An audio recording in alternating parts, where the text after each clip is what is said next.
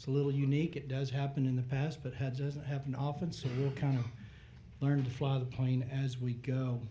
Good morning, members. It is thank you for being here today. We welcome to the first joint hearing of Senate and House Select Committees on Disaster Preparedness and Flooding. I am going to ask that we start this committee with a prayer.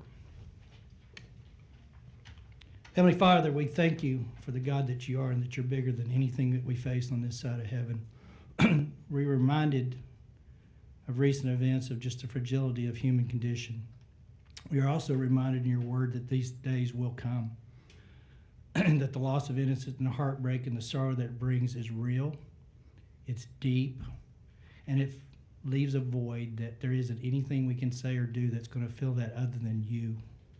And we thank you for the assurances of knowing that those that have suffered separation of loss, that it's only temporary, that there'll be a day when they reunite with those loved ones where there'll be a place where there'll never be another disaster, another hurt, or another pain. We ask that for those that don't have that assurance, that they run to you and not from you.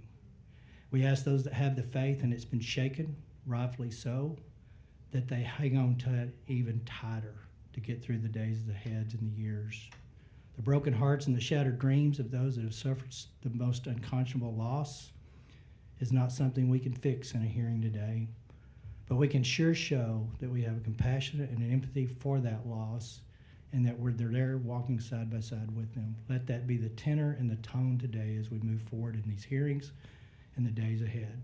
I'm thankful for those that have showed the hands of your Son, Jesus, in their actions, the first responders, those volunteers that showed up out of nowhere and wanted to help and show the love of Christ through their actions. We thank you for those people. We also ask a protective hedge around those folks that are in those roles. So much of what is seen cannot be unseen going forward. Protect them in their physical state and their mental states. Give the state and everyone that's connected to those initiatives the ability to discern,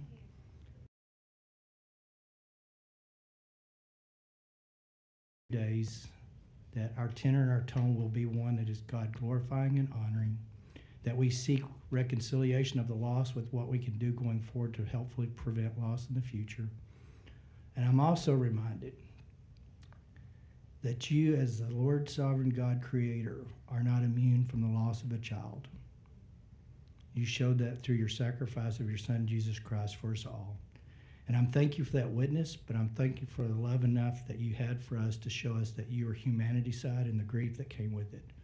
With that, we just hope our words are healing. We hope our actions speak louder than our words. And we hope that our hearts are in the right place as we move forward with that. In Jesus' name, I thank you for the God that you are. Amen. Amen. Well said, sir. Thank you. All right, members, I want to take a few moments and we will adopt our committee rules. After doing so, we will hear invited testimony from several of the state agencies, river authorities involved in the response to the devastating flooding and the impact in Central and West Texas. The areas impacted by floods this morning. Chairman King and I did not want to pull those local officials away from their disaster-related duties to testify in Austin today. Instead, we will hear those folks, those local officials from all the regions impacted on site when we convene on July 31st in Kerrville.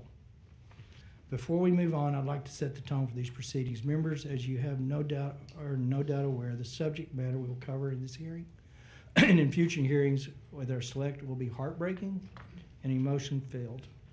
At least 135 Texans are dead across more than 24 counties stretching from Kerrville up to San Angelo and over to Georgetown, and thousands of Texas homes and other property damage have suffered significant damage and countless residents have been displaced. Dozens of Texans have lost virtually everything they own.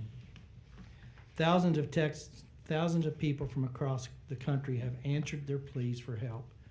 That includes thousands of first responders from both Texas and over 24 other states, and countless Americans from across the country who have donated money, supplies, and traveled to the sites of the devastation to lend their help. I was reminded as I went and saw some of those volunteers in action on Sunday in that region that God doesn't always call the ones that are prepared, but he prepares everyone that he's called. And I saw that in action in glory, full glory on Sunday as I was walking through that area. Our state is shocked and grieving.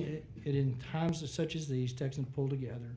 We have proved that time and time again through disaster after disaster, that is actually exactly what the mindset with which we intend to co-chair these proceedings. In today's hearings, in the hearing we will convene in Kerrville next week, and all future hearings, our select committee will not armchair quarterback or attempt to assign blame. To do so would undermine the very goal in the committee's creation. The goal of our committee is to find constructive policy solutions which will prevent future loss of life like what our state has suffered over the past few weeks. In a tragedy, grace, love, and compassion are essential to healing and recovery. This one is no different, and our ultimate aim is to heal our state's wounds. I ask that each of you bear in mind as we go through about the difficult business of examining the witnesses who will appear today, that next week, and in the future. I also want to explain just a little bit of the protocol. This joint committee does not get to vote on bills. So what we're planning on doing is this hearing and the Kerrville hearing, and then coming back from those two hearings, take what we've learned and what we think would be constructive to move forward on with state actionable items. Each hearing will then, we'll have several bills. I think there's about 4 or so listed on our side. I'm not sure where the House is listed. We'll divide those bills up based on the hearings, and each side will actually have their own move that legislation back to each chamber through the normal bill process. But this chamber, or this process, does not have the ability, nor should it, to just vote. We need each House and Senate members to debate and deliberate and figure out what they heard and put all the better actors together. So this is not a bill filing or bill voting committee. With that, I want to express gracious and gratitude for being partnered with this guy from my neck of the woods. We have a long history together. I know each other's personalities are a little bit stronger than some people like sometimes, but I think that's a good thing. But I am privileged to be able to handle the co-chair here with Chairman King out of the House, and I'll let him have his opening remarks. Thank you, Senator Perry. This is going to be a tough series of hearings. It's going to be emotional. And a lot of people want to be heard. I'm hearing from a lot of people from the Kerrville area that wanted to be invited to this hearing. This is not a slight, but as Senator Perry said, when we go to Kerrville next week, we're going to have more opportunities to testify. We're going to have independent hearings going forward. There will be more opportunities to testify, and nobody is not going to get. We're not going to stop anybody from having a chance to testify, but because it is such an emotional subject, and there are a lot of feelings stirred up, we do have to be mindful that decorum has to be followed at all times in all hearings to move forward. So, just to go over the rules from the House side, as a reminder to the committee and our visitors and witnesses today. Today, under House Rule 4, Section 13, House committees are subject to the same rules of decorum that govern the House proceedings under those rules. The chair is responsible for preserving order and decorum during committee meetings, and the chair may ask the Sergeant at Arms to assist in preserving order and decorum. Outbursts or vocal displays of support or opposition from visitors in the audience are prohibited, and the chair may order the Sergeant at Arms to clear the audience if there is a disturbance that disrupts the committee's meetings. Signs, placards, and other objects of similar nature are prohibited. Food and drink are prohibited in the hearing room, and members of the committee and witnesses must confine their remarks to the matter being considered by the committee.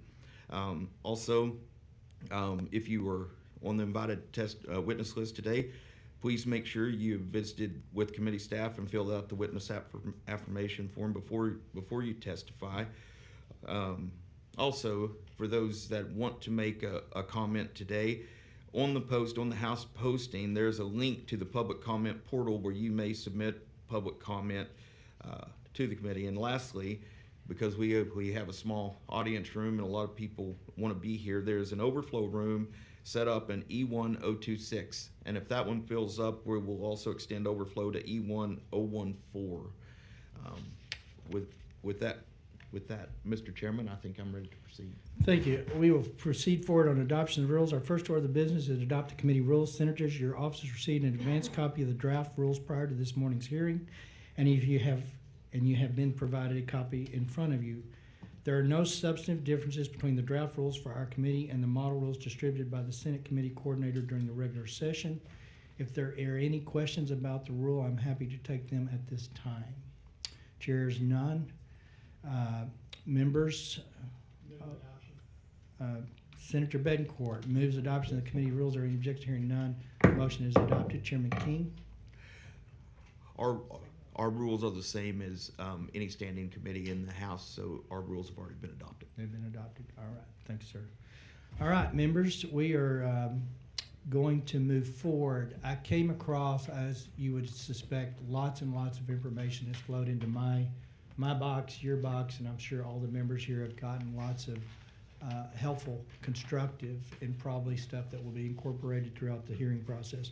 One of those pieces was a video of a meteorologist that after the event went back and put together the weather pattern that day and how we ended up with what I'm told the technical term, a rain bomb event, and how and where it came from and where we knew it was and where it was going.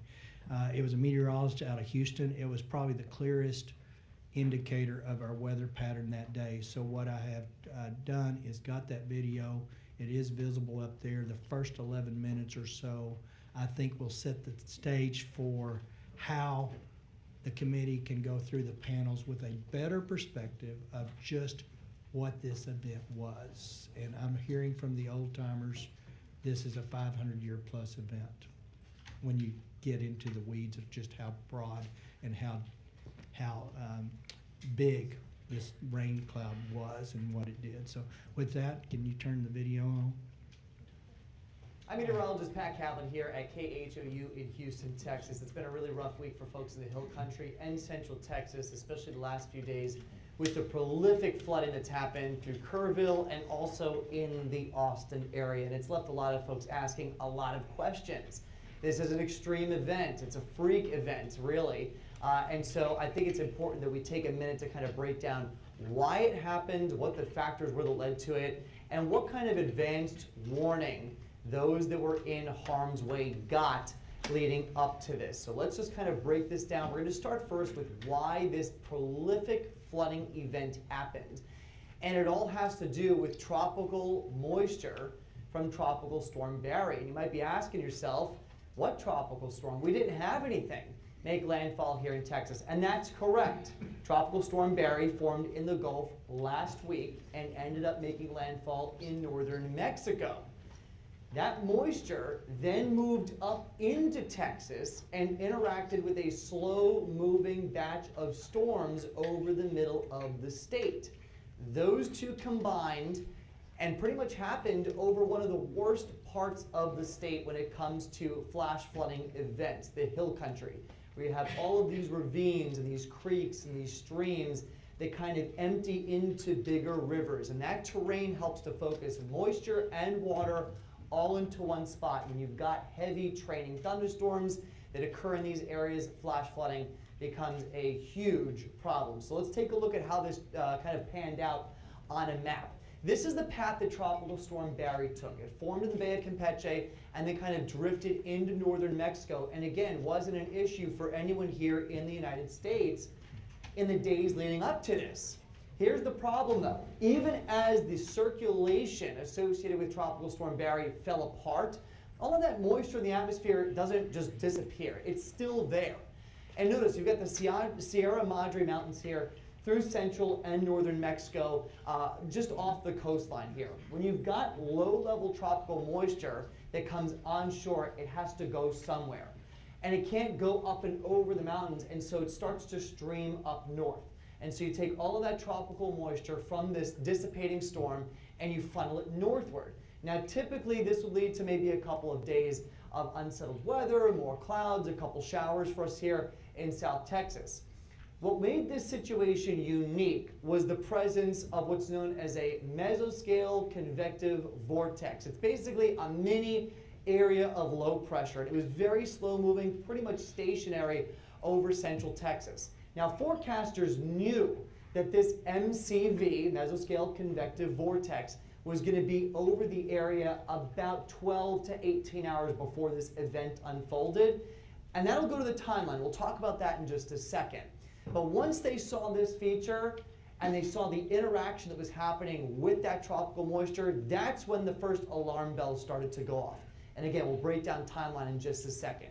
But when you marry that tropical moisture with this trigger for the development of thunderstorms, it just unleashed a freak event here across the hill country with slow-moving, localized, prolific, heavy rain-producing thunderstorms, first in the Kerrville area and then in the days following up in the Austin area. So let's break down this timeline about what the forecasters knew and how they communicated this information to the public. Thursday afternoon, so July 3rd, just afternoon, so 1:18 p.m. Central Time, flood watches were issued, and that did include the Kerrville area.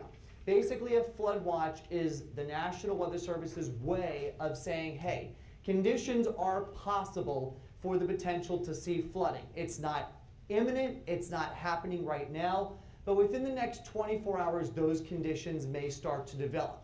Later that evening, as the forecast started to become a little more clear, as more high-resolution model data, which is what forecasters use to develop these forecasts, became more consistent, that's when they put out a special discussion about a flash flooding threat. So the messaging starts to become a little more specific Thursday evening. Now we get into the overnight hours, and just after midnight, so 1 a.m. Friday, July 4th, is when thunderstorms begin to develop right over Kerr County. And that's when the first flash flood warning is issued. This is a warning that is issued for stationary, training, heavy thunderstorms that are producing a tremendous amount of rainfall in a localized area that can lead to the development of rapidly rising floodwaters. 3 hours later, at 4:03 in the morning, that's when that flash flood warning is upgraded to a rare flash flood emergency. Flash flood emergencies are reserved for the most significant types of flash flooding events. This is when there is an imminent, ongoing threat to life and property, and if you don't leave, your life is in danger. And so flash flood warnings are common through the hill country. Flash flood emergencies are that step above. That's a forecaster's way of saying this is a critical situation. 17 minutes later, at 4:20 in the morning, is when the Guadalupe River at Hunt hit that major flood stage, and we know what happens after that. So here's a radar loop. This radar loop goes from 1 o'clock in the morning Friday all the way through Saturday evening. And you can see, notice that little spin, and I'll kind of segment this and break it up. But you see the spin on the radar there? That's the MCV. Again, mesoscale convective vortex. Vortex is that word that really gives us that hint of that spin in the atmosphere. This is like a mini trend because we're picking up tropical moisture from the remnants of Barry. You got that spin in the atmosphere, and this just becomes a self-serving engine, basically. And so we see this just persistent rainfall across the hill country for hours and hours and hours. We get a break, more develops here across the Austin area, and then it continues through Saturday and even during the day today on Sunday. Let's hone in on Friday specifically. We go from 1 a.m. all the way through the day. Here comes that swirl in the atmosphere. That's the MCV coming in. But before the MCV actually reaches the hill country, look what's happening over Kerrville. This one little training,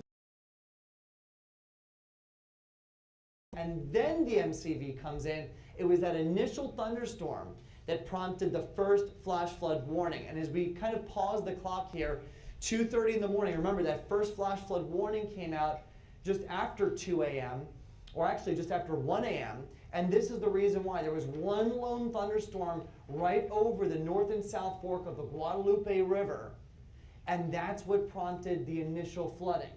Then you get the MCV coming in on top of that. Notice the spin there. And that's just kind of enhancing everything, enhancing thunderstorms, enhancing rainfall rates. It was the absolute perfect storm. And the problem that this presents for forecasters on TV, at the government level, on the private sector, across the board, is that this is really pushing the science of meteorology to the limit. We are not at a point yet where we can pinpoint exactly where these thunderstorms are going to pop up and where that flooding is going to happen. But this was pretty much every worst case scenario coming to light. Tropical moisture, an MCV, and the terrain here, again, through the hill country, with all of these little ravines and creeks and streams kind of emptying into one big river. And so the flooding that we got just resulted from just hours and hours of relentless rainfall. So here, again, at the top of the Guadalupe River, so we're not even looking at the middle of the river, where it pretty much begins here, just outside of Kerrville, over a foot of rain fell. These are radar estimates. And this extended up towards Fredericksburg as well. And then when you just compound what happened in the days after, going up towards Marble Falls, Georgetown, look at this, over 20 inches of rain. You got nearly 2 feet of rain just to the south of Brady. So there were different pockets here. Notice these pockets of pink and magenta. This is where flash flooding was the worst. And this is what I was talking about, where the science just isn't there yet.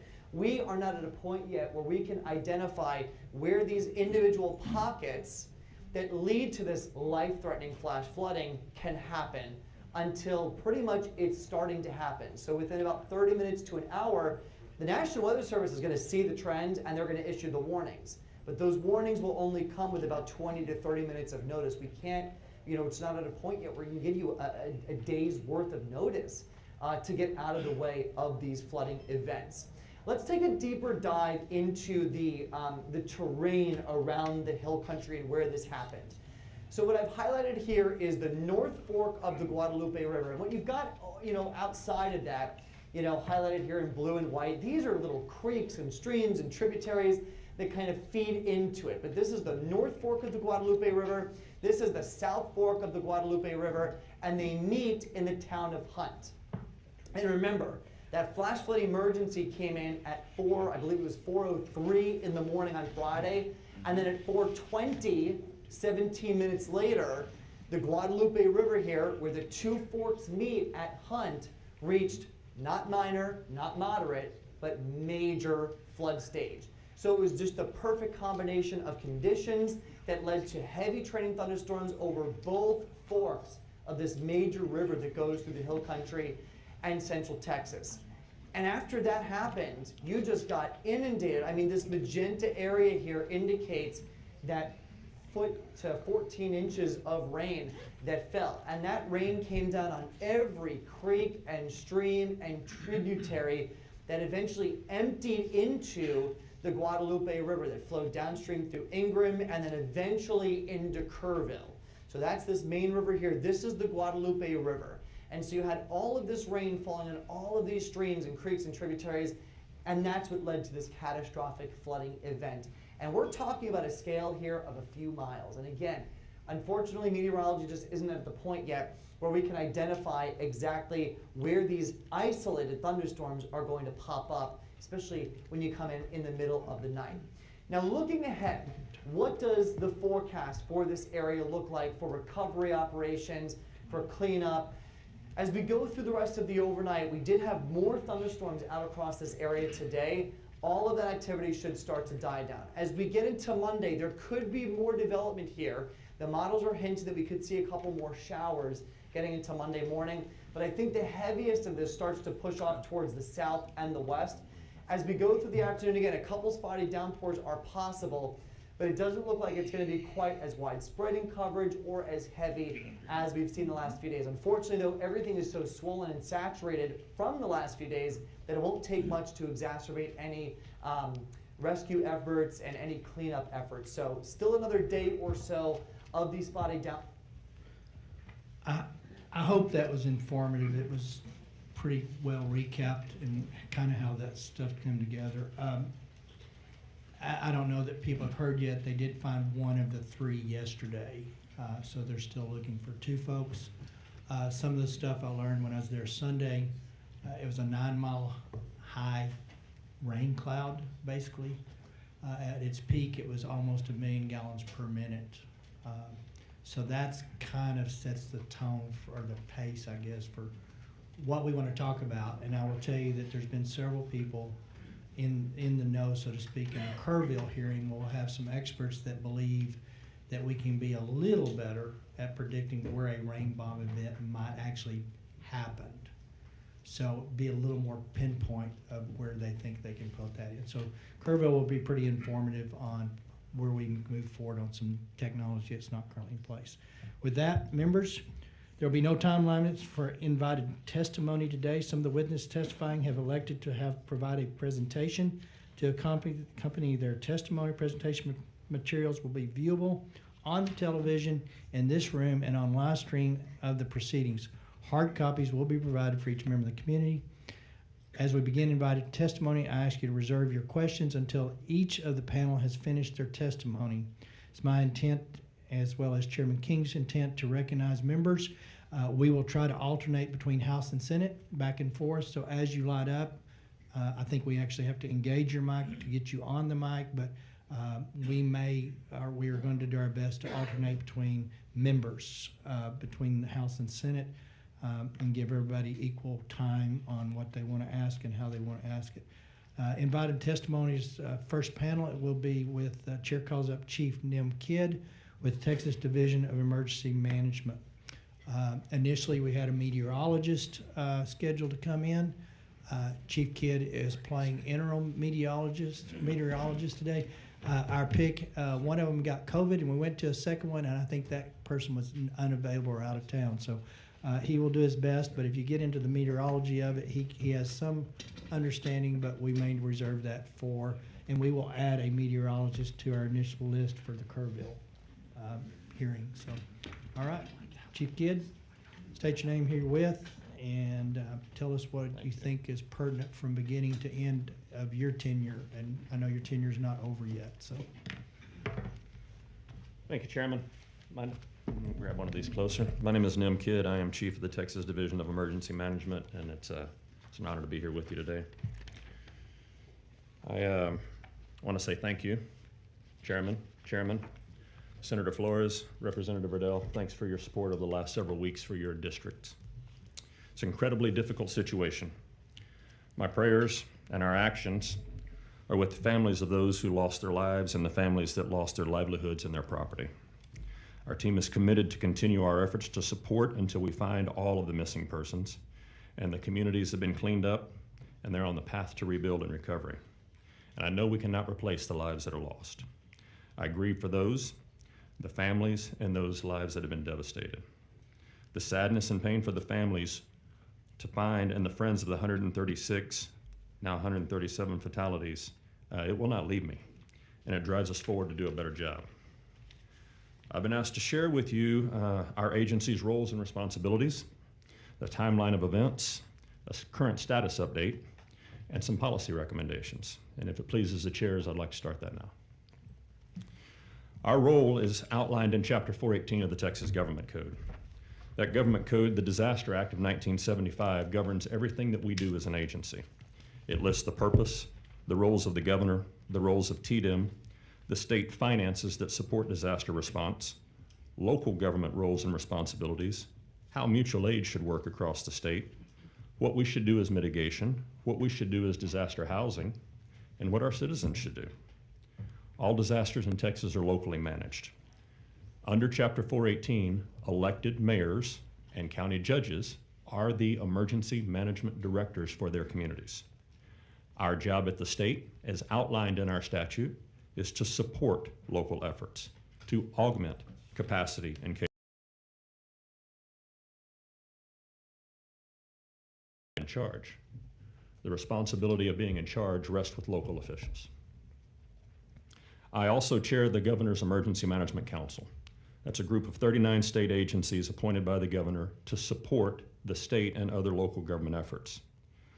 Our agency has been blessed by you, the legislature, and the governor to have quite a few resources and the authority to pre-position those resources, of which we'll talk about here in a few minutes. Alone, The Texas Division of Emergency Management is just under 550 employees. 300 of them are field-facing. The other 250 support all headquarters-based operations and support our local governments. But with the council, the Emergency Management Council, we are a comprehensive workforce. And with the mutual aid that you blessed us with in Chapter 418, we bring in specialized groups from other local governments within the state and around the nation. Those local government specialties include urban search and rescue teams, TIFMAS teams, the Fire Interstate Mutual Aid Agreements, the Emergency Medical Task Force, incident support teams and incident support task force, and our faith-based and volunteer organizations active in disaster. We help locals plan, train, exercise, respond, and recover and mitigate from all disasters. But it is only when an incident overwhelms or is suspected to overwhelm a local government are we there to support them. When an incident exceeds a local jurisdiction's capacity and the ability to afford the cost of that disaster, we work with the governor's office for the governor's disaster declaration, and then we do damage assessments. Under federal law and regulations, each state has its own fiscal threshold in order for the president to grant a major disaster declaration. In Texas, because we're the second most populous state in the nation, we have the second highest threshold. The first disaster declaration in Texas was about May 15th of 1953. It was the Waco tornadoes and some floods that followed that. Since then, our state has seen 107 major disaster declarations, 18 federal emergency declarations, and 259 fire-related federal declarations for a total of 384 federal declarations in other state in the nation. Our team currently manages $23.5 billion worth of open federal grants from 56 different grant programs and 4,800 individual projects at the local level. Our team works with FEMA and sub-applicants to ensure compliance at the federal and the state level. And at this point, I would like to go ahead and move to the timeline of events, if that pleases the chairs. You all know this. We're a big state. There's always something going on in this state. We have on June 21st, a week or so before the storm, we had a team of Texans in the state of New Mexico. Our team managed their emergency operations center for the state of New Mexico over the weekend because they were having fires and catastrophic floods. We have the beautiful ability to have a team that gets to train here and work here and share that experience across the nation and then bring that experience back home to us. We also, as chairs mentioned, we have an in-house team of meteorologists, and they help us work with the 13 National Weather Service weather forecast offices that are in Texas. NWS has 13 offices in Texas, 3 river forecast centers that cover Texas, the Southern Region Home, which coordinates those 16 offices, the Storm Prediction Center, and the National Hurricane Center. So 19 different National Weather Service offices cover our state. On Wednesday, July 2nd, our team added 2 boat squads because the area that we saw may get some additional rain. We sent 1 to Tom Green County and 1 to Kerr County. There was a press release that I'll share with you here in a minute on the 2nd that we were also adding Parks and Wildlife, the Department of Public Safety, TxDOT, the Forest Service, AgriLife, the Public Utility Commission, the Railroad Commission, TCEQ, and DSHS to our teams to be ready to support weather that was coming up. Now, people are going to ask, well, what did you know that nobody else knew? We didn't know anything that nobody. Chairman, thank you for leading this hearing that way, because that is really true. The science is just not there yet. What we did know, we knew we were going into a holiday weekend. We knew that we needed to ensure resources were available from those local governments that we would want to stand up for water teams, for search and rescue teams, for medical teams if they were needed. And we're going to talk in just a second about where they might have been needed. At that time, when we released our press release on July the 2nd, the National Weather Service largest forecast was for San Angelo. And that forecast was likely 2 to 3 inches of rain, less likely, their words, less likely 4 to 5 inches of rain. I'll move to Thursday morning, July 3rd at 8 o'clock. We do a Command and General Staff, which is our agency's internal call of our assistant chiefs across the region and the divisions. We do this every weekday. just to get us started as an agency on the same page. Last usually 12 minutes, maybe 13 minutes from time to time. If there's something going on, they last a little longer. At our 8 o'clock Command and General Staff call, some forecast models by the National Weather Service had some outliers. The area of concern that we were looking at was 35,000 square miles across Texas. Let me put that in perspective. That's the state of Indiana, or Maine, or Vermont, New Hampshire, Massachusetts, Connecticut, and Rhode Island combined was the area of operation that we wanted to have resources ready to support our local government partners. That was 44 counties in Texas.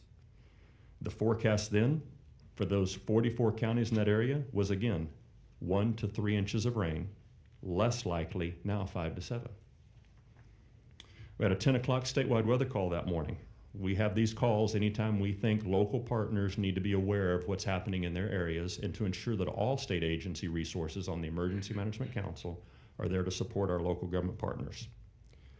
We had 468 lines call into our 10 o'clock call that morning. And when I say a line call in, it's a Zoom call like many of you do.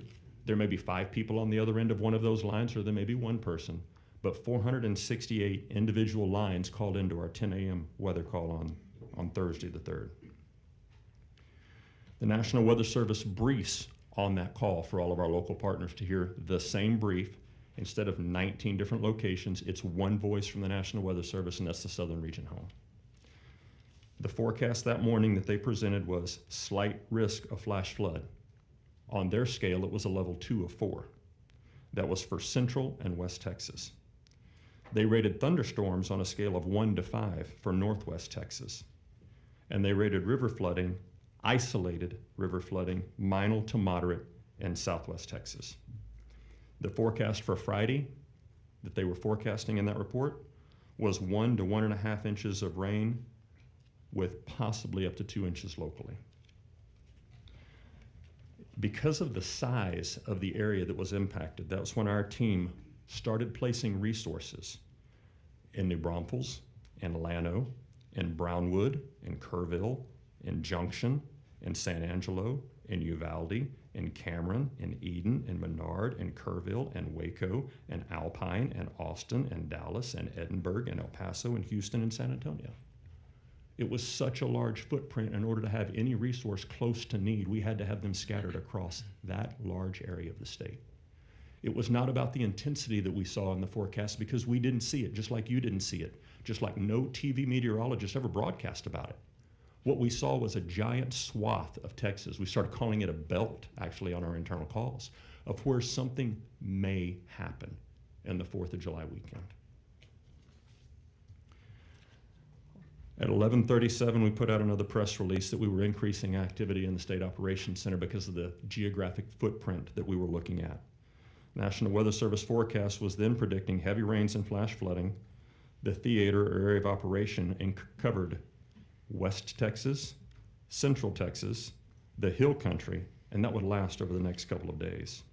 Again, over 44 counties, over 35,000 square miles. So we added the additional boat squads, we added the additional helos, and we added the additional high-profile vehicles, a total of 10 of them, to cover a radius of about 160-mile radius across Texas. We had our resources in place by 1 o'clock on Thursday afternoon in those areas. We were pre-positioned, thanks to the authority that you vest in us and the resources that you give us. We had no idea where rain would fall, as you saw in the video, but we knew there was moisture in the atmosphere. Throughout Thursday, the National Weather Service in San Antonio and San Angelo continued to post on their social media pages. And I'm going to read through some of these, and we have the actuals here if you choose to see them.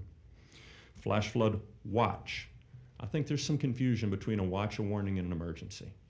And I would encourage all of us to go back and look at those actual definitions, because a watch is just be aware. Know that something might happen. But even in their definitions, it says no guarantee of flooding, just a watch. Flash flood watch, 1 to 3 inches, likely, 5 to 7, less likely. Potential impacts could be rivers, creeks, streams, low-lying flood-prone areas. On Thursday, July 3rd at 3:20 p.m., the National Weather Service San Antonio then says Heavy rains possible across some areas of central Texas, especially western hill country, southern Edwards Plateau, and the Rio Grande. Chances of rain decrease on Friday, with drier weekend and hotter conditions ahead. 18 minutes later, the Storm Prediction Center says, hot and humid for the Midwest. This is the national scale. Hot and humid for the Midwest. Wet and much cooler for the southern U.S.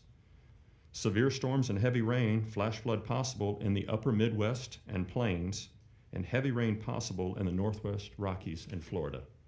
No mention from the Storm Prediction Center of any severe weather in Texas. Again, Thursday, 6:56 p.m., the National Weather Service San Antonio says showers increasing across the hill country, west of I-35, from San Antonio to Austin, expanded through this evening. At 7:37, now we're at a flash flood watch still for the hill country, the Edwards Plateau, locally heavy rains possible. Potential over to Highway 90 corridor, southern Edwards Plateau, hill country, expanded to the I-35 corridor. Rains will decrease for Independence Day, but isolated showers may continue. It's 7:37 on the Thursday before, the night before.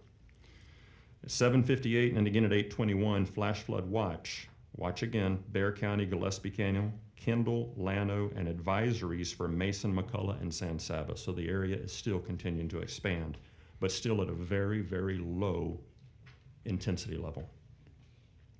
8:54 p.m., National Weather Service San Antonio, 1 to 3 inches of rain, 5 to 7 less likely across the flood watch area, 44 counties. The hill country to 281, Bexar, southern Edwards Plateau, and the Rio Grande. 9:30 p.m. on Thursday night, National Weather Service San Antonio, pockets of heavy rain in Kendall County, headed towards Gillespie and Blanco County. 1 to 2 inches have already fallen within the last 3 hours, and more rain is on the way. At 11:17 p.m., National Weather Service San Antonio, pockets of rain continue across the hill country, more development expected through the evening. Flash flood watch remains in effect until 7 a.m. on Friday, July 4th, and their message was turn around, don't drown. Friday, July 4th, 1:06 a.m. National Weather Service San Antonio, very heavy rain, Bandera, Kerr, Gillespie, within the last 2 to 3 inches per hour is the rainfall. At 1:14 a.m., flash flood warning, first warning as you saw on the broadcast also, from Ingram and Hunt until 4:15 a.m. 1 to 2 inches have fallen, expected rate of 2 to 3 inches per hour, 1 to 3 additional inches expected. Flash flood is ongoing or expected was what they put out on their social media accounts. This is 1:14 a.m. At 1:32 a.m., flash flood warning. The flash flood warning that they listed included at that point in time still 13 Texas counties: Bandera, Bexar, Blanco, Burnett, Edwards, Gillespie, Kendall, Kerr, Kinney, Llano, Medina, Real, and Uvalde. 1 to 3 inches of rain likely, 5 to 7 possible across the flood area. 2:37 a.m., flash flood watch expanded until 1 p.m. today now. The hill country again, 1 to 3 inches, 5 to 7 possible. Excessive runoff may result in flooding of low-lying areas, rivers, creeks, and low water crossings. 3:08 a.m., the next message, very dangerous flash flood event, south central Kerr County, 3 to 7 inches of rainfall in the last 2 to 3 hours. Flash flood warning, turn around, don't drown. 3:19 a.m., the Guadalupe at Hunt is at 11 feet. It's expected to crest at 16.6 feet. At 3:33 a.m., flash flood warning, Guadalupe at Hunt, Kerr and Bandera County until 7 a.m. At 4 a.m., the Guadalupe at Hunt, 19.4 feet, expected to crest now at 23.8 feet. Less than an hour, they changed the forecast like that. 4:23 a.m., 5 to 10 inches of rain over the next 3 to 6 hours. This is a flash flood emergency. 4:45 a.m., the National Weather Service at Guadalupe and Hunt puts out another message. And at 5:56, I personally get the first report of people trapped on roofs. We know what happened after that. I want to thank you again for the resources and the capability to expand and put resources in place ahead of need. For for this weekend, for the little tropical disturbance that's out there, we are already moving and we'll have resources in East Texas tomorrow. There will be a boat squad up in Amarillo for rain that's coming into Amarillo from a system that's up there, as well as putting resources in Liberty, Beaumont, and Jasper for tropical weather coming in from the Gulf. I'd like to shift to the status now, which is number 3. At the height of our event, we had over 2,700 state employees actively engaged supporting operations across the state of Texas. But that was dwarfed by the 17,800 volunteers that came from all over this nation to help our communities. The governor so far has declared 26 Texas counties for disaster, and we're adding another 4 today. There are 15 counties under the President's Public Assistance Declaration that will help with debris and emergency response costs and rebuilding. And there are 6 counties that we will be adding more today, or requesting more today, for individual assistance to help communities rebuild. We've had over 6,000 people register for FEMA assistance already. As we go forward, we continue to work on search to find those that are missing. We continue to work with the debris contracts and debris contractors because there is a lot of debris to pick up and clean up. And we'll continue to work with our local partners to find solutions for temporary and long-term housing. As we look at the final piece on our policy recommendations, we want to really work with you on volunteer management.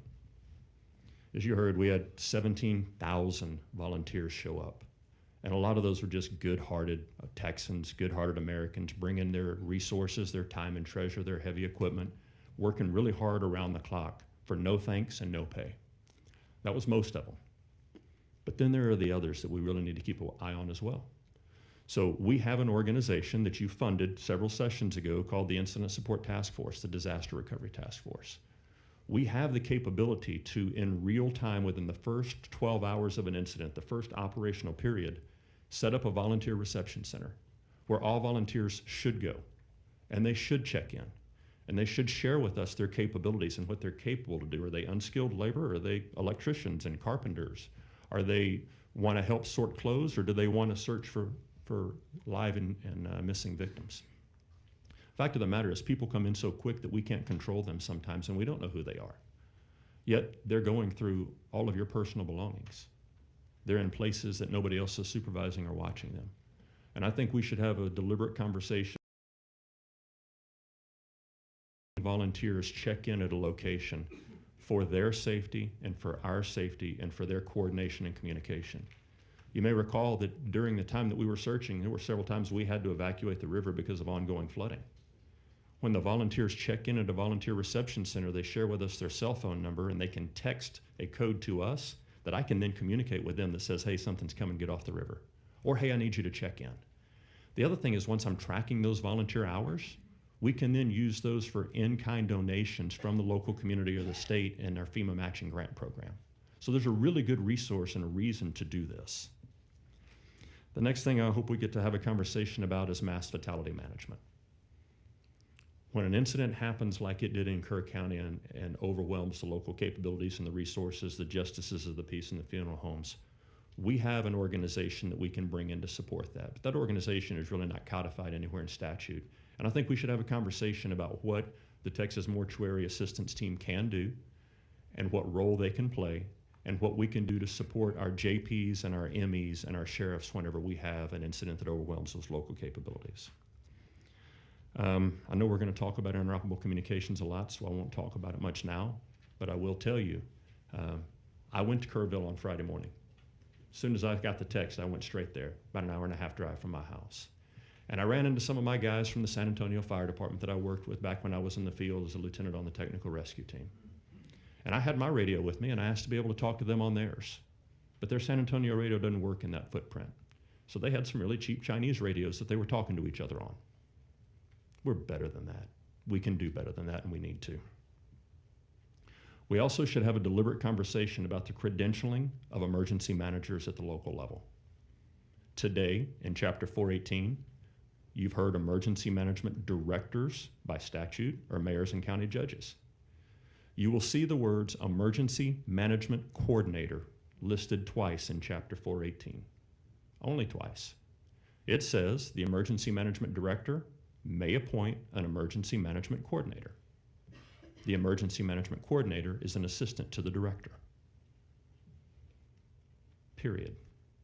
There's no minimum qualifications to be an emergency management coordinator in the state of Texas. It's whoever the county judge or whoever the mayor appoints. We're better than that.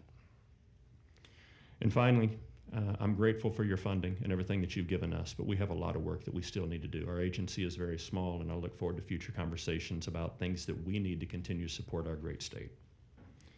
And Chairman, with that, I'm happy to answer any questions.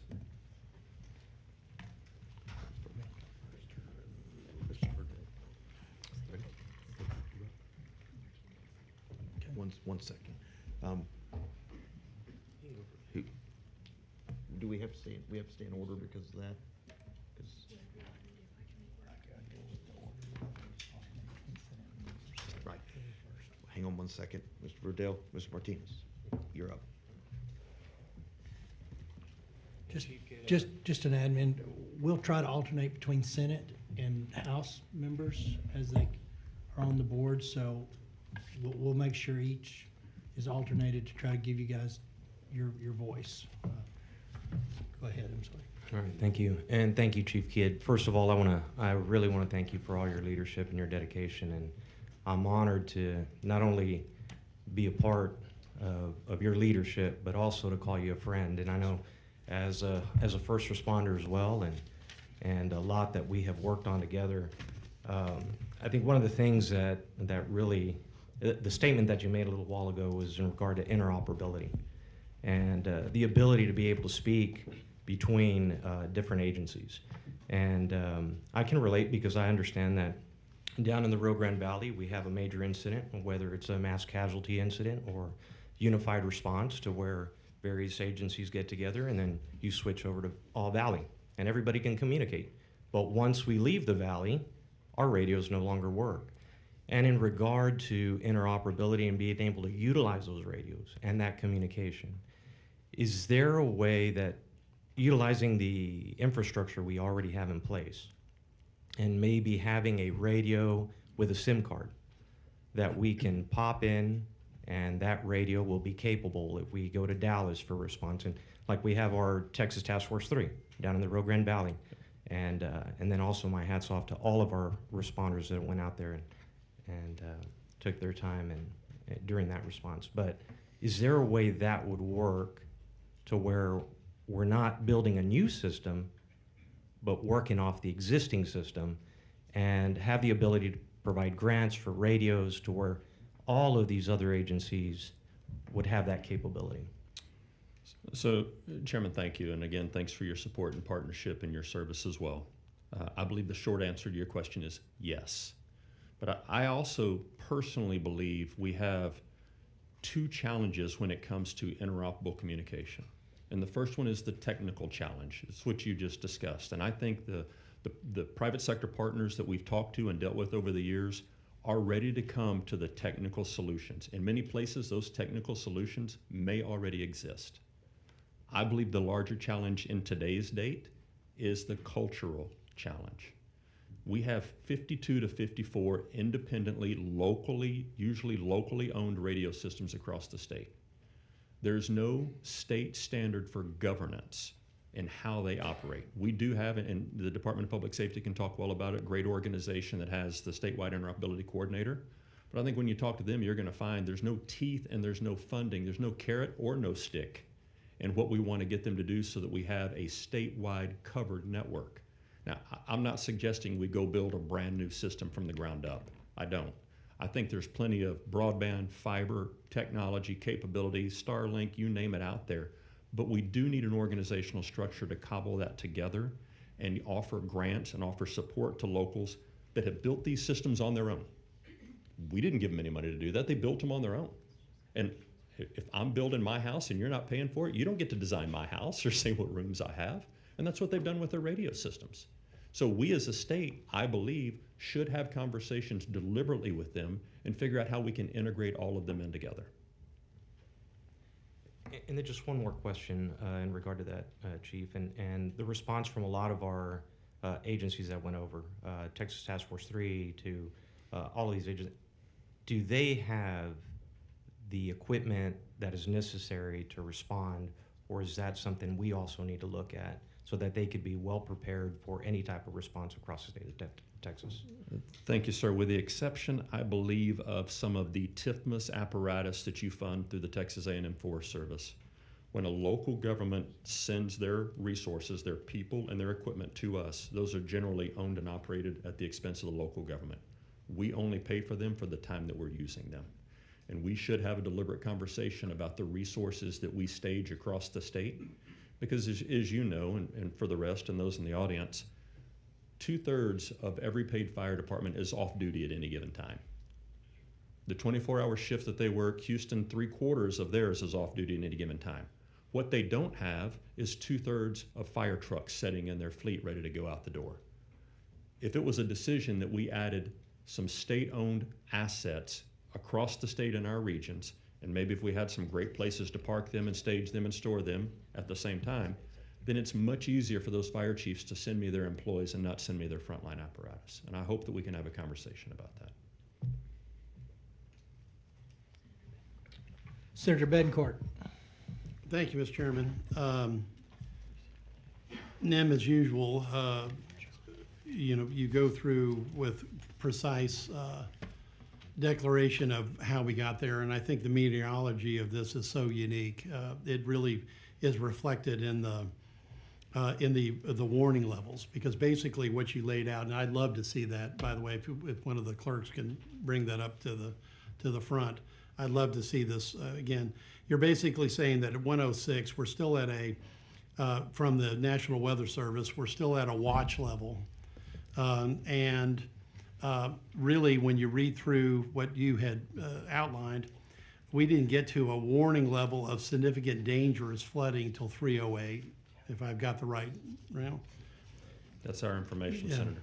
Right, and then there's a backup at 3:14, okay? And then really, the flash flood emergency comes out at 4:45.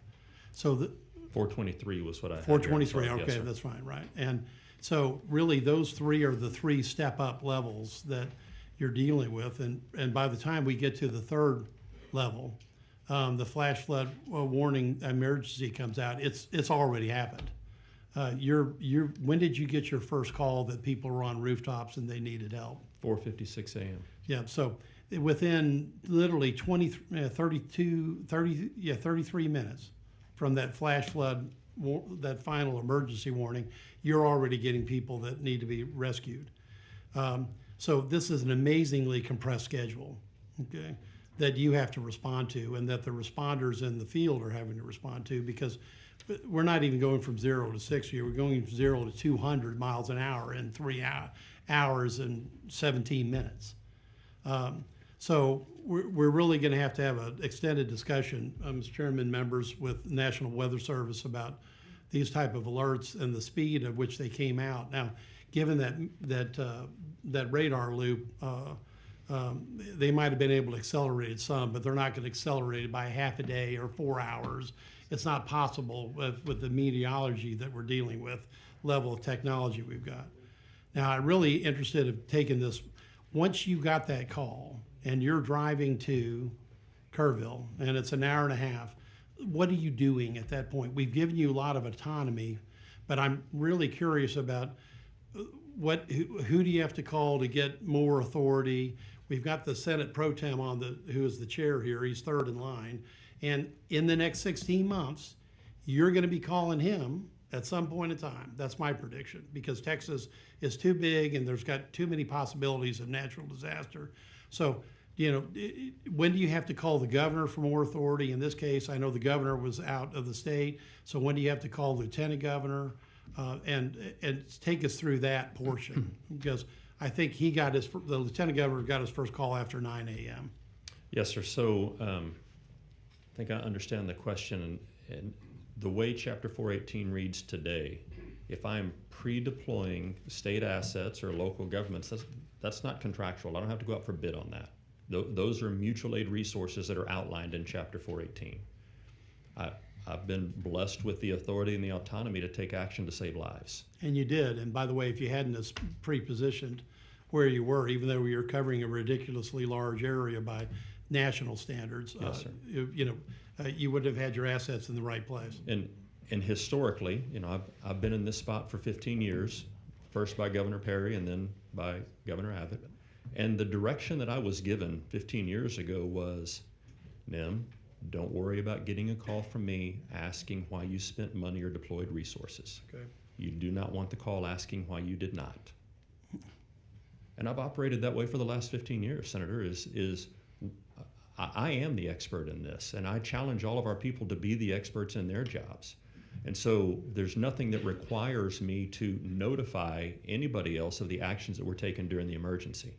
Here's the statutory authority I need from the governor or acting governor. It's a disaster declaration. And then it's the request to the president for a major disaster declaration. Remember, under Chapter 418, only a mayor or a county judge can mandate an evacuation from a part of their community. The governor of Texas or acting governor does not have the authority under state law to mandate an evacuation. So there's, and I mean no disrespect to the governor, the governor's office, or the acting governor, whoever that may be. But in times like this, when we're in the middle of the battle, they have already granted the permission to me to take the action that we need to do our job. And you have enforced that through regulation and funding.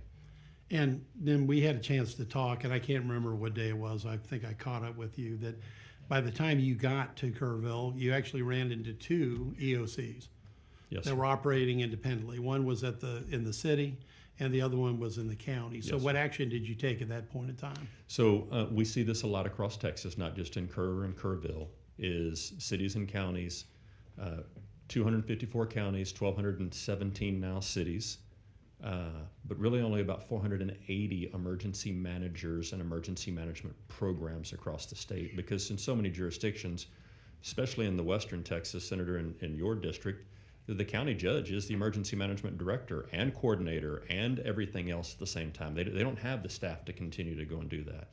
But in some of the more rural areas, or I'm sorry, more urban areas, you may have a county that has 3 or 4 of the cities under their emergency management plan and under their emergency management coordinator. You also have places where the emergency management director, the judge, appoints an emergency management coordinator, but that emergency management coordinator may be the employee of another department in the county.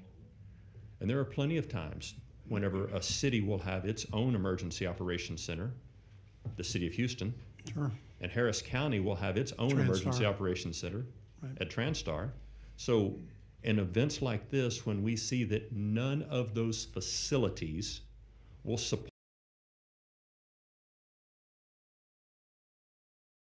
facility quickly, that we can get everyone in the same room so that we're looking at each other eyeball to eyeball and not having to chase each other around rooms or around communities. And so we did. We asked them, and they complied very well. They were, again, we're not in charge.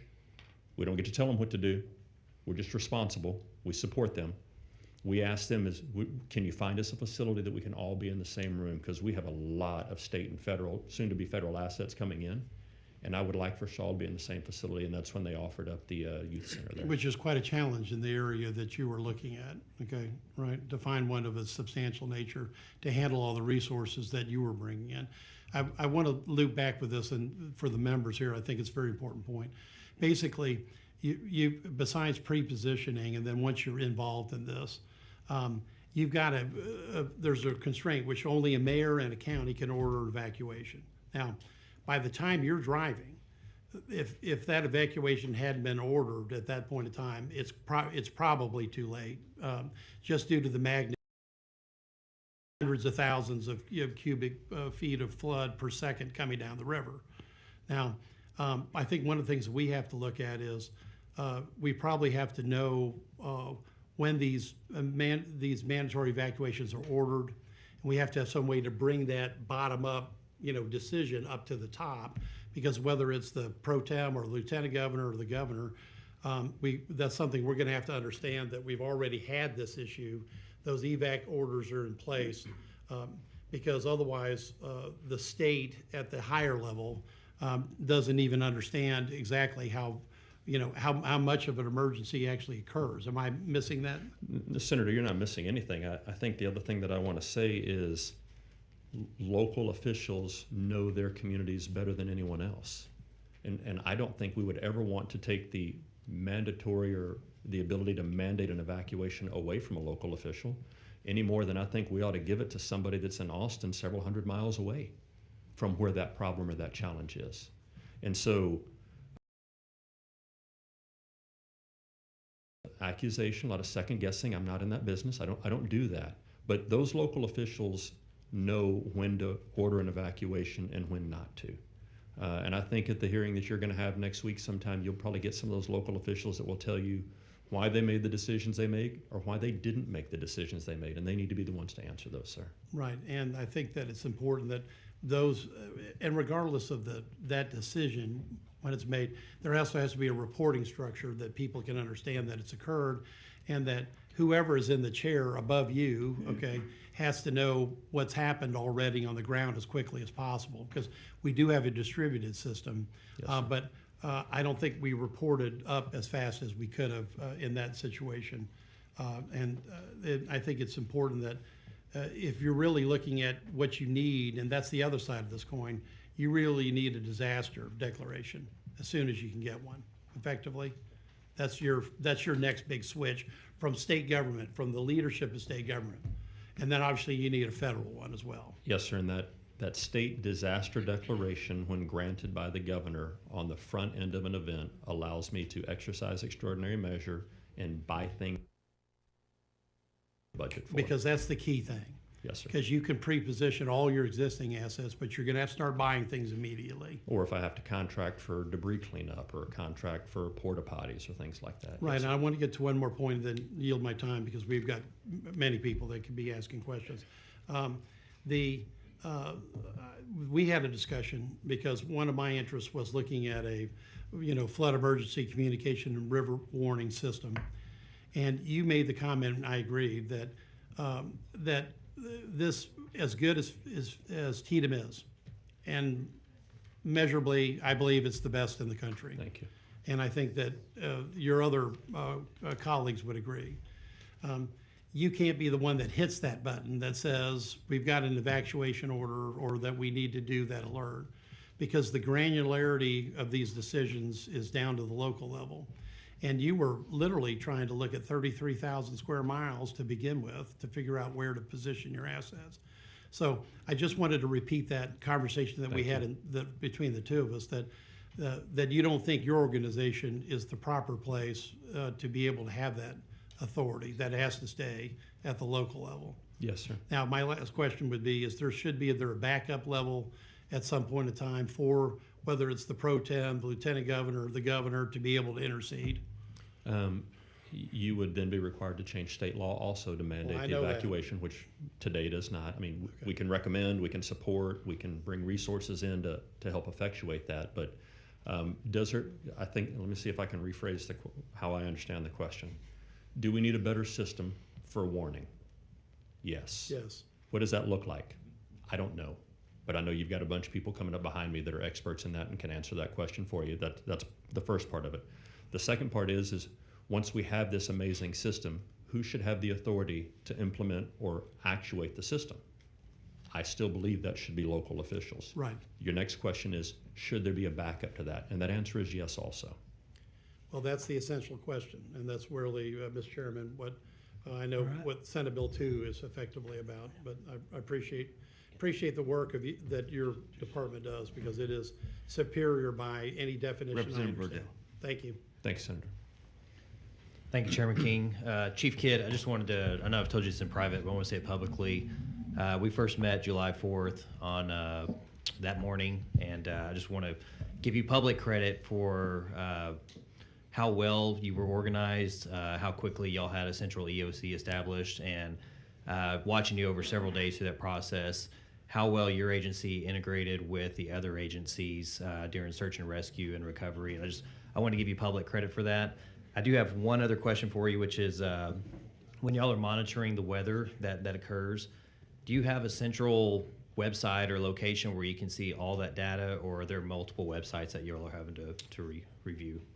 So great question, Representative. And because the state and the nation looks to the National Weather Service, that is the public-facing weather document that we primarily are look at and gauge what we think others will see in that. That's part one. Part two is we have multiple private sector weather services that our team uses in addition to the products from the National Weather Service.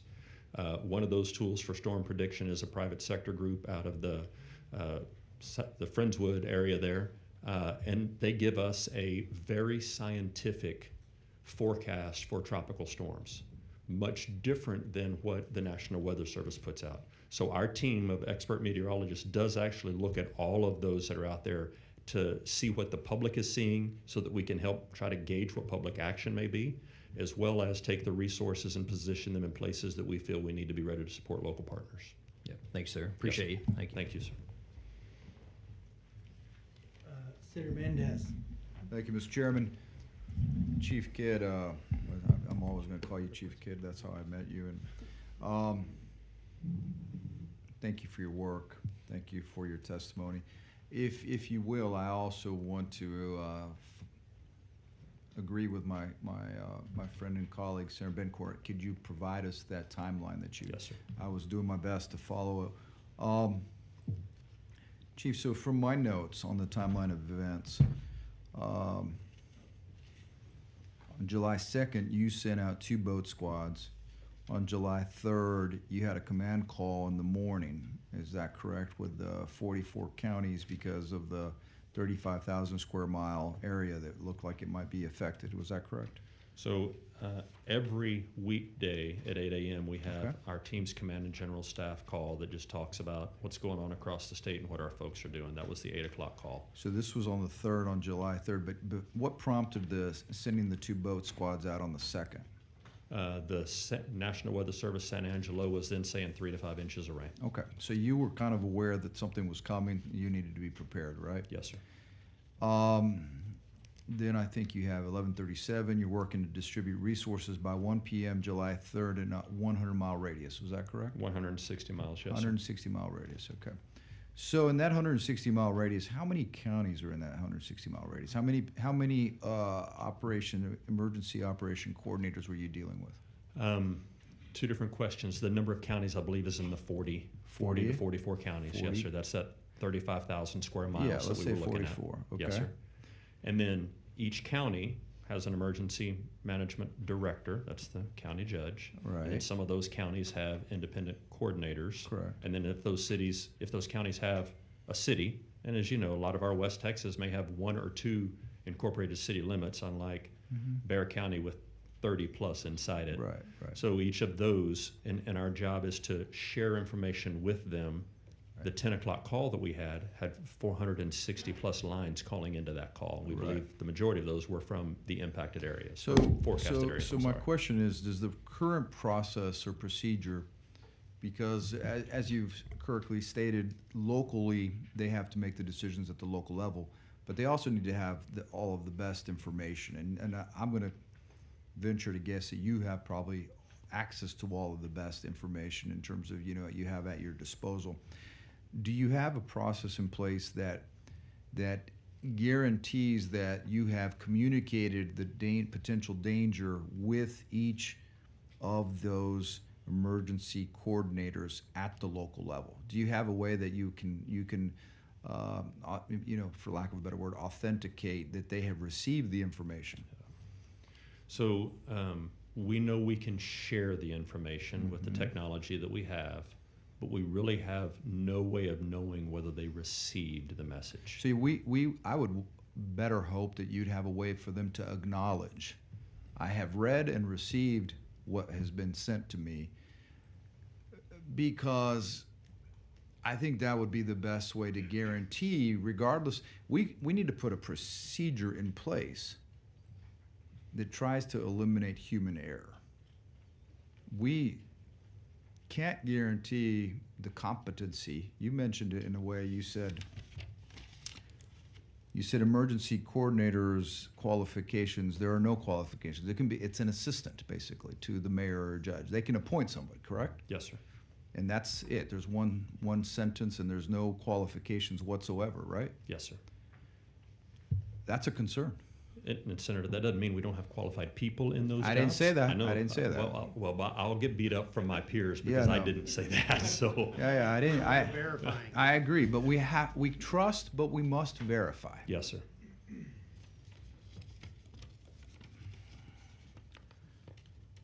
I think, as I look at the timeline and I share, it's evident that, and this is where it gets a little cloudy for me.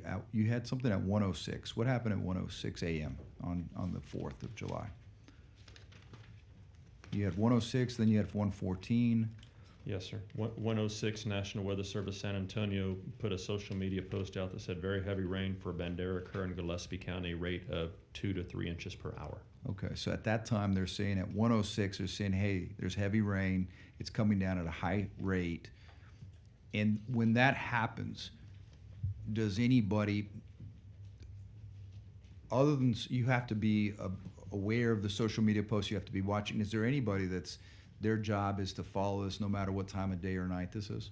So in Austin at the State Emergency Operations Center, 24 hours a day, 7 days a week, there are 3 to 5 humans that are watching what's happening across the state. Their job is to be the alarm bell for the rest of us. And they work for you? Yes, sir. Okay, good. So you have that. That's what I was hoping. At that point, do they make a concerted effort to communicate that, to make sure that the people in that area, in that where that flooding is occurring, do they know this is happening? Do they communicate that, and are they acknowledge that they received that information?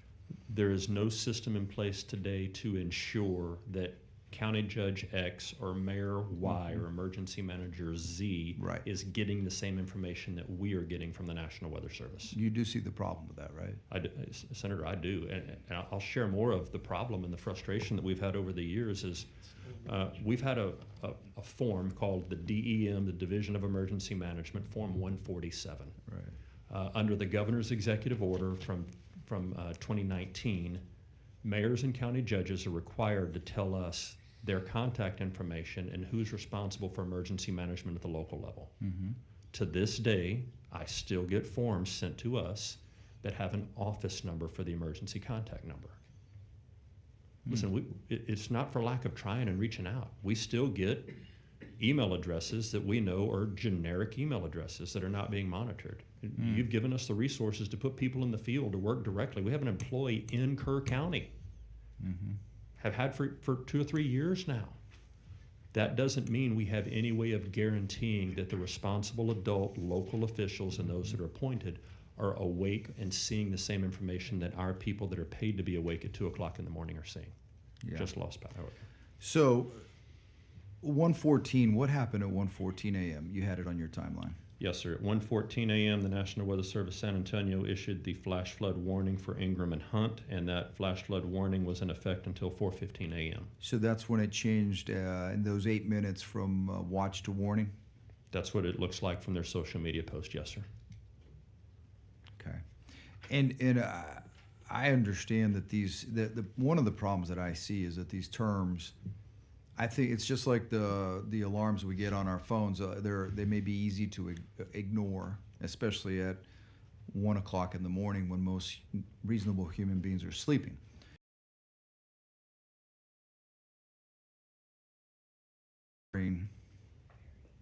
Our constituents statewide rely on us to have people awake.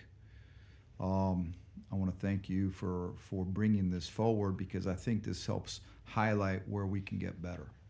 I think that I'm sure that in Kerr County, when at 1:06 a.m. they were saying that the water was coming down at how many inches per minute? 2 to 3. 2 to 3 inches an hour. So it's flood. It's already the change from watch to warning is occurring because of the waterfall.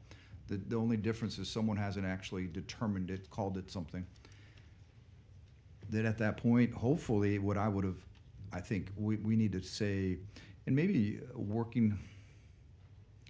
Do we know at how many inches per hour will create a flooding situation? Do we know that we have that information? So globally, yes, meteorologists do. They use something called the Flash Flood Guidance, FFG. but it's different depending on, and Senator, this is where I'm playing meteorologist, so cut me a little bit of slack here. It depends on the terrain and the geography. In some cases, 1 to 1.5 inches per hour will cause massive flooding. In other cases, it's going to soak into the ground, and farmers and ranchers are going to welcome that rain. So each part of the state is different based on the catchment basin. Right. If you're flat, So in this part of the country where it's known as Flash Flood Alley, do we have a historic knowledge of how many inches per hour cause a flood? I believe what the Weather Service will tell you is 1.5 to 2 inches per hour can cause flooding in certain areas. And how much was really falling? we should How get much them was to it? answer Well, that. how much was falling at 106? 2 to 3 inches per hour. So twice as much. Yes, sir. Thank you. Yes, Thank you, sir. Mr. Chairman.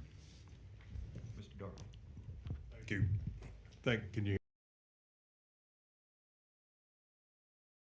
all that you do? We were privileged to have a briefing with you and the governor last week in San Angelo. Chairman Perry and I were present. My thanks go to you for all your organizational skills that resulted in great relief for the city of San Angelo and our area.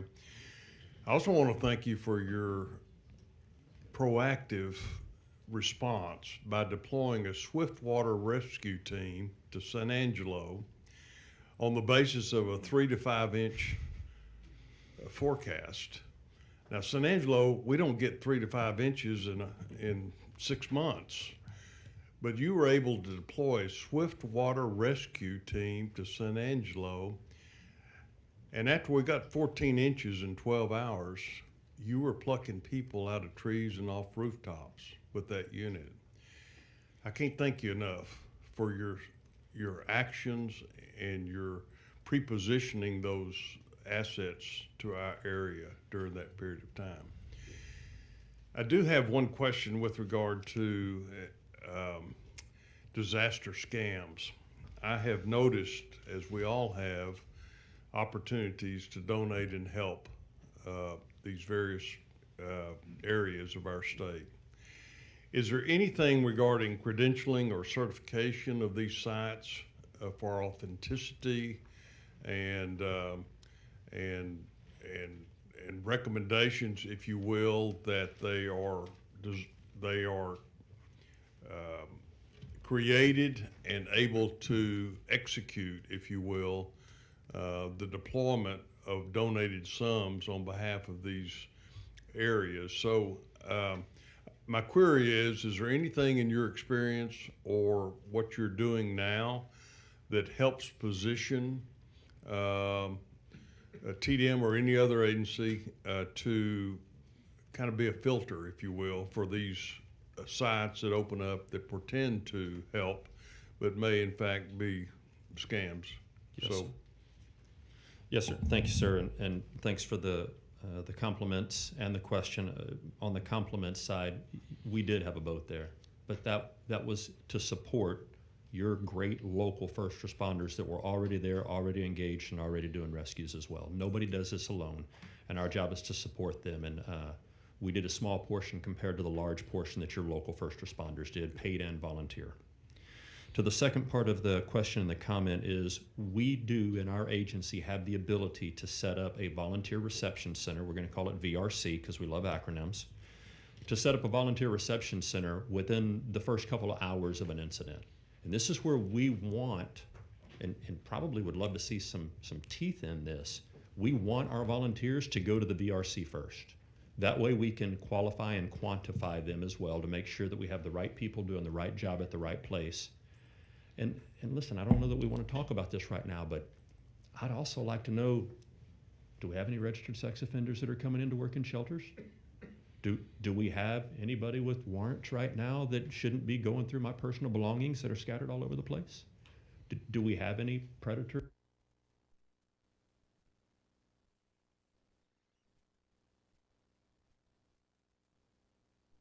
there that but we also know that the others are out there. So I need your help in balancing that out. The second part of the question that I think for our answer is, you have helped us fund the Incident Support Task Force, the Disaster Recovery Task Force over the years. That's the group that sets up the Volunteer Reception Center. That's also the group that meets with your community foundations like our team did yesterday in Kerr County. Because you're going to get so many of these volunteer groups that come in and say, I'm here to help you clean, but I'm going to need about $10,000 so that I can continue to fund my capabilities. And frankly, I think they become predators to the disaster at that point. And we need to find a way to call them out and get them out of the area. And I think working together with our team and our law enforcement partners at the local and the state level, we can help identify those. I know that there have been families that have been called by these predators saying, I have your kid. I have your family member. It's despicable. Needs to stop. I've got a place for them. Well, thank you. Thank you, Yes. Chief. Senator Flores. Thank you, Mr. Chairman. Chief, we go back a long way, Yes, sir. and we've handled small events, big events, and I understand your role very well. And Texas, I mirrored my colleague, Representative Verdell, and saying thank you on behalf of our constituents for your rapid response, the great work that you have done, and the people that you have managed to get the work done. Texas is very blessed with you, and how you work with our locals, who, yes, we agree, they're the ones on the ground. They're the first ones there and the last ones to leave, but so are you. And unfortunately, Texas, being as big as it is, you're very well honed in handling disasters, from wildfires to floods to hurricanes, tornadoes. So where I'm going with this is that your function in Department of Division of Emergency Management is emergency management. So that's to be able to provide, do you agree that the first role is to be able to provide for a uniformity of a basic response to any of those types of disasters, which this committee is looking at, a baseline, and then you have specific operational parameters.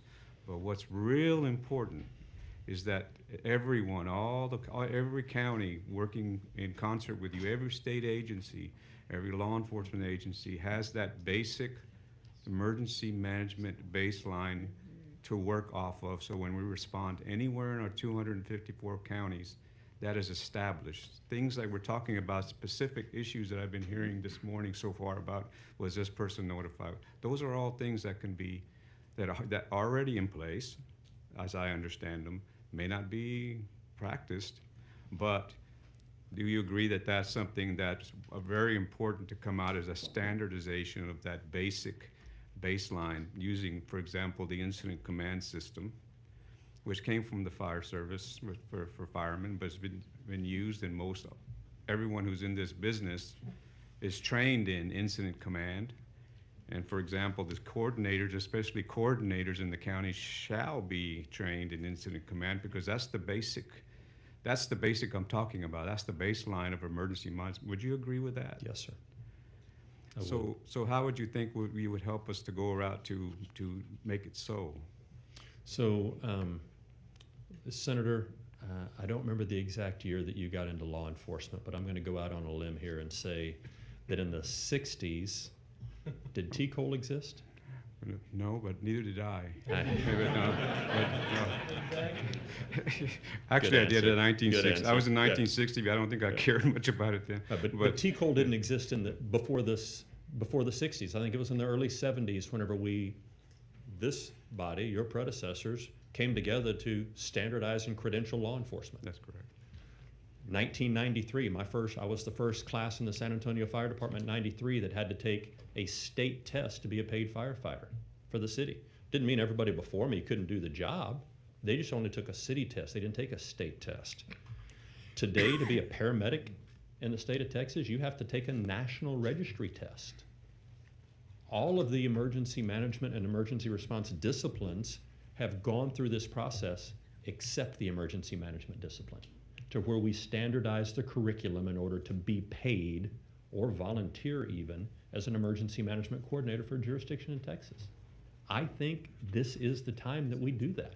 And again, not because we have people that are unqualified doing the job, but to your point, Senator, there is no standardization and no consistency. Today in Texas, every peace officer has to pass the T-Cole exam in order to do it. Every firefighter has to pass written and practical tests from the Commission on Fire Protection. Every EMT and paramedic passes the class of the institution that taught them, as well as the National Registry test before they can practice medicine and touch a patient under a physician's license. But to be an emergency manager, you need a signature. That needs to change. And that's the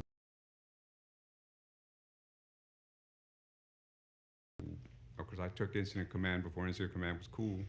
I took it in San Antonio, and then since then required all the game wardens under my command that I had. Everyone has it, everyone.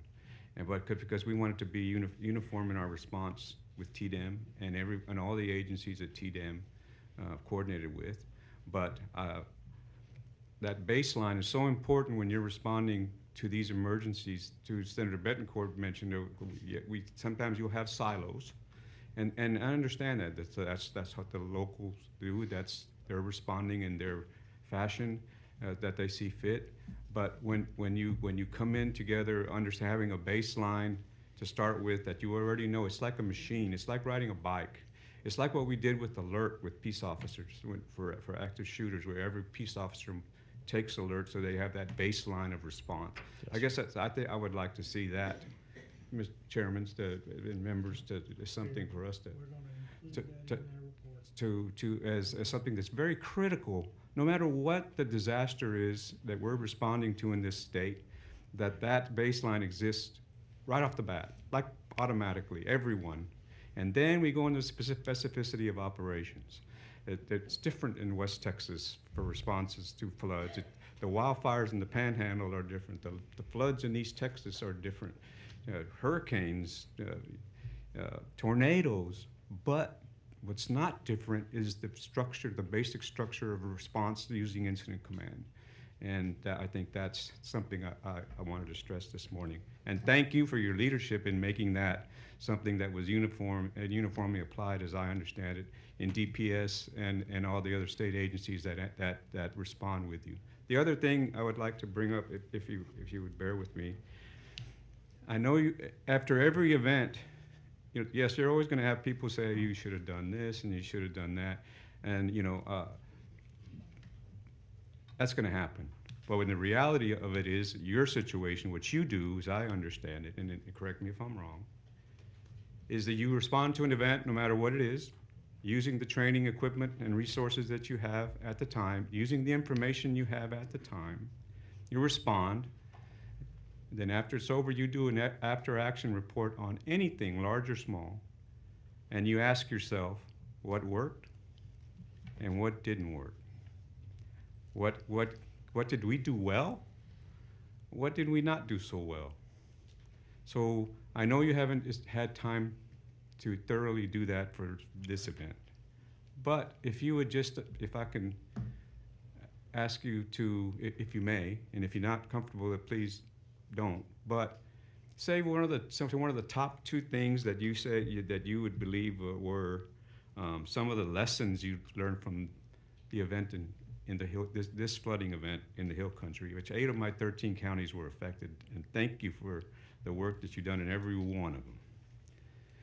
What would be, just at the top of your head, say, this is a couple of the important lessons that I learned from this that perhaps we can do, re-examine, or this is what we did very well. Could you elaborate that to us, please? Yes, sir, I will, and thank you for that. And you're right, the National Incident Management System, NIMS, I was NIM first before they named it NIMS, and the Incident Command System are the backbone. TxDOT, all of the state agencies that respond together have that basic training. And we offer all of those courses out to our local government partners. It's just really not a great system to continuously track who has and who has not, especially with turnover, to your point. We need to do better at that. The next thing you mentioned was after-action reports. AARs is what you're going to hear them referred to. And listen, you can't open an after-action report anywhere in this nation and not have communications as the number one or number two thing that needs to be improved upon. And that is operable and interoperable communications. It's the way we talk to the media. It's the way we talk to the public. It's not just telephone to telephone or radio to radio. It's all communications, which sometimes waters it down and makes it hard for us to fix. The thing that we have not done, that I need help with, is corrective action plans. Because to your point, in an AAR, we come up with what did we do right that we want to sustain? What can we do better that we need to improve? And then we usually set timelines for implementation. But remember, for my agency, in the FY26, the upcoming budget, 70% of my revenue is a federal dollar that is dedicated to somebody or something else. I have very few discretionary funds. I would love to have conversations about how we hire people whose sole purpose is to support our local government partners, not just in their after actions, but in their corrective action plans. Because you go find any of your first responders and ask them if they've done an AAR, and they're going to say yes. You ask them about a corrective action plan, they'll go, yeah, I think we did one of those. You ask them if they've implemented it, most of them are going to give you the shrug. We don't know. And that's why we keep having these failures of the same thing over and over again. We as a state are better than that, and we can do better, but we need a sincere focus on corrective action plans. You asked about the top 2 things for this event. I'm going to tell you communications is one of them. That's messaging from the media, that's messaging to the citizen. And that's messaging back and forth with our local first responders that are coming from all over the state. We have a long way to go on improving our communications. The next thing is, and I know y'all are going to look at this, we've got to do a better job at our warning and notification systems for all hazards, not just floods. Thank you. I just have one more thing to ask you. On communications, yes, I agree totally on the interoperability. It's something that we've struggled with since 9/11. Yes, sir. I remember I used to have 2 radios in my car, one for the county, one for the state, and then sometimes that didn't work, you know, and that didn't have enough towers. Then we were required to change the towers, but it's been the fiscal note on that has been very prohibitive. But then again, it's like with the issue with water, Chairman. I mean, when you run out of it, then you'll pay just about anything to have it. And here in interoperability, the security of our communities, the security of our state and our nation, it's critical that we have that. So we have to look at it. Which brings me to the 911 system. When people use, does 911 also fall under your purview on emergency management? No, sir. Well, but as I understood, people will call 911. I have an emergency. But when you have little small counties like Kerr, it'll be overwhelmed quickly, and then it switches and it goes to Bandera, and Bandera's overwhelmed quickly. Then it switches and it goes to Guadalupe because it's not in the same system as Bear, which is nearby. And so that's also something we probably need to look at is how do our citizens call in for an emergency, and that type of system is it something to look at as well. With that, there's a lot of other questions I could ask, but for the time we'll get to that. Thank you very much, and God bless you for what you do and all the folks that you work with. We're very blessed to have you. You're the best in the world. Thank you. Have a great team. Thank you. It's great questions, members. I know we've got multiple panels today, and some of the communication stuff will be rehashed at a different level, different detail, different purpose. It's an important discussion, but we'll keep moving here. Senator Campbell. Thank you, Mr. Chairman. Well, I want to thank you, Chief Kidd, for your leadership. And thankfully, we are not a state that requires another state to come in with leadership to get us through a disaster. Thank you for being that good. As I watched through this, and Senator Flores and I were in Kerr County, and then I was in New Braunfels, obviously, but I saw Tatum act with excellence. Excellence in research, in resource deployment, in rapid response, in real-time leadership, and being proactive and not just reactive. So thank you for your testimony. Thank you for the recommendations. They're right on target, and I think many of us, we have other questions, but the way your pre-preparation paid off, and thank you for that. Thank you, Mr. Chairman. Mr. Moody. Thank you, Mr. Chairman. Thank you, Chief. Appreciate your testimony. I want to drill down into a couple of things and maybe ask your team for some follow-up information so that I don't take up too much time here today. But first of all, for the other folks testifying, if you could please follow the concrete policy solutions like Chief Kidd laid out here. And the way that I think about disaster scenarios, in the way we thought about it when we did our investigation in Uvalde, right? There were interoperability issues there too, right? So man-made disaster different than this one, but some similar issues that we ran into. But you looked at the before, during, and after. What are the things that we can do policy-wise that can mitigate or eliminate the potential for loss of life, loss of property, tragedy, suffering? And so I heard you in your breakdown, right? There's some issues around volunteers, mass casualty events, and how we can involve external resources when local resources are overwhelmed, communication, credentialing of folks, and also I think communication interoperability kind of goes all together. So those in my mind fit nicely into those buckets, and some into multiple buckets, right? Before, during, after. I'm going back to the beginning of your testimony, and this is some of the information it would be helpful for me to see. You mentioned, and I think I got the number right, that you oversee $23.5 billion in federal grant funds. Yes, sir. The disaster portfolio of 56 open disasters right now that are going to local government partners. Those 56 open disasters total $23.5 billion worth of funds. Some of those dating back to Hurricane Ike. Okay, and so those are the ongoing where money has come down for post disaster Yes, sir. recovery, and you all manage those along with local partners.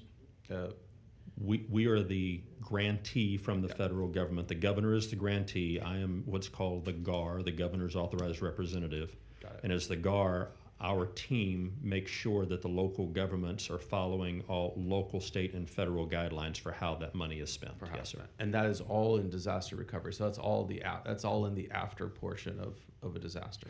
That is, but that's not all of the disaster recovery. That's just the disaster recovery in our agency. You have the General Land Office and Yes. other state agencies that also get federal dollars to pass through after a disaster. Well, and so I guess my question in there is, and I know other agencies are gonna have dollars flow down as well. In terms of what you look at, is there anything in those? I understand you're recovering in those sites. Are some of those dollars being utilized in any way to look at preventative measures going forward? Is that part of the recovery that those dollars go to? And this is something we don't have to drill down into every single one because obviously you're managing a lot here. But if that's some kind of breakdown, I can understand, because I think what people like to when you go through a tragedy like this, and you talked about it, right? You want to learn from, and Senator Flores hinted on this, right? I've been out with the folks at Fort Bliss and doing after action. They show you how they do after action reports when they go through their exercises. Important, because when they're in the real field, like that's they need to know how to do things the best they can, right? But so this is our opportunity to understand. And so when you're utilizing those funds, are those opportunities existing to use those funds for those preventative measures going forward, right? The before. Here's what happened here now. Are those funds at the federal level that come down to y'all utilized in those buckets as well? Some are, and I can explain, and Yeah. I'll try to be succinct about this. So Sure. under the FEMA Public Assistance Program, we call it PA. That's the money that goes to state agencies, local governments, and certain nonprofits to rebuild or repair what was damaged in the PA program. That's a 75-25 split, usually 75% of the money from FEMA through us down to that sub-applicant. If during the time of that rebuilding or that repair, there is an opportunity to do additional mitigation, that's the word that FEMA uses, and FEMA will approve that for the right benefit cost analysis, that structure, that facility can be improved, not just rebuilt to the way that it was. That's part one. Part two is FEMA has a program called the Hazard Mitigation Grant Program, referred to HMGP. HMGP is generally identified 1 year, 12 months after the beginning of the disaster. Historically, that has been 15% of whatever the federal share was of the public assistance damage. Tracking so far? Mm-hmm. So for every $1 million in damage, I get $150,000 in new money to go do mitigating efforts in different places that were not impacted by the disaster. Could be the same community, but remember in the PA program, I can do mitigation.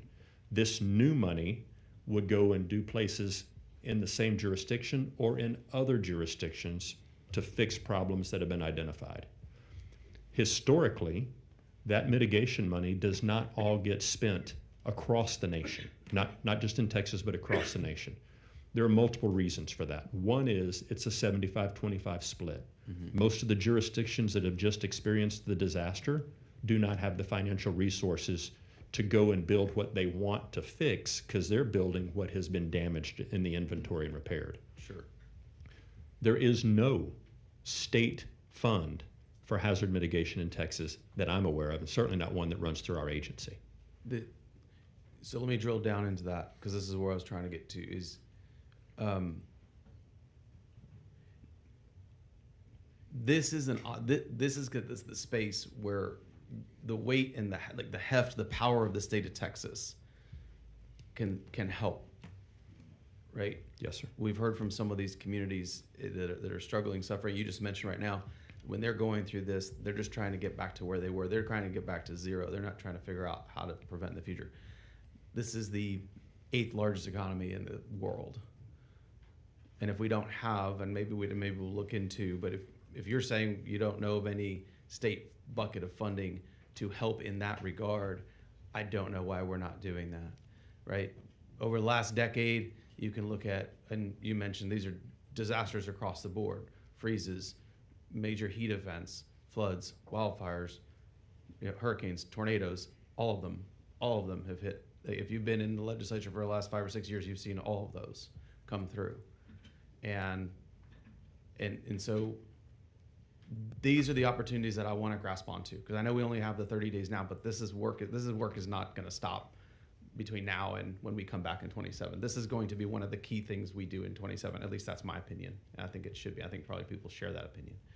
But those are the types of opportunities we need to look at, because I don't want to look into no one should want to look into the eyes of any of these folks that are struggling to figure out how to rebuild and not then offer them that leg up to say, here's how we can make sure this isn't as bad in the future, or we can mitigate or eliminate the possibility this can happen in the future. That's what's powerful about the state of Texas, because we can do that. These smaller cities and counties, they don't have that. We can leverage that because we have the ability as the state. So that's a challenge that's in front of us. But this is a really, this is the time to get in front of these things. So I appreciate that, and that's a really good point you made. Thanks, sir. And I don't want to mislead anyone that the legislature does not fund projects at the local level, because that's true. You do. But there is, to my knowledge, no coordinated mitigating fund for multiple communities to sign into the same project. And this is why the FEMA flood mitigation program and the hazard mitigation program isn't really that successful. Because the way the program was designed, it's to the individual jurisdictions. It's very difficult to get the taxpayers in Harris County that are impacted by the flood to flood mitigation efforts 200 miles upstream that caused the flood. We're better than that, folks. We've got to find a way to do this together. You've said that multiple times as you've gone through your testimony. We're better than that. And that's the one thing I'm probably remember a lot of things as we go through this experience together. Those words are going to ring in my head throughout this. We are better than this. We've lost a lot in this, and it could have been better both before, during, and after. And we know that. And that's not a blame game. No. That's accountability. And that's okay. That's what we're here to do. Thank you, sir. Senator Blanco. Thank you, Mr. Chairman. Chief Kidd had an opportunity many unfortunately opportunities to work with you and your team.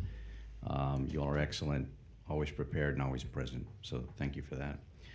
I want to drill in a little more on the questions that Senator Flores did a great job of asking as it relates to community readiness. It's said that disasters start locally and end locally. And you yourself have said that they are in charge, the locals are in charge. Correct me if I'm wrong, but under current law, only counties with populations of 500,000 or more are required to ensure their EMCs complete the TDEM approved course. Is that accurate? Yes, sir. 3 hours. 3 hours. So, as someone who represents several rural communities, since these emergency management coordinators are appointed, do you believe that that threshold, that population threshold under current law, limits broader preparedness efforts? And what do you need, what does TDEM need from this legislature to expand that access to training across all counties, and should they be required? So, Senator, thank you. And yes, I say it certainly discourages smaller jurisdictions from doing it when we have the standard or the bar that only those communities with more than 500,000 people do. I do believe, and the other thing is, in the very rural counties where the county judge can't afford through their budget to appoint a coordinator, then now we're requiring that county judge to go through that training. But listen, after Katrina and Rita and Ike, I think we will go back to either the 07 or the 09 legislature. There was a push to make county judges go through training. But if you actually read the statute, it's the county judge or the sheriff or the person responsible. There's no ands in it, and there's no teeth in it. There's nothing, even in the legislation, there's nothing that says, if you don't do this, this is what happens. And so this is where I think, yes, sir, I would love to have conversations publicly or with your staff about what should it look like. I got a feeling we're going to come up with the same answer, and I got a feeling it's not going to be what we see today. Great. We'll look forward to working with you on that. My last question relates to the focus again on local operations planning and oversight. Are local governments currently required, either by statute or by administrative rule, to regularly review and update their disaster response or emergency operations plans? And if so, is there a standard timeline or is there an updated cycle for that? Yes, sir. Great technical question. So the current standard is at a minimum once every 5 years, that jurisdiction submits that back to the state, and we look at that and make sure that it complies with the FEMA guidelines, Community Preparedness Guidelines, CPG 101, which is the national standard. There is also requirements that the locals should at least review internally their plans at least once a year. And the once a year review I think is great. The 5-year review, man, we probably should take a closer look at that. I can tell you with 1,471 jurisdictions required to submit plans, that's well over 10,000 planning documents that our team needs to review and look at to ensure compliance. That will require additional staffing at some point. So you'll need the staffing, and so are there state-issued guidelines and best practices to assist these local jurisdictions? I think you had mentioned it right now, but just to make sure that yes, sir, that's accurate. And Senator, I'm sorry for interrupting, but I go a step further. Not only state, but federal guidelines. Listen, we do want federal standards as it relates to emergency management. Now, we're Texas, by God, so we still want to do things our way. But to Senator Flores' point, the National Incident Management System is the baseline, so that when we're going to other states, or like in this event, we had 26 states send people to Texas. I want to know when they come here, they have the same standard of training at the minimum level that ours do. So, sounds like we can just fix that with some legislation. So thank you, and look forward to working with you on that. Thank you, Senator. Senator Swerner. Thank you, Mr. Chairman. Mr. Chairman, Director Kidd, I wanted to focus on two of the issues that you said were primary that could be potentially improved. One is communicating. I think the other one was warning and notifications. The State Operations Command is constantly monitoring and has 24-hour staff, and I believe you said that they woke you up at 5:30 or so. 4:56. 4:56, and you were on your way to Kerrville shortly thereafter. There was a flash flood emergency issued at 4:03, so less than an hour after the flash flood emergency was issued. The State Operations Command does not have I think you testified or mentioned that they do not have a directive or they did not notify the local emergency management director, the county judge, or the emergency coordinator in Kerr County, or the counties that were affected. Is that true, what you just said? It is with a caveat to that. The same way that we got that notification from the National Weather Service. It goes to them as well? Yes, sir. Yeah.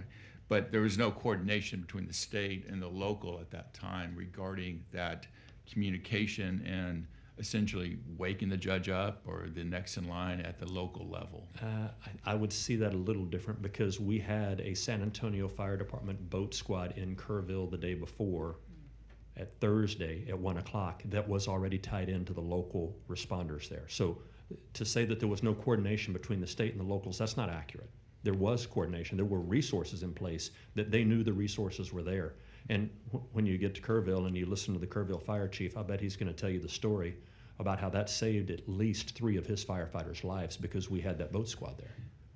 At the local level, the individual that could initiate the evacuation is the emergency management director, the county judge, correct? For the unincorporated area of the county, yes, sir, that's correct. Okay. So a sheriff can't do it, No, or sir. the next in line, right? We No, had sir. the same issue with Ebola, whether it was, a quarantine, whether it was the governor, the commissioner of Department of State Health Services, the CDC director, Judge Jenkins, the emergency management director, the emergency management coordinator, the sheriff, or the police chief of Dallas County. And they were all, you remember that? I do, yes, sir. So Yes, sir. it's not dissimilar regarding stay in place versus evacuate, and the need for that coordination and communication. Were you yourself able to reach, or any of your subordinates reach the county judge in Kerr County on your drive down to Kerr County? On the drive down to Kerr County, I do not recall trying to reach the mayor or the judge. I was more interested in communicating with the responders that were in the field. Okay. But the individuals that needed to be saved needed to have a warning system activated to some extent, or at least some sort of messaging system. I'm not for sure how they do it at the county level. I'm sure we'll hear more next week. But that judge's level, from my understanding, from what I'm being educated on today. And so the most important person to know that and to save the most lives, we can have sirens up and down, but if someone doesn't turn them on, they're no good, right? And so that communication to the person making the call, not dissimilar in the time of war, in this time of emergency, needs to happen. And so there seems to be a disconnect of making sure the person making the call is awake, alert, and doing it. Am I wrong in, No, Senator, my concern there? You're not wrong. I think there's complicating factors, or it's a word I want to find. When an emergency alert goes out from the National Weather Service, the National Weather Service does not check with or get permission from state or local officials before they push that alert. They use a program called WEA, the Wireless Emergency Alert, we love our acronyms, and IPAWS, the Integrated Public Alert Warning System. And that's how your phone, regardless of which jurisdiction you're in, gets the flash flood warning or the tornado warning if you haven't turned that off on your phone, right? I also want to set aside places that have no cell phone coverage. Let's acknowledge those. There are places in this state that have no cell phone coverage, so no warning system over cell phones is going to work there. Let's set that aside. There are also National Weather Service, NOAA. National Weather Service is part of NOAA, which is part of Commerce. There are weather radios. I have one by my bed. You should stop at H-E-B or Walmart on the way home if you don't have one and spend the $35 and have one next to your bed. Because we're places where we don't have cell phone coverage, the National Weather Service NOAA weather radios will alert and wake you up at 1, 2, 3, 4, 5 o'clock in the morning. You're asking who from the state reached out and touched the local officials. Well, we started doing that the day before. No, I'm talking about at the time a flash flood emergency was issued and you were notified at the SOC, by the SOC, the ability to evacuate. And when was the order for evacuation ordered? I do not believe there was ever one ordered, sir. There was never one ordered. To my by the knowledge, county I'm judge. not aware of one, no. And So- again, question for the so locals, that but there's coordination though, but the decision maker is the county judge, there was not, I'm not talking about preparation, I'm talking about actual warning and the saving of lives. And that has to be implemented by the decision maker at the local level. That's the system we have here in Texas, right or wrong. And that decision maker has to be, I think there is some incumbent aspect on the part of the state to make sure that decision maker is making the decision one way or the other for that local jurisdiction. As far as at least having that information available to them as a second check. And we can't just rely on a text message from the National Weather Service. There needs to be some combined effort to get that person, you wake up the president, right, when there's an attack. In this case, the President of the United States is the county judge of Kirk County. Yes, sir. All right. Thank you. Representative Johnson. Thank you. Thank you, Chairman. Chief Kidd, I want to echo what everybody up here has said about the amazing work that you and your team do. I think all of us in emergencies, whether that is a weather-related crisis, a public health crisis, or a mass casualty, all of us have had the chance to see your commitment, your team's commitment to helping each and every one of us and everybody in Texas. I know the world may not know who you are, but we have, and thank you for being part of the glue in these processes. You mentioned a couple of things, and as Speaker Pro Tem Moody said, there are evaluations that are going to come out from all these hearings that we will hopefully look at in the next legislative session that are big issues, and hopefully we do what we can now in this 30-day window to assist with what you all need. But I heard you say something about needing fleet, physical spaces. I know that your agency is trying to do a regional approach to ensure that, as you mentioned, other employees that are off but could come in to assist you, they need a truck or they need a vehicle to be able to jump in the game. So would you tell us what you need from us right now? You said you're deploying to East Texas next week, so. Yeah, thank you for that. It does feel a little surreal to be in the finance room and not talk about money, so, yeah. Sorry. And I don't mean money, right? But right, just but it is. Realistically, we are in this moment where everybody gets to see Yeah. what do we potentially need next week that we don't know yet. So a few things, and thank you for asking the question, giving me the opportunity to expand on it. One is facilities. For many years, we were a division inside the Department of Public Safety. And in many cases, we are still squatters in their buildings, even though for 6 years now we've been apart from them in a standalone state agency. In the 254 counties of Texas, we have 4 facilities that are owned by the division. 2 of them are built and 2 of them are under construction right now. In the other 250 counties of Texas, we are squatting for free mostly in somebody else's facility. That's just the office space. Y'all have given us over the last 6 years about $580 million for facilities. We're grateful for that.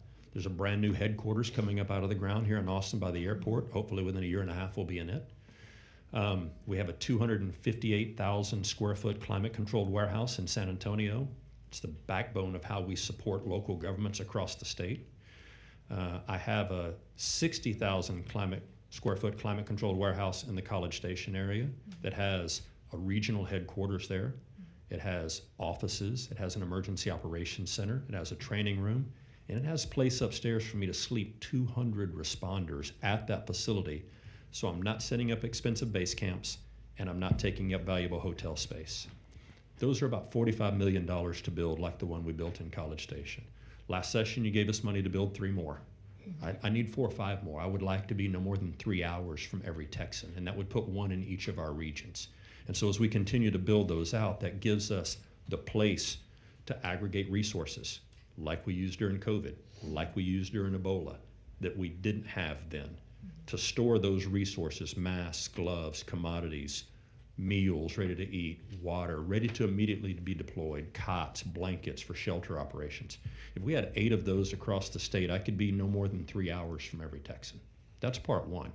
Within that, we have additional warehouse space for vehicles and heavy equipment. The thing that I mentioned about trucks and ambulances is at the local level, you all know who owns your local ambulance. It's either the fire department, or here in Austin, it's a Third City Service, or it's a private company that owns that 911 ambulance.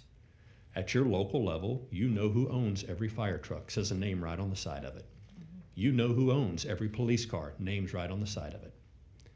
But at the state, who owns the ambulances? There are none. There's none. We use local government ambulances that we borrow from them every time I need to put 25 or 50 or 100 together to go solve a problem or support a local government. Who owns the fire trucks? The Texas A&M Forest Service has a few trucks, but most of those you grant money down to the local governments that care and feed them, and then we get to borrow them and sometimes pay them to use the equipment that we bought. For the police cars, they say the Department of Public Safety on the side, or they say Parks and Wildlife. We know who those are. But imagine a world where if in each of our regions we had 1 or 2 engines, 1 or 2 brush trucks, and 1 or 2 ambulances that we packaged as a strike team, that I would need a small staff to keep them maintained, mechanics mostly, to make sure that they were ready. But then I have the workforce. I'm not asking for people to staff them, because I'll go to Houston Fire, and Chief Munoz and the mayor there have promised me they'll give me all the firefighters I want. They just can't send the fire trucks. We'll come here to Austin, they'll give us those, and I know that's a separate issue, but San Antonio will do the same thing. Those local sources that we borrow people from sometimes have a challenge sending the rolling stock that their community has paid for. That's something I would love to have the conversation about, man. And just to clarify, we trust local officials to do what they can in an everyday circumstance. You're talking about you're coming in to support when there's not enough. That's correct, ma'am. When the situation dictates that those local resources have been overwhelmed, then we bring in mutual aid from across the state to support that local government, not second guess and not command that local government. That's right. This is just auxiliary workforce and resources to support during the big events. And I know we're going to have a longer conversation with our panels, not only here, but as we go forward. And what I have heard from you is the ability for us to do better in projecting these emergencies, being prepared to respond to them, and where we can do better and try to have the ability to prevent. And so, again, thank you for everything and appreciate your testimony. Thank you. Yes, ma'am. Senator Kokhorst. Thank you, Mr. Chairman. First, I want to say thank you to you for offering a prayer when we began today. Those prayers are so needed for the families and for the community, and also for the first responders that continue to work. So thank you very much, Mr. Chairman. Chief Kidd, thank you. And that's a big thank you, not to you only, but to everyone that you represent in the agency. I see Blair Walsh here, thank you. Taking those phone calls, dealing with the families, looking for those children. Y'all would take those phone calls. And we're getting closer to finding them all. Yes, ma'am. Sobering. I want to drill down in a few things. You mentioned something that I think is very important when we look at, and you talked about the AARs and then the corrective action plans. And really what this committee has been charged with is looking at those corrective action plans. How do we do better as a state? How do we learn from these disasters? Certainly, I got to know you very well during Hurricane Harvey in 2017. So you mentioned a bill that I think is very important. All of us realize that HB 2794, before that bill, TDM was within the Department of Public Safety. We made the decision thereafter to pull you out and make you the 8th Aggie agency. There was a lot of debate about where you should land, your own state agency. Should you be a part of Texas A&M should this agency. It was debated heavily. That bill was passed late in that session of the 86th. The 86th also created Senate Bills 6, 7, and 8, along with some other bills. And I would encourage the members on this committee to look at those bills. There's some good work done there. Senator Perry, you carried one of those bills about flood infrastructure, and I think that we can really build upon that as we go through this process. One of the things that has been brought to light is the emergency coordinator's qualifications. Out of Senate Bill 6, it was required that there be an emergency management professional development work group. It was assembled, it was well done. That report was due in November of 2020. Within that report, there were some recommendations of the EMQ, we call it qualifications, but it could apply to the county judge, a mayor, or their appointees, which we often refer to as the emergency coordinator, right? Yes, ma'am. It recommended that we have prerequisites. It recommended a basic level, then an intermediate level, and an advanced level. Actually goes into hundreds of hours. I'm not sure what happened after that report was issued. It was issued during the pandemic. And I think that it's something that we probably need to look into. You've mentioned that, and Senator Blanco, thank you for your words about the requirement of 500,000 or more. I've heard from some of my larger counties, hey, we're on call 24/7. Some of the more rural counties, that might not be the case. And maybe there is something that the state could help coordinate, help fund. We do look at rural areas a little bit differently. They just don't have the resources. Right. So that's something that we need to look into. And I would like to get your opinion on that. I mean, you haven't read this report recently, but is it time to go back to that report that was issued by, it was an outstanding group that put it together, and say, these are the different levels, and we're going to require, on the basic level, you have to have these hours within 30 days of the appointment. You have to have continuing education, much like the professionals that you talked about with Senator Flores. What's your opinion on that, and going back to that report and really implementing it? And do we need to do that statutorily? It's absolutely where we need to go. I think the only way to ensure that it gets done is through statute. We're working with the Texas Commission on Fire Protection right now as a voluntary consensus standard that our team has put together with local government partners, many of the great ones that you mentioned, to say this is the things that we need. We've developed bridge courses. I think many of you are aware our agency implemented the first ever in the nation Emergency Management Academy for practitioners for emergency management. Just like today, you have to go to a police academy that is credentialed by TCOL, or you go to a fire academy that is credentialed by the Commission on Fire Protection, or you go to an EMS academy that is licensed and regulated by the Department of State Health Services. We created an academy. We've had 20 students the first year, and then 24 and 23 in years 2 and 3. I have another class that'll be starting, but it's an 8-month-long class.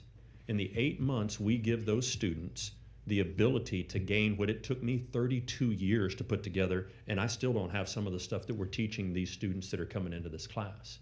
And we're doing that. Nobody else in the nation does that right now. We've done that out of HIDE. We've done that out of federal grant dollars. We've put that together, and right now everybody across the nation is looking at us to say, wow, that's pretty cool. Can we go do that? And we would love to share that. But to take somebody that's been in the job for 10 or 15 or 20 years and ask them to go sit in class for the next 8 months is never going to happen. That's why we've developed some short 1-week-long bridge courses to move along, and many of our locals that have somebody dedicated to do the job and can afford to send them to the class. We don't charge them to go, but that's still time away from family and their regular work. We're pushing that. I do think now is the time to start the clock on an implementation phase for professionalizing, credentialing, and certifying emergency managers in the state of Texas. And I think it has to be by statute. Well, let me say this. I went back and read Senate Bill 6, 7, and 8 in preparation for this hearing. And in Senate Bill 6, and I'm the author of it, we formed a lot of study groups. And we did things because we've had a lot of hurricanes, and as you say, more emergent disaster declarations than any other state in the union. I encourage our group not to create any more study groups. We did that. We did that work and that legwork, and this report is excellent. It's excellent, and the requirements on the hours and the recommendations and even the advanced. I mean, the number of years that you need to have. It's like Senator Flores said. You know, it's the training. It's the I think the application of standardization. Military works like that. Obviously, first responders in that way. And so I hope that we look into that, and then we put teeth into it in any legislation. And Representative Moody, that is correct. We'll be working on this long beyond this 30-day session. And then finally, I want to touch on one other thing, and I'm unclear of this. And after Harvey, again, we all said, wow, there were just tremendous volunteers. How do we coordinate that? And that was a progression, right? Yes, ma'am. So in particular to this incident and this disaster, was, and you refer to it as the incident, what is it, the incident where you register as a volunteer? Volunteer Reception Center, VRC. VRC. Did the Salvation Army run that for y'all, or is that done by TDM? The Salvation Army may have been a part, but it is a TDM function in support of local governments. We still, I think the analogy that I try to use is we're there to bring people together, but the local government should be the one to manage and maintain. Where they can't, we support them, and as soon as they can, we back out of their way. So our team has the skill sets to bring that together and stand it up, and then working with either the local government partners or the local government VOADs, volunteer organizations active in disaster, like the Salvation Army, they can help manage and flow those facilities. Well, I know I was receiving phone calls. Where do I go? How do I help? And I think that's something we need to beef up and make sure that we do. My final question to you would be this. As we are all connected in some way or another to this incident, and I think this disaster is a bit different than sometimes a hurricane that we see coming, and maybe it's because, you know, of course it was a holiday weekend and we had vacationers all up and down that river. I've been contacted by a number of volunteers that say everything was going great, we were volunteering, we were doing wonderful, and then all of a sudden the FEMA contractors started showing up. And they told us to stand down, you can't do this, you have to move out. And in one email that I received, it was almost, the words disheartening were used, that we were told to move on, that you can no longer move debris because we're paid on how much poundage we move, and et cetera, et cetera, et cetera. I don't know what to say to volunteers that are giving freely. These are people that are just giving free. They went down there with their equipment. They're not asking for any money. They're even paying for their own hotel rooms. What do we do about that, and what do we say to our constituents when they're told by FEMA to stand down and move out? Yep. So, and they leave very disheartened. Senator, thank you for the opportunity to answer that. And I want to echo, the far majority of our volunteers are amazing and they do great work. And we will never be able to do a disaster recovery without volunteers. We need the volunteers. But I need them in organized volunteer groups. It's said in my discipline, in my world, that with every disaster, there are 3 disasters. The event, what actually caused us all to come together, the spontaneous volunteers that are not part of an organized group, that show up wanting to help. They just want to help. They're called to serve. They are called. They are are impassioned by that. I want to help my fellow Texans. But they're not organized, which makes us stop what we're doing to get them organized and slows down the response. And listen, all of you have your own professional businesses. Imagine if 25 of us just showed up to help you, but we have no idea what you're doing or how you're doing it. We're just going to come and help because we're called. So we've got to organize the volunteers. You said the piece about disheartened, and I agree with that. You also said, I'm going to work my way backwards. You said FEMA told them they can't move things because we get paid by the pound. That's a lie. That's not true. I don't know who told them that, but I can tell you that's not the way the system works. FEMA doesn't get paid to move anything, number one. And number two, the contractors that we have doing this work are not even going to start until today or tomorrow. So anybody that told them that you can't touch this because I'm going to get paid, that's a fallacy. That's not true. And he said, and this is not just, I mean, I've received several messages, but that is, there was so much disinformation, and this is recent. He said, you know, at first we were really moving, it was great, everyone was together, and there was some organization, and now I think they've been told to stand down. So, and this is not to be belabored here, but it's part of our corrective action plan for the future. Yep, and Senator, I'll say this, and I'll try to keep it brief, but it is important to me. The first 3 to 4 days of an event will feel like 3 to 4 weeks. And then when you hit to that 3 to 4 week mark, it feels like it only happened 3 or 4 days ago. The inverse happens on every disaster that I've been a part of. The next piece is, do not forget, and I know y'all won't, I know you won't forget this, we're a private property state. I don't care if you're a volunteer or not. If you're on my property, I have the right to tell you not to do this. We have plenty of private property owners right now that at the beginning of this event, they welcomed the volunteers because we were looking for missing people. And now we're at a place where we have private property owners that are complaining that the volunteers are tearing up my property, get them off my property. Our job is to find that balance, Senator. And we can do that through an organized structure. But it's very difficult to wrangle 17,000 spontaneous volunteers, people called to serve that just want to help, when they have no connective tissue to each other, no way to communicate with us, and no way to get permission from the private property owners, that they end up working on their property, in their words, tearing up their property, taking some of their property in cases. We've got to do better than that. And that doesn't happen every day for us. I pray we never have another event like this, but I know we will, so we better start planning for it. I agree. Thank you again for your incredible dedication to Texas and Texans, and that goes for your entire staff and for all of the first responders and the recovery that's going on right now. Thank you, ma'am. Thanks, Senator Kokos. I'm going to interject here real quick, and me and the chair have our list of questions to kind of let all the members get through the panel, and there's about 3 more. On that volunteer issue, first of all, there was a bill filed and passed. McQueenie goes in effect 912542, House Bill 4281. That deals some of the issues we're talking about, the bad actors on the volunteer. But Sunday I was talking to DPS and multiple emergency personnel still at the center there, and they made a comment, and it goes to what you're saying, the coordination is critical. Because after seeing and flying over that area and then walking in those river basin stuff, I just made a comment. I said, how deep is the silt? And the response was either from 1 foot to 5 foot, depending on where the river broke at that point. And the comment was made to me, and I don't want to mean this in any other way than I think it's very relevant why coordination and knowing where people are at and what they're doing is important.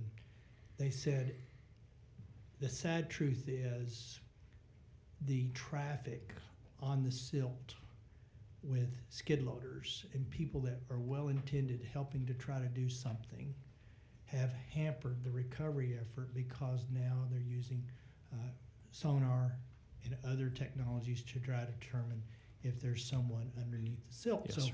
So that goes to the heart of a very practical application, why we need to be able to, at least at some level, coordinate and dispatch with the proper personnel assignment with them so that they don't actually create a problem. Now, I'm not trying to backtrack and say they shouldn't have been there, and I don't think that they did irreparable harm or damage on a long-term basis.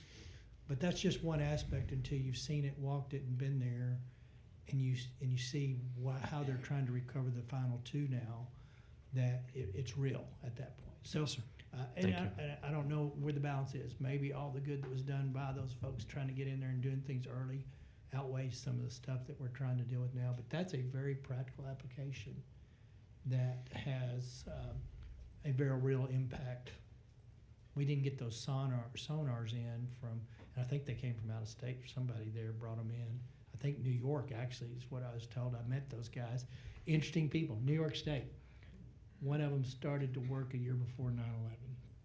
Very interesting fellow, but I think they're in there, and I think they brought that technology down, if I'm not mistaken. But either way, that's a very real application why it's important to have this center on the front end. To some degree, being able to coordinate what's going on.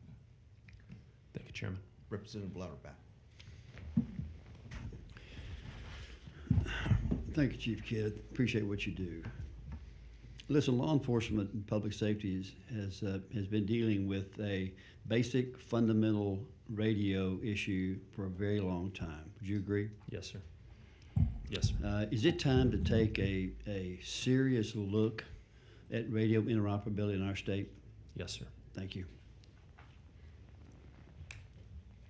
Representative Bonner. Thank you, Mr. Chairman. And Chief Kidd, thanks for all that you do for our state. And I really look forward to continuing to work with you and our colleagues. And a lot of great questions have been asked. I just wanted to get your thoughts about evacuation from maybe a little bit different perspective. And you had commented on how that authority resides at the local level with cities and counties. And in this tragic event, there was concern that people obviously who needed to move to a safer place, unfortunately, were not moved. But at the same time, we have had other experiences, and everybody remembers Hurricane Katrina, but what they may not remember is Hurricane Rita. And in the aftermath of Hurricane Katrina, there was a lot of fear and a lot of anxiety, and there was a mass evacuation, not necessarily mandatory, but people chose to leave. And more people died in the evacuation than directly by the storm itself. And so we have to be thoughtful that if people choose to leave, they could put themselves at greater risk, and they could impair the ability of people who truly need to move to a safer place from being able to safely get to that safer place. And many of these events transcend a single city or county or local jurisdiction. So how do we manage an evacuation from that perspective? Yeah, Dr. Bonin, you have articulated that expertly well. We go back to 1987 in Comfort, Texas, just down the same river, where it was the evacuation that caused the loss of life in the Waterloo. So this is why my fundamental belief is all disasters are local, and the local officials know best where to evacuate and when to evacuate. And any of us that are not intimately involved in that process and timeline are just second guessing their actions based on limited information that hindsight is always 20/20. We can always make a better decision tomorrow with the information that we gain between now and then. And I don't think there is a single right answer to your question. I think it is a management process for every time we're going to deal with it. For instance, in the Gulf Coast, your hometown, we know that we should run from the water but hide from the wind. In a river basin, we should try to seek elevation, but that doesn't mean get in our car and drive through 3 low water crossings to get to it. And so there is no single one magic silver bullet answer that we can give all Texans right now. What we have to have is adequate radar systems that understand the weather threats that we're dealing with, the ability to communicate that to our citizens and our local officials and our responders in real time with adequate warning time, if it even exists ahead of time. And then the resources to be able to back up and either evacuate those and shelter them, or those that we ask to shelter in place to be able to check on them and make sure that they're okay, and then find the way to get them out as soon as that threat passes or subsides. And I wish there was a single one-size-fits-all right answer to this, but there's not. And in each jurisdiction of the state, there's got to be somebody there at the local level that's responsible for doing it. They've got to be ready to answer the call, and they've got to have the resources in order to effectuate action. And I wish there was a better answer than that, but I don't have one. Look, I think you're doing a great job. I appreciate that response. It just seems there may be times where some coordinated effort is needed to organize or triage the evacuation process. Yes, sir. Representative Wilson. Thank you, Mr. Chairman, and I know that we have other panels that we're wanting to get to, so I'll make this very, very brief, Chief. I echo everybody's appreciation of not only the TDM team, but all first responders and volunteers who move forward at the call of duty. A very detailed timeline associated earlier associated with the flooding, especially there in Kerr. Do we have a detailed timeline as it pertains to Sandy Creek? I did not prepare that for this package, but we can go back and look at the National Weather Service forecast as well as their social media posts that we gleaned this information from, and we will. If you could provide that to committee. Sandy Creek, yes, sir. Appreciate that. Also, as a matter of process, you mentioned after action reviews earlier. Where are we in after action reviews? Do y'all lead them? Do you participate at the local level? How does that work exactly? Yeah, great question. Thanks for the opportunity. After action reviews are a standard. They're a gold standard. But the only thing in state law that I can find right now gives the chief of the division the authority to request from a local an after action report on a significant event. Now, as a matter of business practice, we do them and a lot of local governments do them, but there's no known requirement for a local entity to share that up or across with any other organization. I see, and you'd probably agree that if those were collected and warehoused, basically it would bring to us to refining our processes and best practices. You know, at the end of the day, when you look at the communication, and it's an interoperability issue as you've laid out, and it's almost like a broken record. It's not the first time you've told us many times, and as well as other first responder entities and so forth, the need and the demand. And of course, it was first highlighted during Katrina when it was a multiple state communications. There was no standard, if you will, in terms of first responders or emergency management communities or communities as a whole to at least even understand that if we're going to go out and procure, you know, we need to at least meet this standard for interoperability. And I appreciate your awareness and sensitivity of the fact that there has already been substantial investment by many communities across the board in the state of Texas.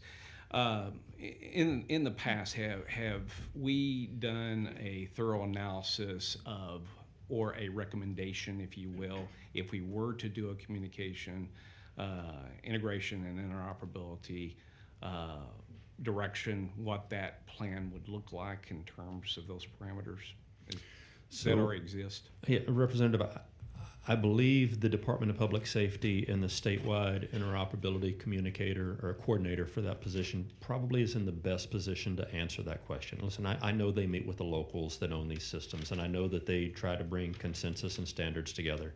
And I know you've got some experts sitting over here that can answer that question much better than I can. What I think does not exist is the organized structure at the state level with the carrot or the carrot-shaped stick in some cases to encourage them, give them the financial incentive at the local level to want to work together in a unified fashion so that we can go and support other local governments with our existing radio systems. I think that's the piece that's missing. I appreciate it, but at the end of the day, are you aware of the analysis and the vetting that's already been taken or has taken place to what that would look like?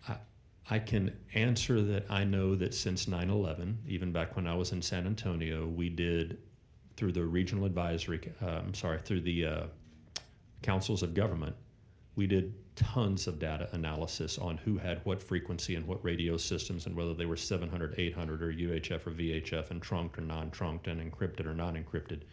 I know that analysis is out there. I don't know what it tells us today. No, I appreciate that, but what you're communicating is, and for us to understand that it's extremely complex. Yes, sir.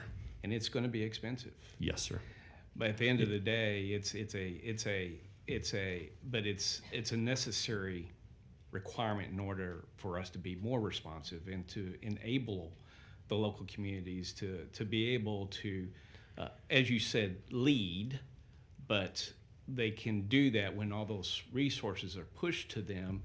to understand and know that there is a level of interoperability that must happen, or it becomes too expensive and too complex for them to manage.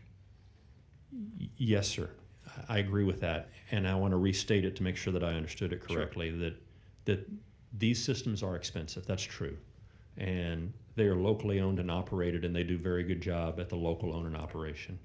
What I'm hoping that we can get to is the coordination of those local systems across the state. That's part one of the answer. Part two is I really don't want anybody to believe, because I don't believe it. I don't believe that we couldn't save lives in this event because we didn't have a statewide system. Having a statewide system, if y'all had given us money, or if we had come up with our own money years ago and we had the most state-of-the-art interoperable radio communication systems on the planet, I don't know that would have changed any of the outcomes of the lives lost in this event. And I want to make sure that those two are clear. I and separate. appreciate it, but Chief, I'm not just talking about this event. I'm talking about emergency management in general, be it the fires up in the Panhandle and the confusion associated with the fog of war during that time frame, be it a hurricane or whatever.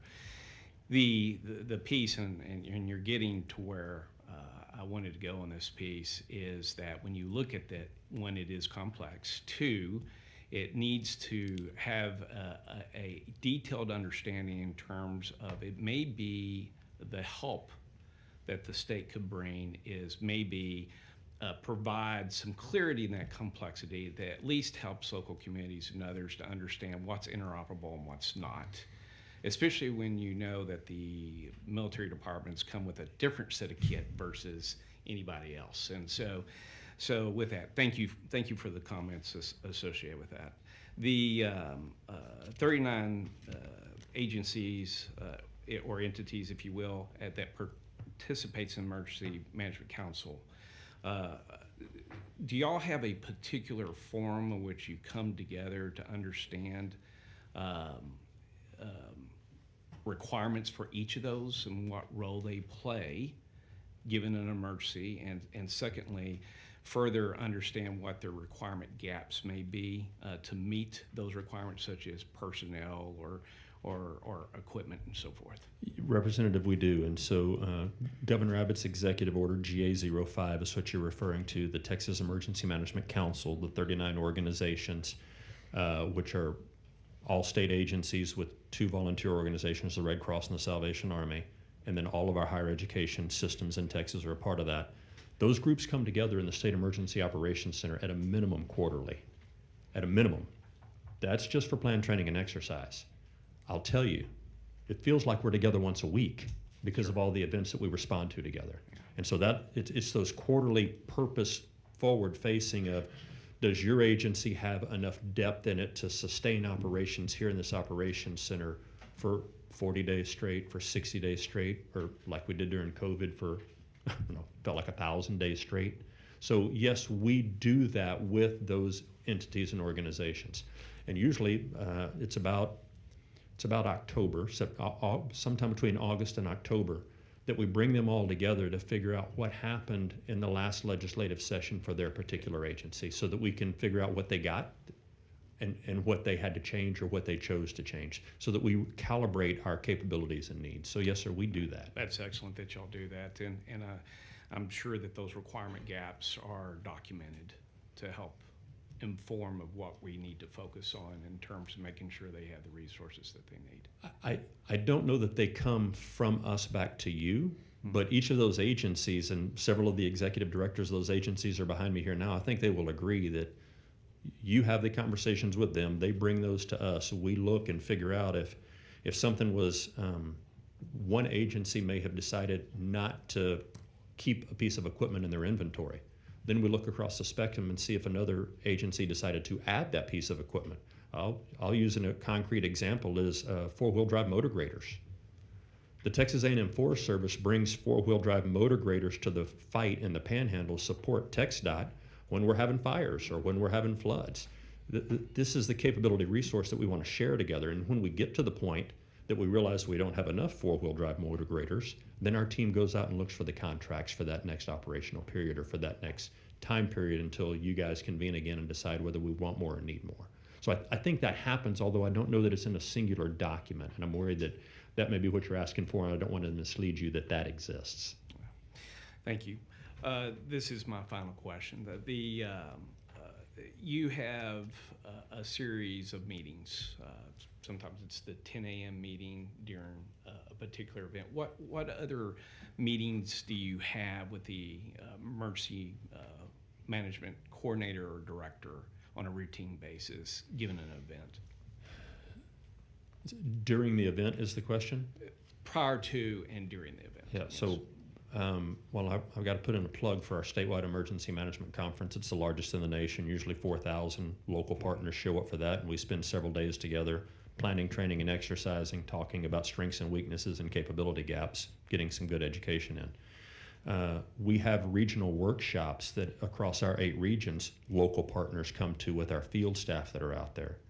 And then we have embedded our people in jurisdictions across the state where we now have about 135 of the field focus, 100 of the field focused personnel at the county liaison rank and title that are constantly embedded with our local government partners. Above them are the district chiefs that have a council of government area that are usually in a different county, constantly embedded with our local government partners. So I would think if we can find a county judge in Texas that doesn't know the name of their TDM rep, that's a problem. I consider that a failure on my part, and I'd love to know that judge's name.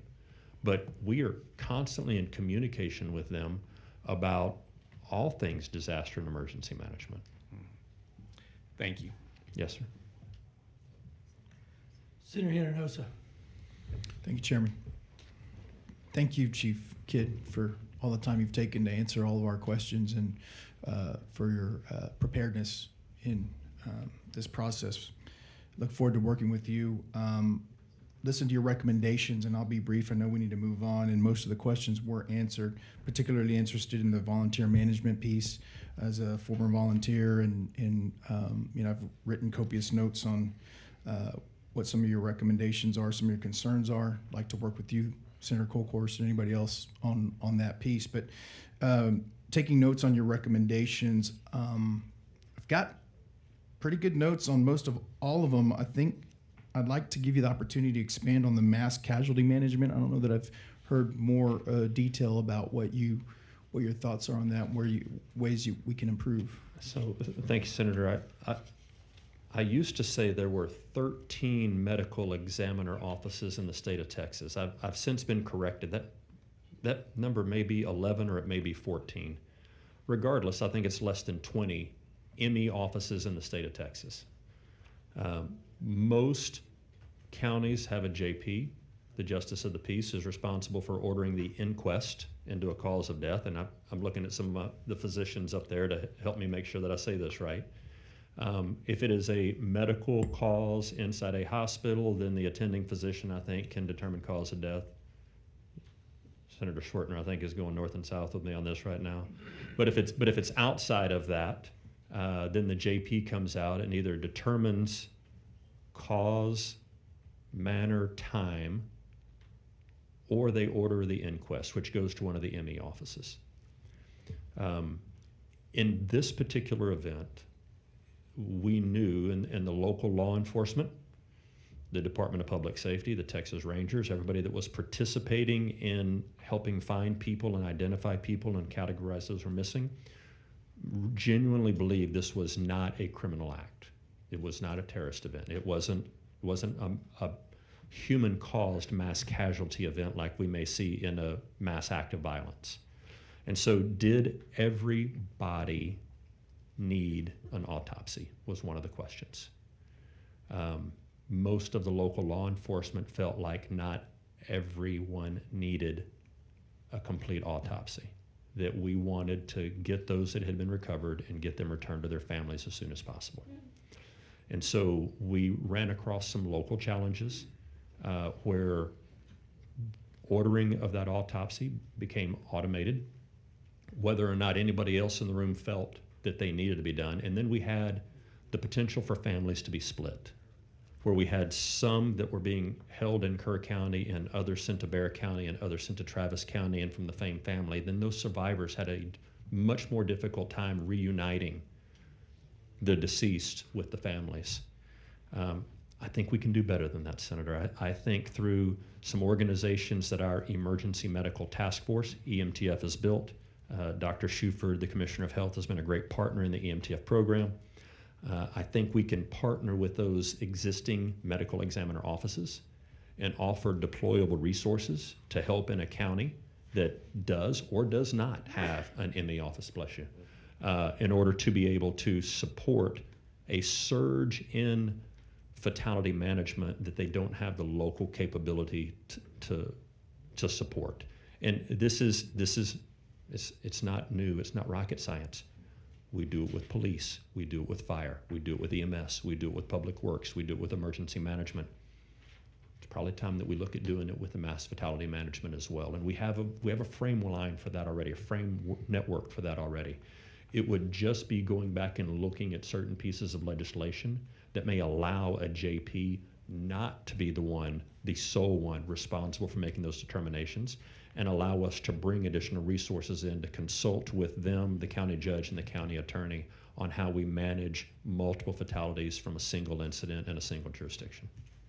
Very good. And then, did you touch enough on the credentialing of your emergency management personnel? And I'm afraid that my phone is blowing up with hate mail right now from all of my peers out there that, there are, and it's to Senator Menendez's point, we've got some great local emergency managers out there, but there's no baseline standardization for how they got to where they are. And I do think it's time that we as a state decide there needs to be a baseline for people that get appointed into that position. You cannot be a medical director. You can't be a public health authority without being a physician. You can't be a county engineer without having an engineer degree. You can't be a peace officer without being licensed. You can't be a firefighter, a paid firefighter, without being it. Now's the time for us to do that for emergency management as well. Thank you, sir. Senator Mendez. Thank you, Mr. Chairman. This will be brief, but Chief Kidd said something earlier. You said when Representative Johnson was asking you about what you needed, you said facilities, so if you had enough facilities, you could be 3 hours from every Texan, I think is the quote I heard you say. Have you thought about partnering with either school districts or TxDOT? Both of them operate and maintain vehicles. Both of them have facilities or property in most communities. At that point, maybe, and I know our school districts have a history of during the school year, during ice storms and other such, to get up and they look at the roads to see whether or not the school district's going to have school or not, and it's safe enough for people to get to school. So that's just one thought as you move forward, because I think it'd be important for you to have it. And I think as I read, and I'm not sure, have you had access to the calls that came into the emergency operators? There's a list of calls that came in that were recorded by an IT director from Kerrville. Have you seen them? I have not listened to those, no, sir. Okay, well, there's a transcript, and I'm going to make it available to you. Thank you. Because one of them that concerns me here, at 5:32 a.m., another rescue team arrives in Kerr County and asks, who's in command? The dispatcher team says they don't have an incident command. Can you advise who's running command? The team asks, sir, we don't have an incident command right now, the dispatch responded. The rescue team continued to alert other responders to their presence. So without an incident command, obviously, how do you coordinate the efforts? And so, great question, and I don't dispute any of the transcript. I can tell you that the way the incident command system works is sometimes jurisdictional. Mm-hmm. If you were in the city of Kerrville, right, then Kerrville local authorities would have established command. Mm-hmm. But once, so Senator, if you could think of those as, if there's a traffic wreck at an intersection, sure, one traffic wreck, 2 cars at an intersection. The first arriving disciplines that show up on that scene by the National Incident Management System and Incident Command System, whether it's police, fire, EMS, the most senior person on that first arriving apparatus should establish command for that incident. Everyone else coming into that incident should either go to the incident if ordered or stage if not needed at that point in time. I'll tell you, every traffic accident changes commands about 3 or 4 times. from firefighters trying to gain access to somebody that's trapped, to the medical providers that are trying to provide care, to the law enforcement that's trying to do the investigation, to the public works people that are trying to repair the street sign or the lights damaged, to the tow truck driver who's going to haul it all away. Those are changes of command. One intersection, two vehicles. Correct. But when you have an entire area, you could have multiple command posts. Correct. What an emergency operations center is supposed to do is support those multiple command posts. And I can tell you, in a dynamic situation like this, where a massive amount of calls are coming in at one point in time, every individual apparatus that went to every individual rescue would have been establishing their own command. And that may not have been transmitted back to the people answering the 911 call or the radio system. Doesn't mean they didn't do it. It just happens so fast in a period of time like that that it takes a little bit of time to get those systems organized. So this would be an example of a reason why we have to have people who are trained, well trained, completely, to understand what to do in a situation like this. Yes, sir. What is a code red? A firefighter asked dispatcher to send out a code red alert. Yep. Also another great technical question. Code red is a trade name of a reverse notification system. So across the nation, we talked about WIA, the Wireless Emergency Alert System, and IPAWS, the Integrated Public Alert Warning System. Those are federal programs. FEMA usually supports and runs those, activated by a lot of different people. But each county in Texas also has access to a local reverse notification system. You may know them as Reverse 911, as Code Red, as iInfo, as Everbridge. There's a dozen or so different name brands. Code Red is one of those name brands. The reason I ask is there was a question, is there any way we could send out a code red to our Hunt residents asking them to find higher ground or stay home? We have to get that approved with our supervisor, the dispatcher response. But the supervisor, it says here, they couldn't be immediately available on the phone. Just another example of why we need to get this professionalized. Yes, sir. Thank you, Mr. Chairman. Members, that's all the members of the panels up here. Chairman King and I'm going to try to run through some of this. You want to go first, Chairman King? Feel free. Chief, it's good to see you. I wish it was a different circumstance. I'm gonna try to run through these. A lot of this stuff's been trying to address, but I'm gonna try to bring a little bit of perspective. I do agree with Representative Louderback and Representative Wilson on the interoperability conversation, and I want to be clear with this. Having met with DPS, but having had this conversation in 2011 when I came here, having seen Chairman Nichols try to address this over a decade, it is extremely complicated. That said, we have a whole lot of technology that I saw in action at DPS regarding IP addresses, even to the point cell phones and things were able to connect. Now, I'm not a technician and I'm not advocating that I know the answer, but there was a actual platform that seemed to coordinate no matter what P25, Motorola, or what any technologies were. So here's what I would suggest, and Chairman King's got more expertise in setting this up. If we go down this road, it will be a multi-discipline conversation at local, state, I don't know, include federal. That's another layer of anxiety. But if we're going to go down this road, and it ties into some of the other panels we hear with internet and how that works and what a vital resource that has become in these disaster recoveries. It will take time.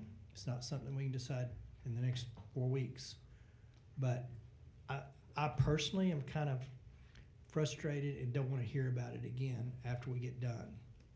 And what I mean by that, it needs to be holistic and very, very partnering and not turf building. And I don't want to leave you with the impression that's your job. It's these guys' jobs to set that format up and get to the bottom of what is possible and what it costs before we get out of here next session and through the interim. I have not had this question answered at any level. I've asked it 50 different ways, 50 different times over Sunday, and people have followed up, and there may be no legitimate answer. Back to Chairman Bonin's perspective. If you have the opportunity to kind of start at Hunt Store and you see where the two rivers really come together and then the bottleneck, the very narrow area that creates, you understand why shelter in place and higher ground is the only course of action we have today. based on our early warning and what actionable items we assigned to that. So I needed to know, when were the roads impassable? At what point in time? Was it 6 o'clock in the afternoon, 3 o'clock the Thursday afternoon, or could we have gotten people out at 1:15 a.m.? I think pretty clearly it was way early, because I don't know when the first low river crossing was, and that very narrow, 2-lane, very narrow road in and out of Hunt, Texas was locked up. So that is a critical point as we have conversations, called the ultimate change we make in this process, if we're able to make changes at all, is the best possible objective information to give to the local person designated as the evacuee call, the confidence to call that. We don't have technology. Well, let me back up. We may find that through July 31st hearings, there is technology that can do a better job and pinpoint rain bombs and those events. This area is not a rain bomb event every time, though. It doesn't take much on flat limestone rock. But we have to start with that as a basic principle, because if you have to evacuate under a threat of a 2-inch rain a day before, that's what you do, or you decide not to do and take the consequences. I understand making an evac call and all the conversations that go into it, especially on a July 4th weekend with many, many people in that area. But I have not found that. Do you know when the outside access in and out of that area was effectively non-existent? So, Senator, I don't think I have the whole answer. I think I have part of the answer, and I'm hoping that I can give you a path to get to that full answer. And what we have from some of the discussion boards of the National Weather Service on July 4th at 3:19 a.m. It's the timestamp. This is part of the in-depth from the Mesonet discussion boards, and I know you're familiar with that, but please don't ask me to explain that for everybody else. The what at 3:19 a.m. was minor flooding is occurring and moderate flooding is forecast. The where is the Guadalupe River at Hunt. The when is from early this morning to just after midnight. I'm on July 4th now, 3:19 a.m. The impacts, this is what it says. At 18 feet, automobiles parked near the North Fork of the Guadalupe River at Camp Waldemar washed downstream. Roads and low bridges near the North and South Forks flood badly and are dangerous to motorists. The Highway 39 bridge floor near Hunt is 6 feet underwater. Some residents are cut off and should stay put. Secondary roads and bridges near the river are extremely dangerous to motorists. This is near USGS 1 to 5 year flood, which means a once in every 5 year flood. All right. Additional details. At 3:05 a.m. Friday, the stage was at 11 feet. Riverbank stage is 10 feet. Recent activity. Maximum river stage in the 24 hours ending at 3:05 a.m. was at 11 feet. The forecast, and this goes back to the points I made earlier, the river is expected to rise to a crest of 16.6 feet this morning, then will fall below flood stage this afternoon. I think that's part of your question is, when do we know what becomes impassable? I believe the Weather Service and local engineers know what that looks like. I think the disconnect is they don't know how much rain is falling and where it's going to land. And they don't know that until it happens. And at that point is when the snap decision has to be made of, did it fall 10 miles to the east or 10 miles to the west, or did it fall in the exact wrong spot that caused this to happen? And I know we all want the answer to that. I'm just afraid we're never going to get there. Yeah, I can appreciate that, but we've got to get to a conclusion that we're willing to make error on the safe side, or we're willing to just throw mud at the wall and say, you know what, it hadn't happened that way before. Which, I mean, at some point, and here's what I hope to come from this process. We do come up with an objective standard that's a little bit more scientific based on where that event could occur. Set that aside, that we find a metric that can give locals that are delegated this very, very tough call enough confidence that they have state backing when they make it. So if they're wrong, it's okay, but I understand the political fallout of that. So I want to kind of big umbrella here. They all have constituents they answer to. And they have a lot of, that community probably doubles in size with people that don't live there. Yeah.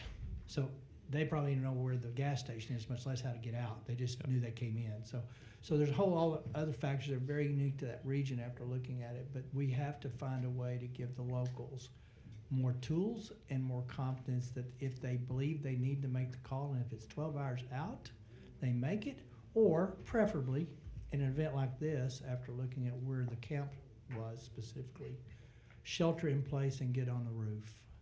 Some of the kids actually were able to climb up the wall of the canyon because they had enough notice. So that's probably the best case scenario until technology proves different, that at some point higher ground is the only option you've got, but it cannot be when you see the river cresting.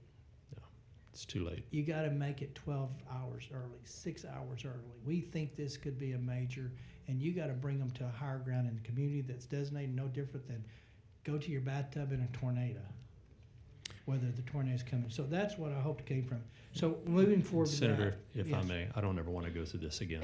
Sure. I know none of you do, and we don't want the heartbreak for any other families in Texas. We've got to figure this out. Right. It's our job to give those locals the right tools and standard. And then we're not changing the warning systems from NOAA. I wish that was our jurisdiction. It's not.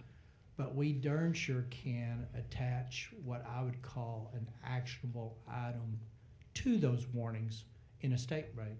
So if you get a flash flood watch or a flash warning before there's an emergency flood, we can assign, I think, actionable items to that as a state based on this event and regions around the state to do it.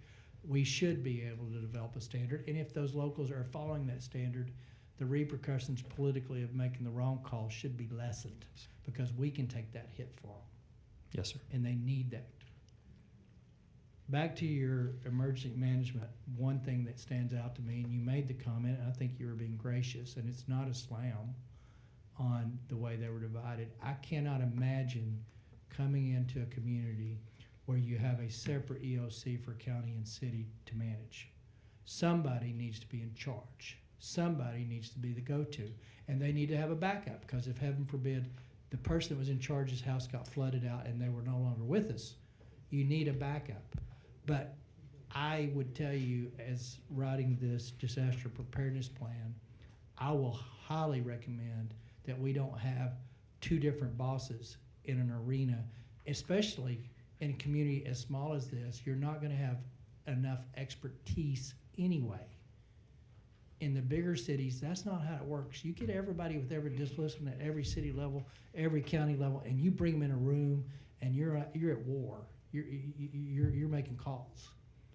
In a city this small, to be split that way, and I don't care if it's politics. That to me is unacceptable, and I would like to know the challenges having that split up on the front end. You may have knew it, but then how do you move between those two? And I know they moved to the command center after they were, I assume they had to be asked to, but you had made the comment they were not adverse to it, and they did it. But it's logically the county because it comes to the city. But I don't care who it is, but I cannot imagine two separate bosses are coordinating events with probably less than sophisticated people that you needed to be in those to start with. I don't know how you get through that. Do you have an honest opinion of that? So I do, and if I'm wrong, just tell me I'm wrong. No. My wife would. I've been told I'm wrong a lot. Mine would tell me the same. She does frequently, because I am.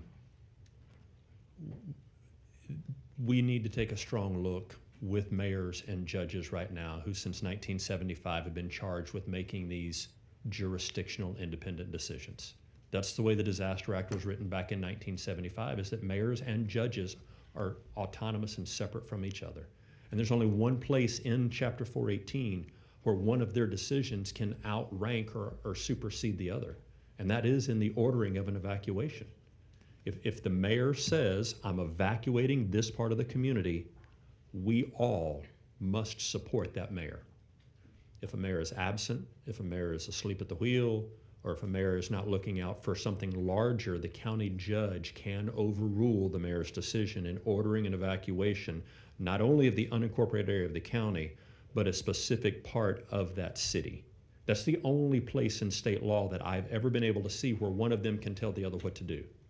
Now, if you choose to turn us to look at a different model where, like we see in some states, where the county executive is the one that makes the decision for every jurisdiction in the state, that's a discussion that you should have, and you'll get lots of input on that. I don't think the city of Houston is going to want to do what the county judge wants. Let me reframe, and maybe I don't have a good grasp of what this EOC setup was. My EOC in Lubbock, Texas is one, all county and city and services are included at one. Now, I don't know, I would assume it is the county judge, I believe, that's designated to kind of run that. So I'm not talking about the evac cost specific. I'm talking about having a contact for TDM, DPS, and et cetera designated that's under one umbrella to begin with and not have to wander between the two. Am I missing something in that? So, Senator, you're not missing anything, but every jurisdiction is a little different. And this is where I've tried to articulate that out of 254 counties and 1,217 cities, only about 480 programs. San Angelo and Tom Green, your jurisdiction, is one interjurisdictional plan. Now, your county emergency manager, I believe, is also your city emergency manager, that one person. But that one person has dual reporting roles under statute back to the county judge and to the mayor and to the city manager. And so, and whoever else on commissioner's court that I believe he's a county employee supports. Different jurisdictions do that differently. San Antonio and Bexar County, two different coordinators, even though they're in the same building. They share a building together, right? But two different coordinators, two different plans. And so across the state, it is a patchwork approach. Let me ask it, and you can just be as honest as you need to be, which system works best? It depends. I wish I had a strong answer. Take the personalities, take the expertise out of it. Without the personalities. Okay. It depends on the jurisdiction. Then here's what I want you to make sure you do as we move through getting a game plan of standardization, as well as, I'll follow up here in a second.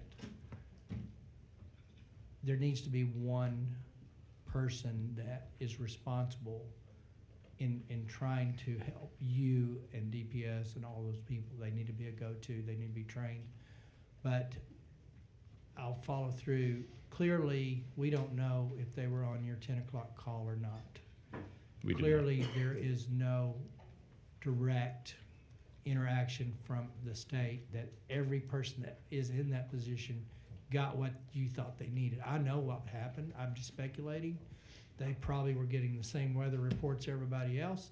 1 to 2 inch rain, sun's up, clouds look good, people are having July 4th and barbecues, and it was that immediate bottleneck that created it. So I'm not faulting them, I'm just saying I think we do have to formalize a connection with you and those guys very clearly.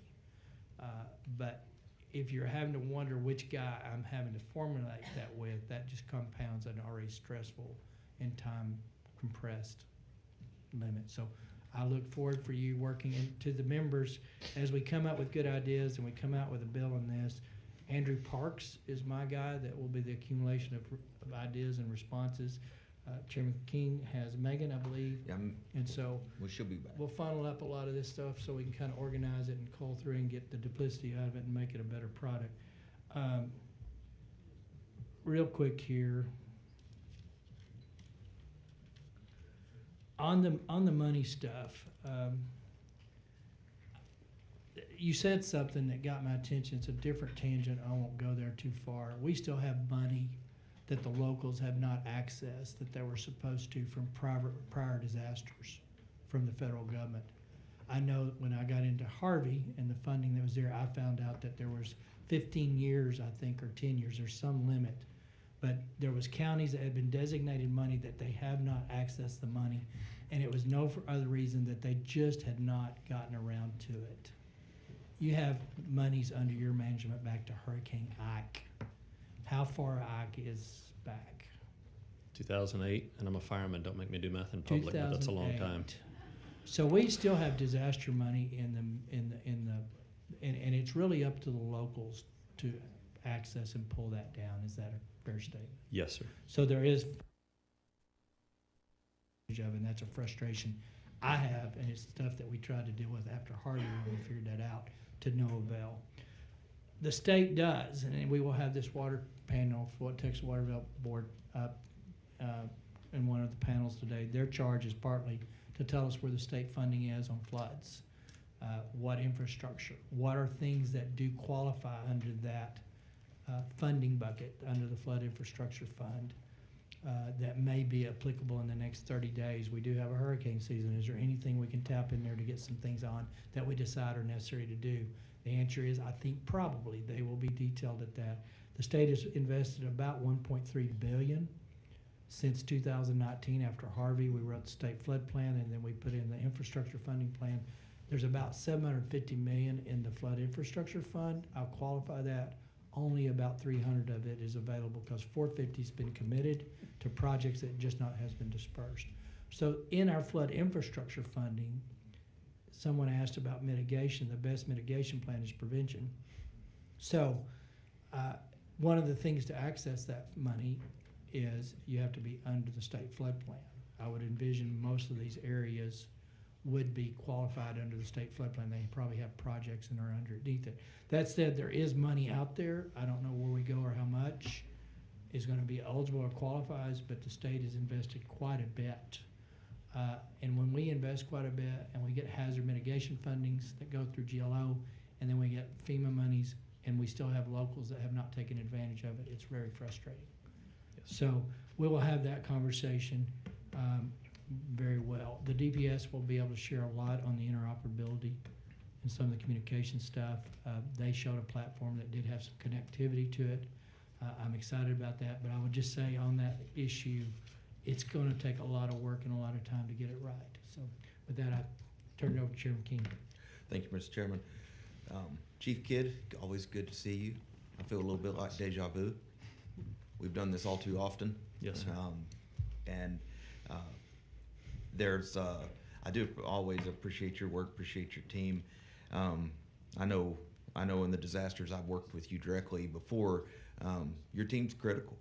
And one of the things that I do want to get out there that, and I know you push this all the time, you guys will not leave until all the T's are crossed and the I's are dotted, and this documentation for the recovery effort is so important. Would you like to expand on that a little bit? Because I just don't think people who haven't been through one of these and been through the recovery understand if you want to be able to draw that money down, you have to do this right. I just want to give you an opportunity to talk about that. Yes, sir. Thank you.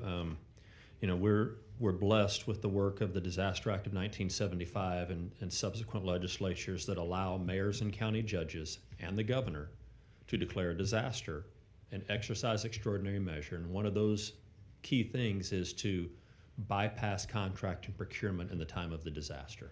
If we need to go buy something, I don't have to go out for formal solicitation for it once the disaster declaration is signed for those communities. And all of that works well right up until the point where this disaster at the state level qualifies for a federal disaster declaration. At that point in time, once the president grants a presidential disaster declaration, no federal law is waived.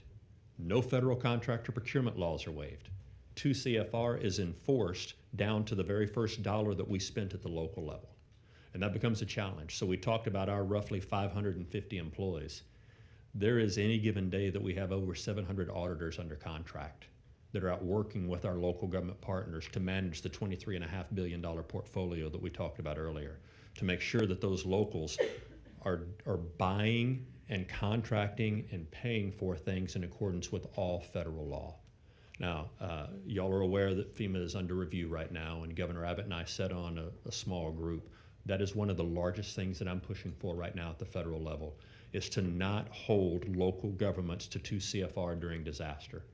that during disaster, we allow them to follow their local and state contract and procurement laws.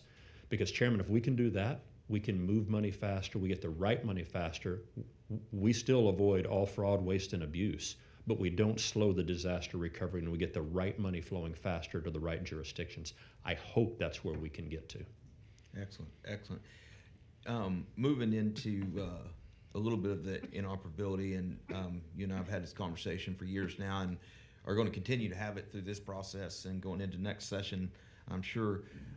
One of the things that you've always told me that slows things down when the cavalry gets there, when your team gets there, and all, and not even counting the volunteer problem of coordinating them. I believe your comment in the past has been, on average, it takes about 3 meetings at the command center to get everybody going the same direction. Is that a direct reflection of the interoperability problem? I don't think interoperability challenges are the sole reason that it takes us about 3 operational periods, and in most cases an operational period is 12 hours. Mm-hmm. So the event happens, we try to, if we know it's going to be longer than 12 hours, we try to standardize for shift change, work rest cycles to get the right people in. Usually it's the 3rd or 4th operational period that we start to normalize. Communications is one of those reasons that we're not normalized from the beginning, but it's not the only reason. Right. And I'm not suggesting it's the only reason. I'm just asking, is it part of it? Yes, absolutely it is. Okay. I mean, it's where, and I think some of the stuff that Chairman Perry talked about, the communications platforms that DPS had at one point were TDIM, they were GDIM communications platforms back in the day, and they stayed with the Department of Public Safety.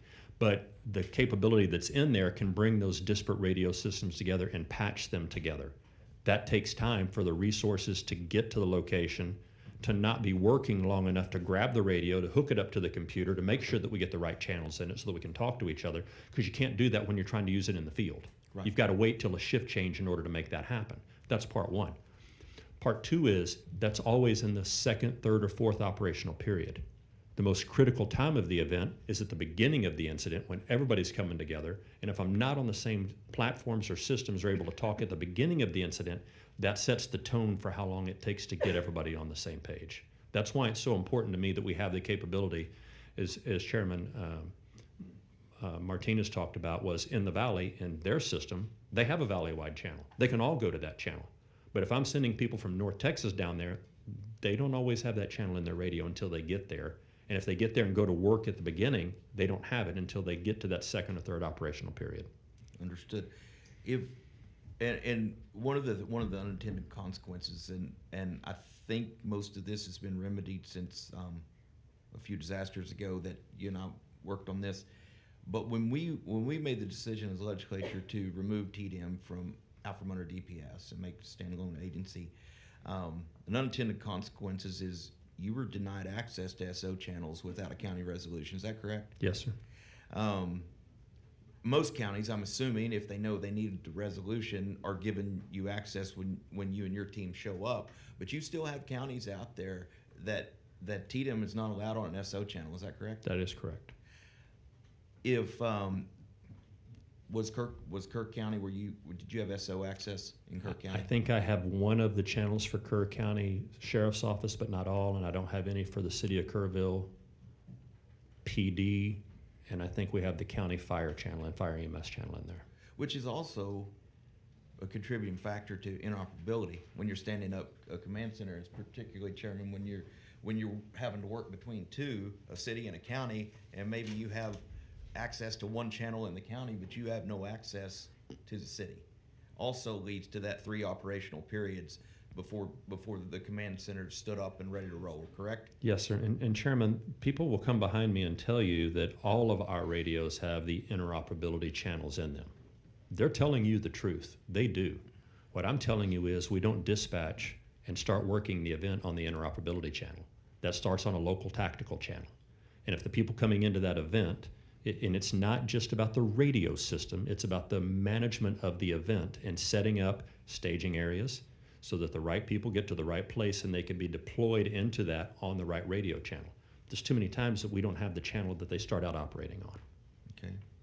And you know, to me, the third factor of why it takes 3 operational periods. And I feel just like Chairman Perry. If I'm wrong, just tell me. But in my experience, one of the things we've looked at trying to address with interoperability, going back to your carrot and the stick, if we're going to put money in this and get the locals to buy in, we want the locals to take each other's training, correct? Yes, We sir. want law enforcement to know what the firefighters are doing. We want firefighters knowing what EMS is doing. And everybody has to be on the same page to access grant funds, and then they get the equipment that allows, when you send TIFMAS up from Houston and they come up here, or to Kirk County or to my neck of the woods in another fire, they're automatically on the right channel. That's the goal, correct? It is the goal, and the interoperability and the interdisciplinary knowledge, I think, is one of the things that we keep missing.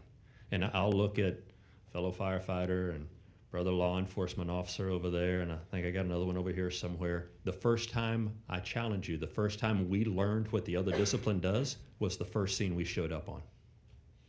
Nothing in your initial training or my initial training or your initial training told us what the other 3 disciplines going to that job were going to do when they showed up.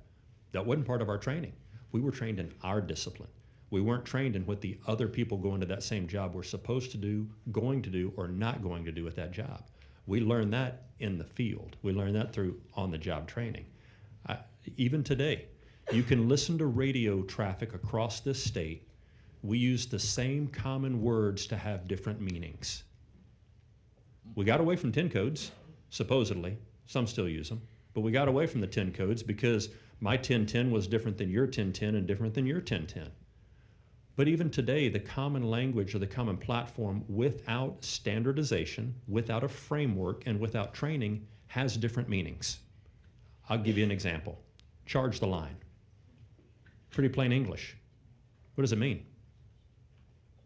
To a firefighter, I'm going to put water in the hose. Charge the line. To a peace officer, I think somebody's getting ready to meet them face to face. To an accountant, I'm asking what index code I'm supposed to use. To an electrician, there's energy coming through the line. Even charge the line. Those 3 simple words have various different meanings to the individuals of the discipline. And only when we standardize the training across disciplines will we have common understanding. If we're going to fund a true interoperability, and listen, I understand SWIC works great with DPS, and I'm like, Senator Perry, I saw some really cool things at the command center going on with that I think we need to implement and bring into other disciplines. But about 89% of our great state is covered by volunteer departments. And they're not going to have the access to that technology or the money to do it. So standing up on interoperability, obviously the carrot's the money. We allow these small departments to buy into technology they'd otherwise never be able to afford, but they have to take the training to know how to use it, Yes, and they have to understand what their counterparts are doing. Would you say that is a correct plan? I would think that would be an ideal model. Thank you, sir. Last thing I just want to talk about, and you hit on it just a little bit, and we deal with this all the time, FEMA. Years ago in the hurricanes in Louisiana, and we saw all the trailer houses. We saw all that. And I know from the disasters I've worked, unless we have $54 million worth of damage coming, is that correct? That is correct. And the $54 million threshold is only for taxpayer-funded infrastructure, correct? That is correct. So anything that can have private insurance or privately owned doesn't count toward the threshold. That is correct. When you're having these meetings with changing how FEMA works, is there a discussion of lowering our $54 million threshold to get us? I know we're a bigger state, and I know we're a bigger economy, and we have more disasters. But is there any discussion of lowering that threshold to somewhere close to where our neighbors are? Just the opposite. The conversation is around increasing that threshold. Okay, that's encouraging. But two, while we say and we know that FEMA that we've seen on TV come to other states isn't coming. And for other other funds that are available, such as FSA, you have to have that FEMA designation to qualify for those things. Is that correct? Yes, sir. So part of your job and part of what your team does, working along with AgriLife and so many others, is making sure we don't screw up the paperwork and get cut out of the designation. That's right. Which brings me to my last point. You know, we have the disaster, we have the response and the cleanup. Are we preparing for the cleanup of the cleanup? When all the volunteers leave and all the materials are left and the locals are there, and there's going to be thousands of cases of water, boxes of clothes, canned goods, stuff that the locals are going to be tasked with figuring out what to do with. I know that's not necessarily TDM, that's more AgriLife. I just want to make sure that somebody is coordinating that effort at the state level to help because the recovery from the recovery is just as challenging in some ways. Yes, sir. And so I don't know if you have an answer to that yet, and maybe that's an AgriLife question for a future hearing. But no, I do, and it is a joint venture between what AgriLife and the DAR agents do and what our volunteer organizations do, and then working with the food banks and some of the other nonprofits to be able to take those resources to offload them from the jurisdiction that has too many of them and needs something to do with them. I mean, it is the third disaster as we talked about: the event, the volunteers, and the donations. Yes, sir. Yes, sir. All right. Well, Chief, once again, thanks. Thank you. We'll be talking a lot more. Thank you. Chief, you know, in Sanslow, I had this brief conversation. I keep reminding people it was a hard lesson after Harvey because I just assumed there is no federal dollars. There may be some down the road. Harvey had an element of this, but contrary to what the general public would think, is there's no state or federal dollars to build houses with minimum exception. Is that a fair statement? Senator, I believe that to be a fair statement. There is nothing that our agency has to do that with. That is correct. And I'm not aware of others. I know as these people are looking out and seeing everything they had, what surprised me is there was literally concrete foundations moved. I've never seen an event where it literally moved the foundation and destroyed that.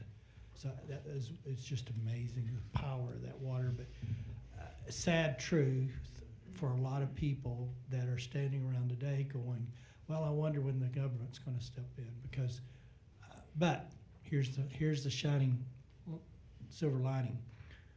There are NGOs that are actually rebuilding homes. Yes, sir. From private donor money. That is smart leverage if there ever is a conversation from a governmental entity to help. But one, I think, had already committed to staying in Sanslow for till August 31st. Now, to Sanslow's credit, you were there. I was there. Representative Darby was there. Within a couple of days, they had a large majority of those homes. There were 1,700 structures. I don't remember how many were homes. Already sheetrocked where the water line was out. The debris was on the street. They had already contracted in pre-advance of the disaster with the debris removal. Gold standard. They're moving the debris out as we speak, and the NGOs that are committed to stay there and help rebuild homes are really starting probably months ahead of what most communities would do. So, but that just goes to show the goodness of people that shows up. But I just put that out there because I think that's a shock to a lot of people, and throw it out there. So thank you for your service. Appreciate you being here. Actually, we cut it off 30 minutes before I thought we'd get through with you. So you've had a good day. I had a great day. Thank you all for your help. Appreciate you. All right, Chair calls up next panel. Colonel Freeman Martin, Texas Department of Public Safety. Colonel Ron Vanderost with Texas Parks and Wildlife Department. Carl Johnson with the Texas Department of Transportation, and Connie Corona with the Public Utility Commission of Texas. So Colonel Martin, Colonel Vanderost, Roost, Carl Johnson, and Connie Corona.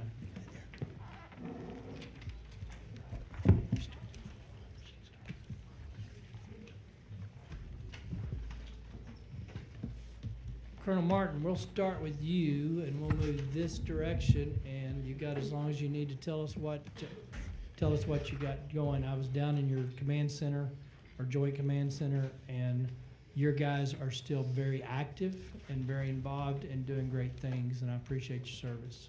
As do I. I was there Monday as well, and it's an impressive operation. And one of the things I hope you're going to address, when I was talking to your team in there, and they were showing all the modeling that you're doing, showing how the water came down and where the search trail is, 122 river miles. I would like to, I know we can't do it while you still have an active investigation, but I hope you can make some of that modeling available to the committee as we go forward. It tells it really lays it out about what your challenges have been and what started it. And before you get started, I want to tell the members, and again, I didn't think in these terms, but they know where someone was prior to losing them. And I think, yeah, as of that day, the furthest one that had been found was 18 or 19 miles from that location. But the aspect I thought that they presented was, we want to be able to tell people where their loved one was, and they've got that mapped on the graph. So it's pretty. It's impressive. For memorial purposes, for grieving purposes, but they could tell you where every one of the 135 folks were located and from where they started from. Interesting technology, great platform. I'm going to go ahead and say it. I don't normally name people just because I should name everybody if I name one, but Miller, your guy on the ground there, was phenomenal resource.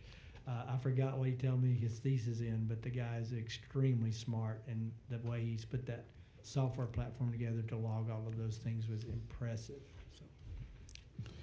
Chairman, members, Chairman, Freeman Martin with the Texas Department of Public Safety. I can tell you that I have been the colonel of DPS for about 8 months, and been with the agency 35 years, and I have never been more proud to work with the men and women of the Department of Public Safety.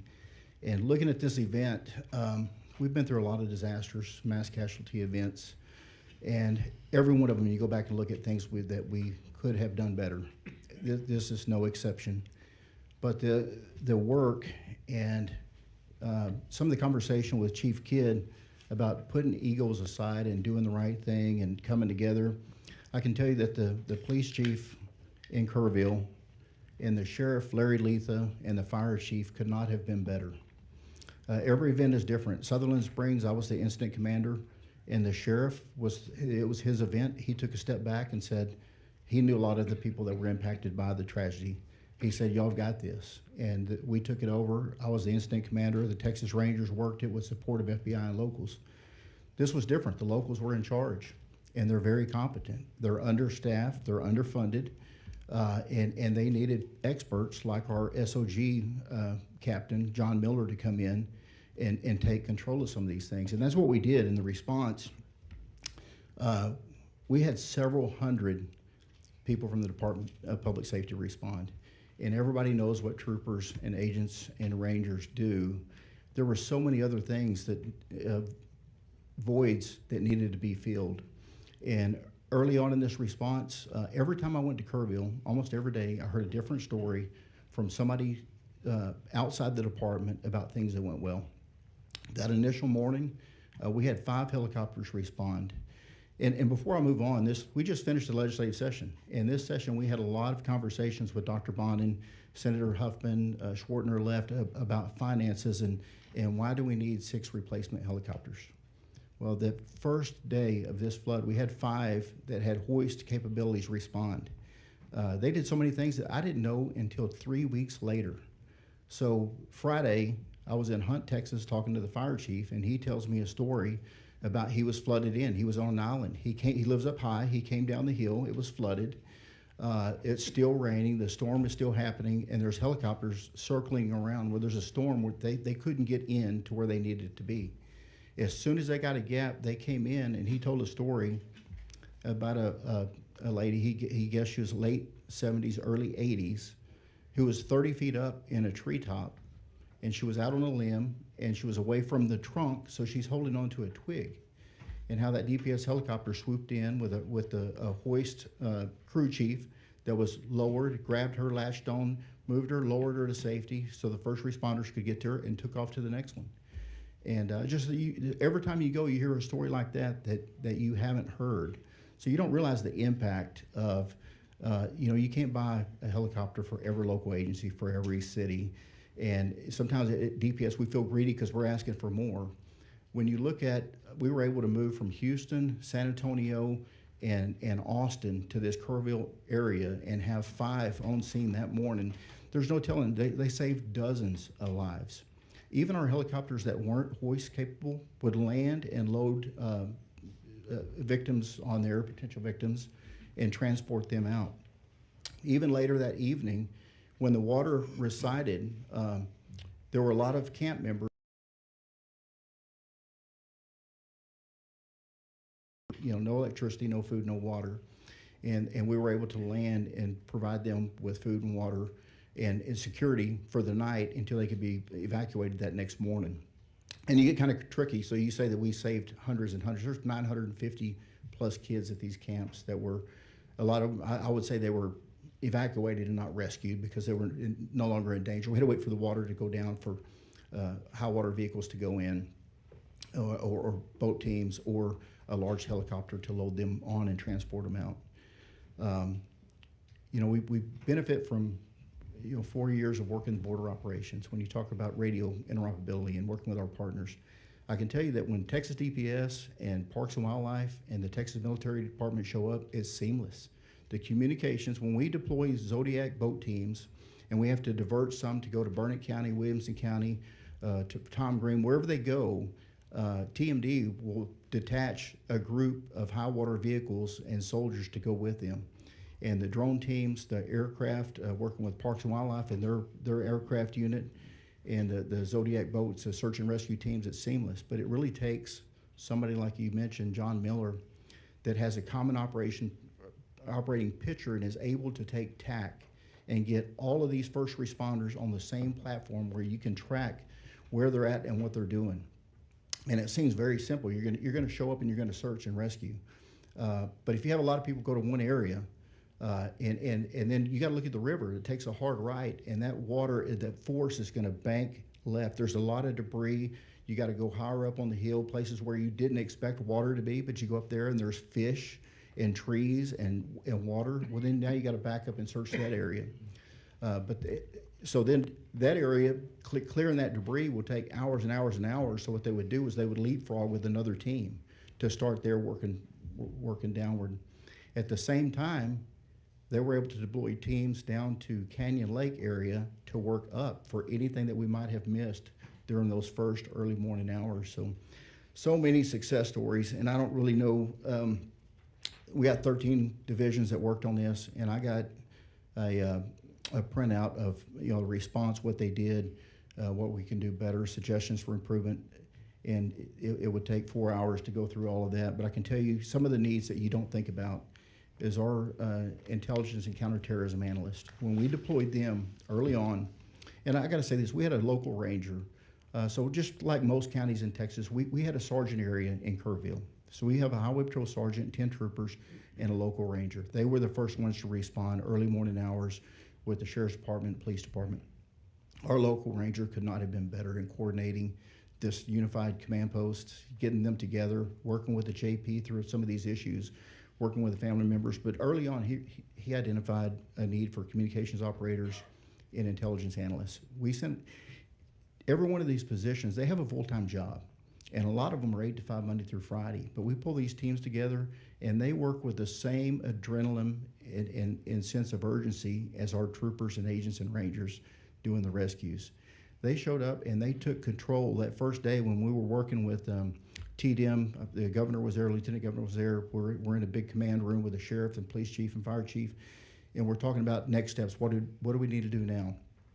And we were just bombarded with calls of missing persons. We set up a reunification center for the known children that were alive and well, that we just need to reunite them with their families. We set up a separate center for those that were unknown that we were searching for, so we didn't commingle families and and some get to sit there and see others reunited when they're, sitting on the edge of their seat. And we set up a couple of phone numbers. One for people that if you suspect somebody in your family, a loved one, a family friend, whatever, is missing, that you could call this line. Real quickly, that number grew to over 800. It was overwhelming for the Kerrville Police Department that was managing that. We brought in this team, and they were able to work through that list, and some really smart analysts that have access to every database that there is made to law enforcement. And with that was some local investigators from the Sheriff's Department, Police Department, and Texas Rangers that could make decisions on these. And what we found real quickly with these really smart analysts was go through and deconflict. A lot of people were on the list multiple times. All the information that was recorded in the initial phone call, some of those were questionable. They were at the river. Well, they would call back, what river were they at? It turns out they were in New Braunfels or Fredericksburg and not even at the river in Kerrville. Others were reported missing, entire families. Well, then they showed up the next day and nobody bothered to call back to the missing person hotline. So they continually worked this list, and we got it down to, I believe, 161 before one of the press conferences, and we released that number, and it was really a shock and awe to the public. That number was 800 plus, and it's just as the list got smaller, it got harder and harder and harder. Some people didn't use cell phones. Some people don't answer when they get a call from a number they don't recognize. We had to send troopers to knock on doors. Some were out of state. And a lot of these local police officers, Sheriff's Department, or state police from Arkansas, wherever they knock on the door and the family is home and alive and well. So we were able to get that down to, I believe, 16 very quickly. And then other issues that we had in this was the identifying some of the deceased after a few days. So a lot of the deceased were on the missing person list, and that number stayed at, I think, 16 for a while before we were able to get it down. I'm happy to report this morning it's down to 2. There was an adult female that was recovered yesterday, positively identified, and so now we have one child from Mystic, Camp Mystic, and we have one adult male. I mentioned the identifying the deceased. We ran into a lot of issues, and we've been through this multiple times. We learned after the first couple of days, the sheriff called and needed some help with the families. We embedded a Texas Ranger with the families and one of our public information officers, a PIO, and that was the best thing we could have ever done. I got more positive feedback from them for doing that than anything else. But the Texas Rangers were able to identify 116 deceased in a 2-week period. That's really unheard of, but identify bodies on cold cases.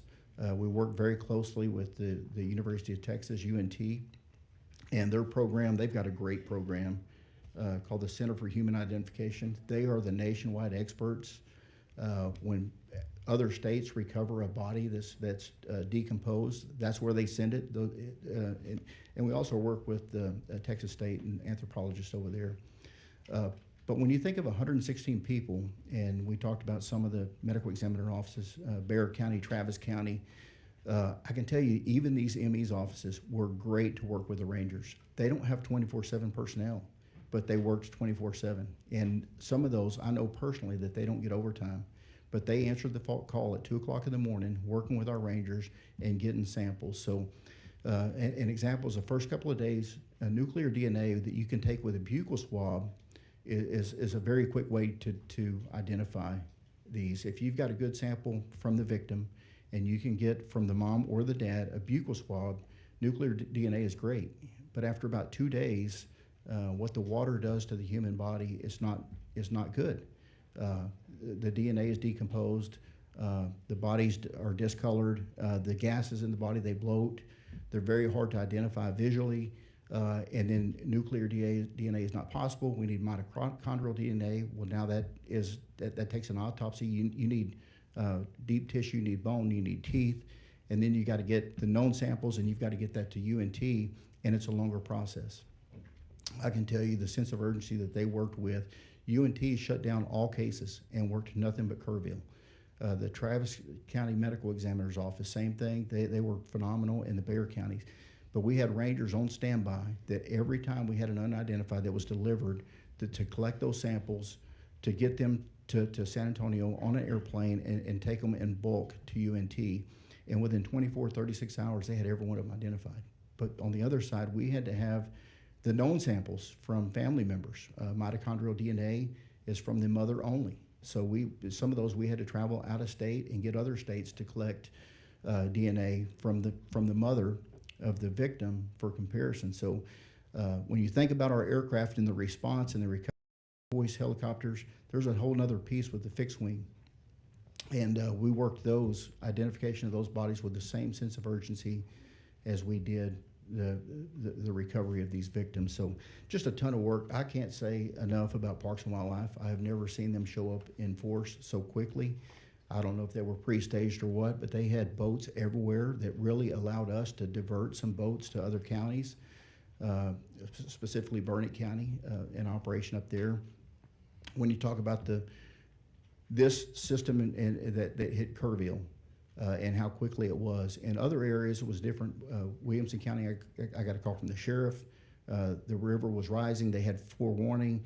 They needed some help from troopers. They evacuated neighborhoods, and it worked exceptional. I believe they had one house was swept away, and they had three. They lost three. They had 3 victims out of that storm.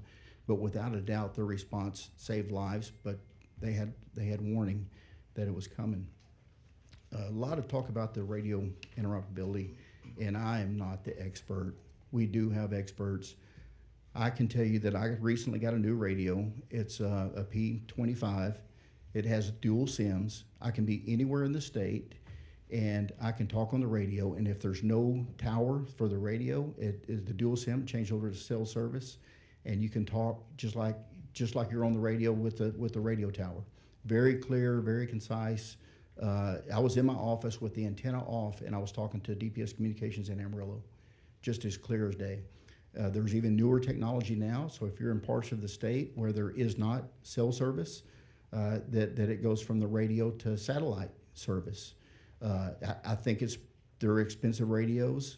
I know the governor has a grant program. I think it's underfunded, but if there was some way to require, and y'all touched on all the talking points earlier, you not just have the technology, you got to know how to use it. You got to go, law enforcement, we're the worst, give me a new radio and I can talk on one channel, but I'm deployed to another part of the state. Somebody's got to tell me how to use it. But DPS is fair. There's nowhere in the state that we can't talk to our local partners. I think even in Kerrville, they just changed from one system. They went to a Gator trunk system recently, and we were able with our new radios to do a plug-in to where we switched over. So it doesn't matter if they're on an analog, a digital, or a digital trunk or a mixed mode. Our radios are compatible where we can program them to that area. In the border operations for the last 4 years, we can communicate with the locals, the feds, and all the state agencies with no issues. So it's doable. I think it's expensive, and I think we have some experts that can work with doable. But there's like I said, I'm not the expert with that. Chairman, I hit on a lot of things. There's a lot of things that went very well. There's a lot of resources that we deployed that will never get credit. They don't want credit. We worked in support of the locals. I can't say enough about them and their professionalism, welcoming us with open arms. Everything we did, we bring the Army. When something like this happens, we bring the resources. We had several hundred DPS employees there just the next day. And some of the stuff that, in addition to the search, the rescue, the recovery, we escorted, we blocked roadways, we set up the command and control, media and communications, technical support, liaison with the families, the victim identification, and even today, I think we have 300 plus DPS employees assigned to the Kerrville. We'll continue to work with family members and some things I don't want to talk about in a public hearing, but they had needs beyond. I mean, there's funeral services going on and things today that we're assisting these family members with.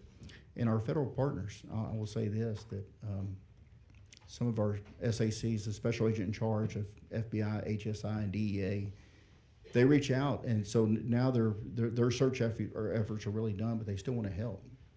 And they find out, we have some security concerns in certain areas, and they are overwhelmingly supportive in sending their FBI agents to fill a gap so we can pull off CID agents or troopers to do something different. So a lot of things went very well. There's things that we can, looking at some of the recommendations for improvement, there's many things that we can do that don't take funding from this legislature.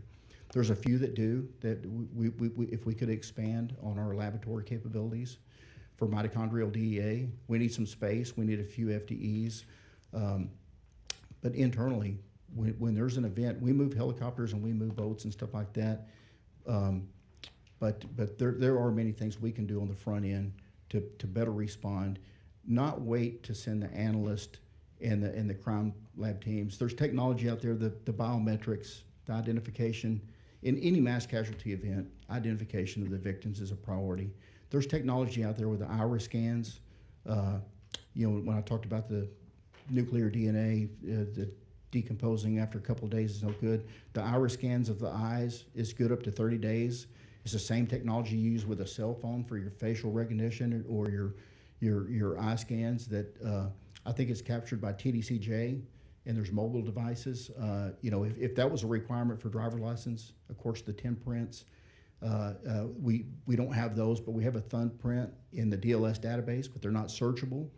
We were able to work with some software to identify 35 counties where most of these victims were from, and rather than having to do a one-to-one comparison, so if you think this is a certain person, you can download their DLS file and get that thumbprint and try to do a comparison. If it's early on, later on with the slippage and stuff, that's not possible. But we were able to spinning up some of this new technology where it's searchable from one to many rather than a one-to-one comparison. And we even flew our crime lab specialist from Austin to Houston to a funeral home for a couple of them. We had some issues with the death certificate with the Justice of the Peace. He would not sign off and wanted additional confirmation. And we flew a team up there, and they were able to get that thumbprint. We had a good idea of it was one of 20 people, and we're able to compare doing a one-to-one with each one of those and get them identified. But there's technology. If you're a criminal, it's easy. If you've been in TDCJ and you have the iris scan, or if you have the 10 prints on file, you can run them through APHIS is what we used to call it. I think it's called something different now, but you can search 1 to millions and get them identified. But if it's a kid or if it's somebody that is not a criminal, all we have is a thumbprint, or we have to do the DNA process. So moving forward, we do have some recommendations that we would propose. At the end of the day, we're going to implement what you pass. We're going to work with what you provide us. And all I can tell you is that y'all have provided us with much. This last session with the additional commissioned FTEs, like I said, we don't have anybody sitting around waiting to be deployed. They're already working. One thing that worked well in this incident was this was a holiday weekend, Operation Motorside. We don't have days off in DPS on holidays. So everybody was working anyway. We just gutted certain parts of the state for support, and we leave minimum staffing in these other areas. That's why it's so important for us to be properly staffed, so we don't make West Texas less safe when we pull a bunch of troopers, agents, and rangers out and deploy them to a different part of the state for a month or 2 months or 6 months or to the border for 4 years. That maintaining our staffing levels are critical. Maintaining our aircraft is critical, and then the expertise with these intelligence analysts or special operation guys, and then our troopers are always the first there. They're the first one to block a roadway while we're getting TxDOT en route, so we don't have somebody drive into that. And that was several of our casualties in this incident was exactly that, especially in Burnett County where a fire chief drove into the water.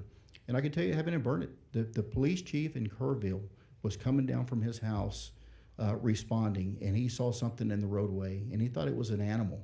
He hits the brakes, he gets out trying to figure out what it was. It was the water. He was trapped. If he had drawn into that water, he'd have been washed away.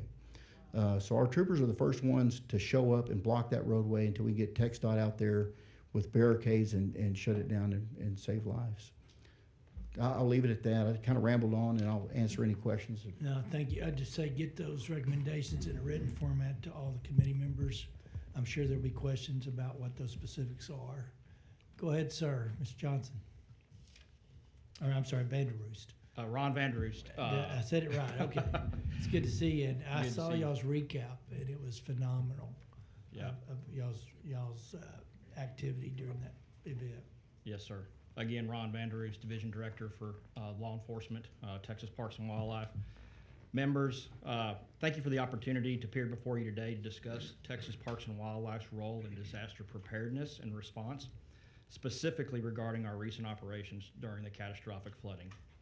I'll offer a few recommendations to further strengthen our ability to respond effectively to future natural disasters.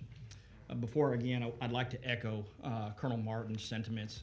I've been working natural disasters in the state of Texas for 25 years, and I've responded to every single one. And I will tell you this, the heroism from the first responders that occurred in this event was second to none. Second to none.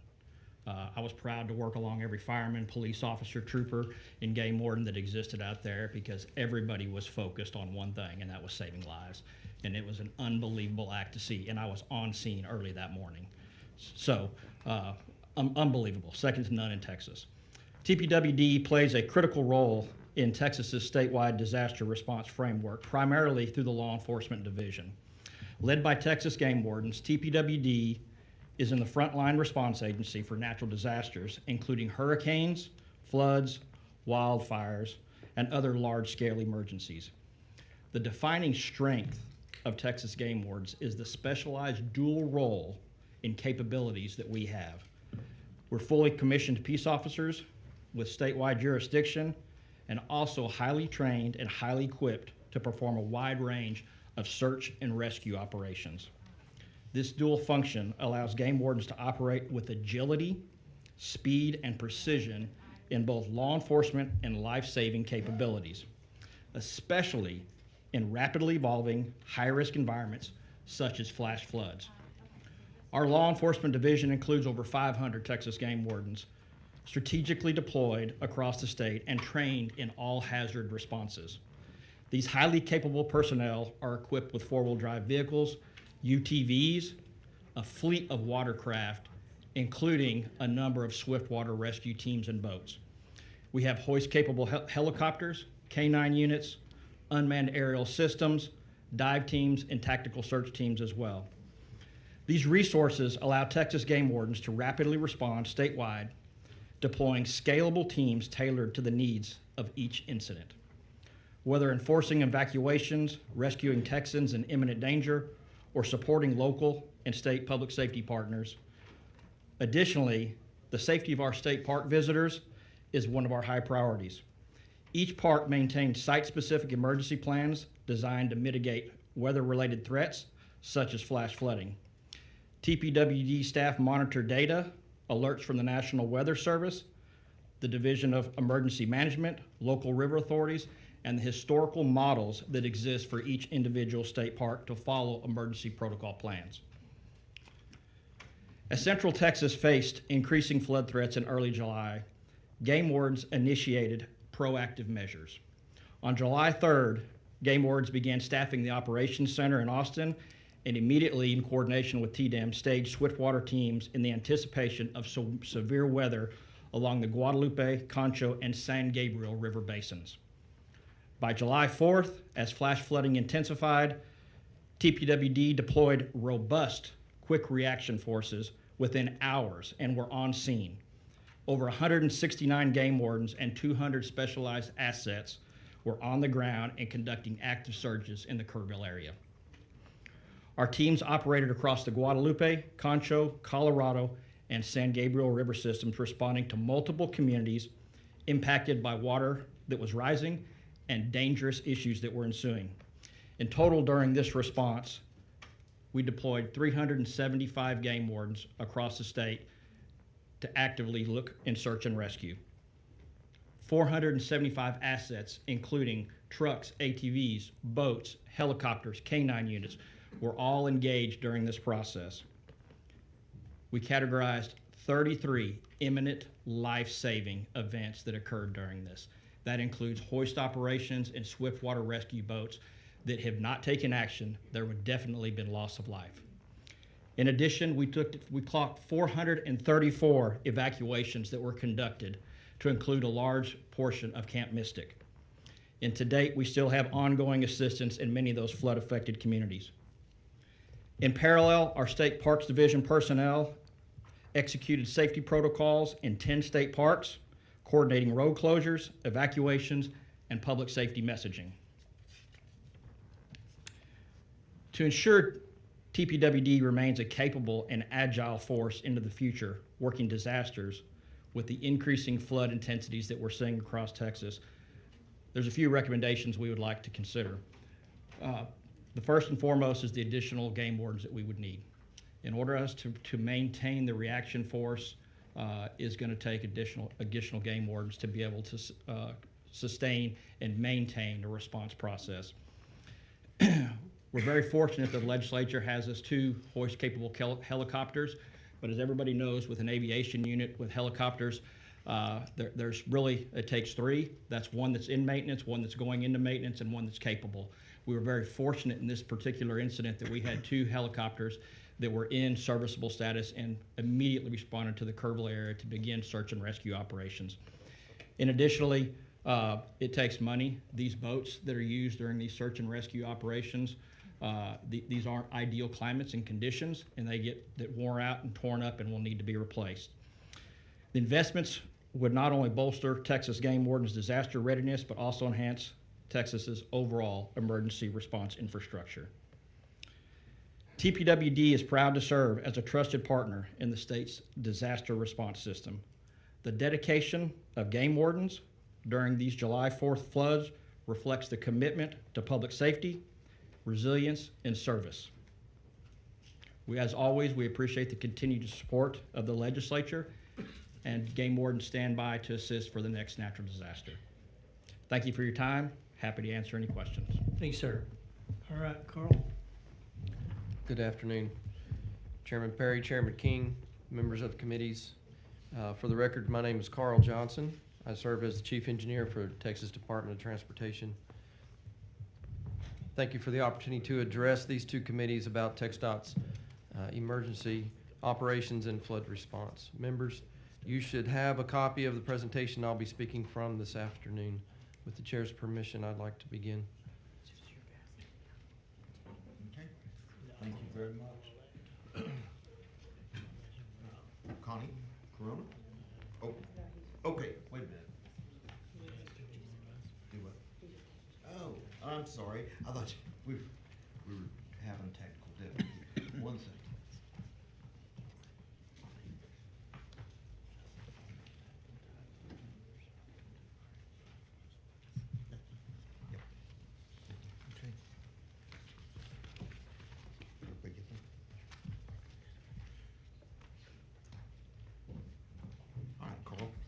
I think everybody's.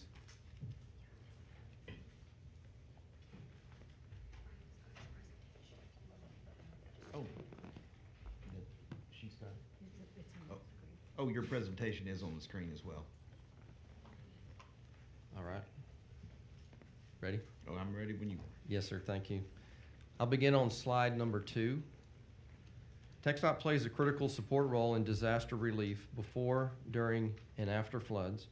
Our operations involve assessing road conditions, clearing debris, repairing damaged infrastructure, providing detour information to the public, and providing emergency communications through dynamic message signs and media. TxDOT's #1 priority is enhancing public safety. To address this goal, we must prepare and maintain infrastructure before, during, and after flood events. On slide 3, I highlight some of TxDOT's operations before and during floods. TxDOT monitors weather conditions, low water crossings, and at-risk state roads. We also post warnings and detours using mobile road signs and dynamic message signs, and we work with local media regarding communication.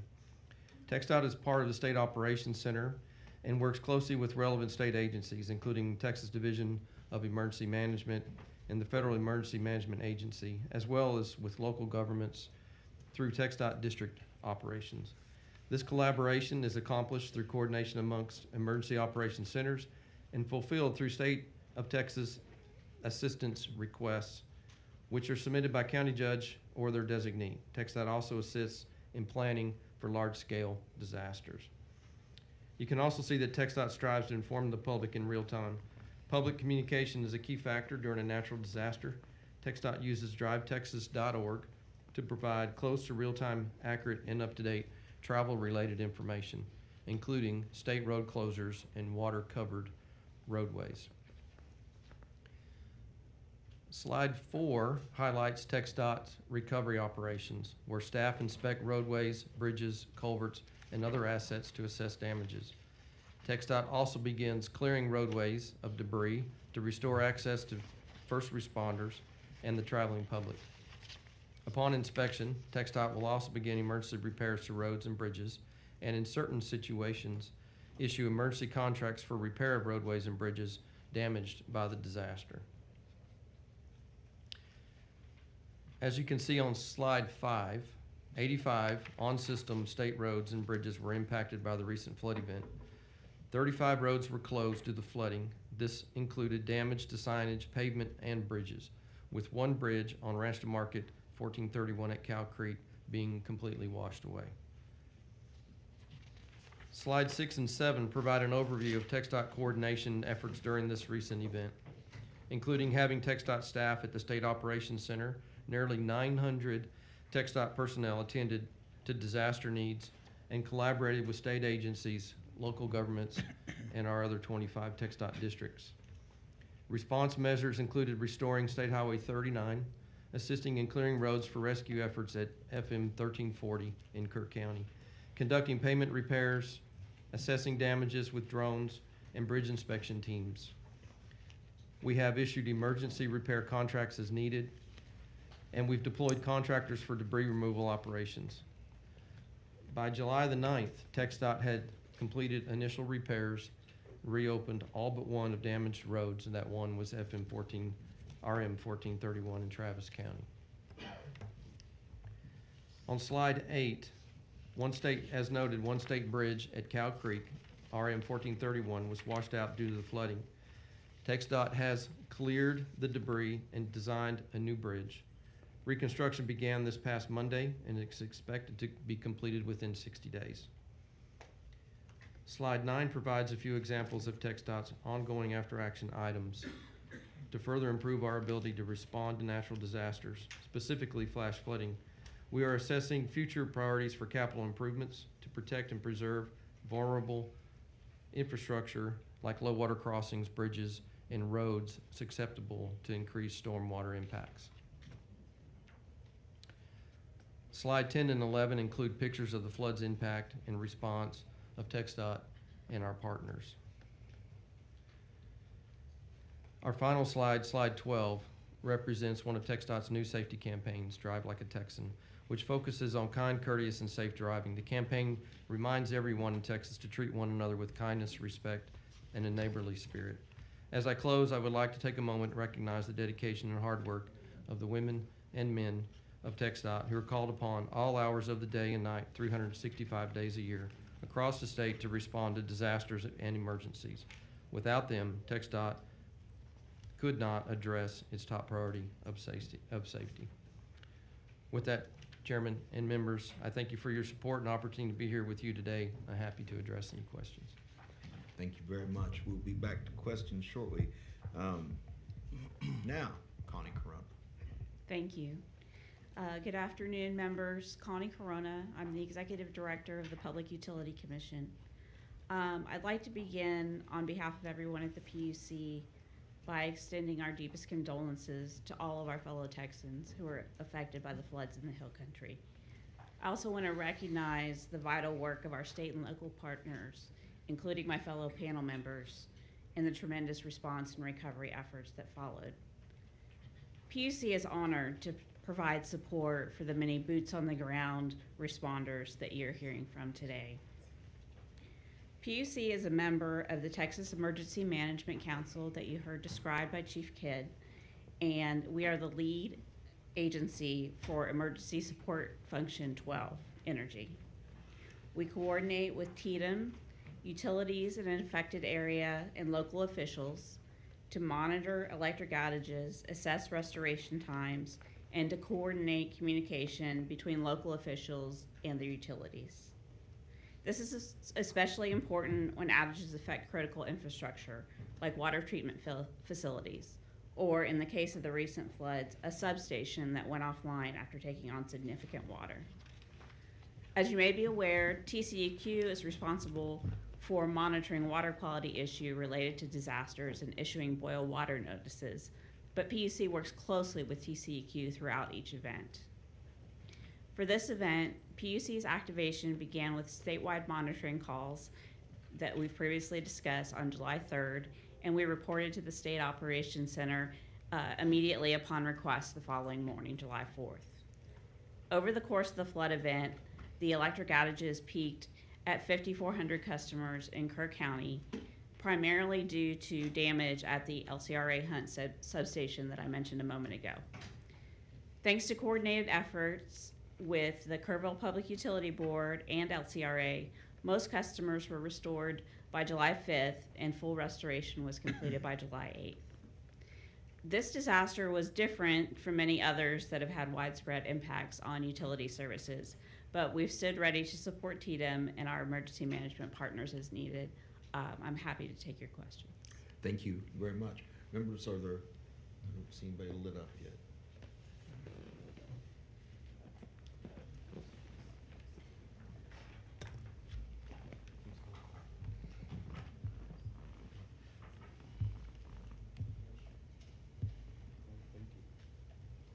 Senator Flores. Thank you very much. I guess I'm my chair right now, Yes, so sir. I'm what? Well, then I need to recognize someone else instead of myself. Well, you're in the chair, but I think we'll move to Representative Johnson. That'll work. Thank you, Chairman King.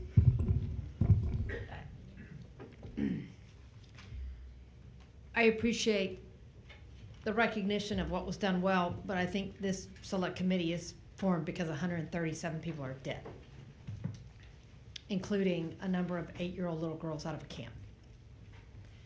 And while I don't think anybody wants to point fingers, I do think we want the most honest assessment of what went wrong.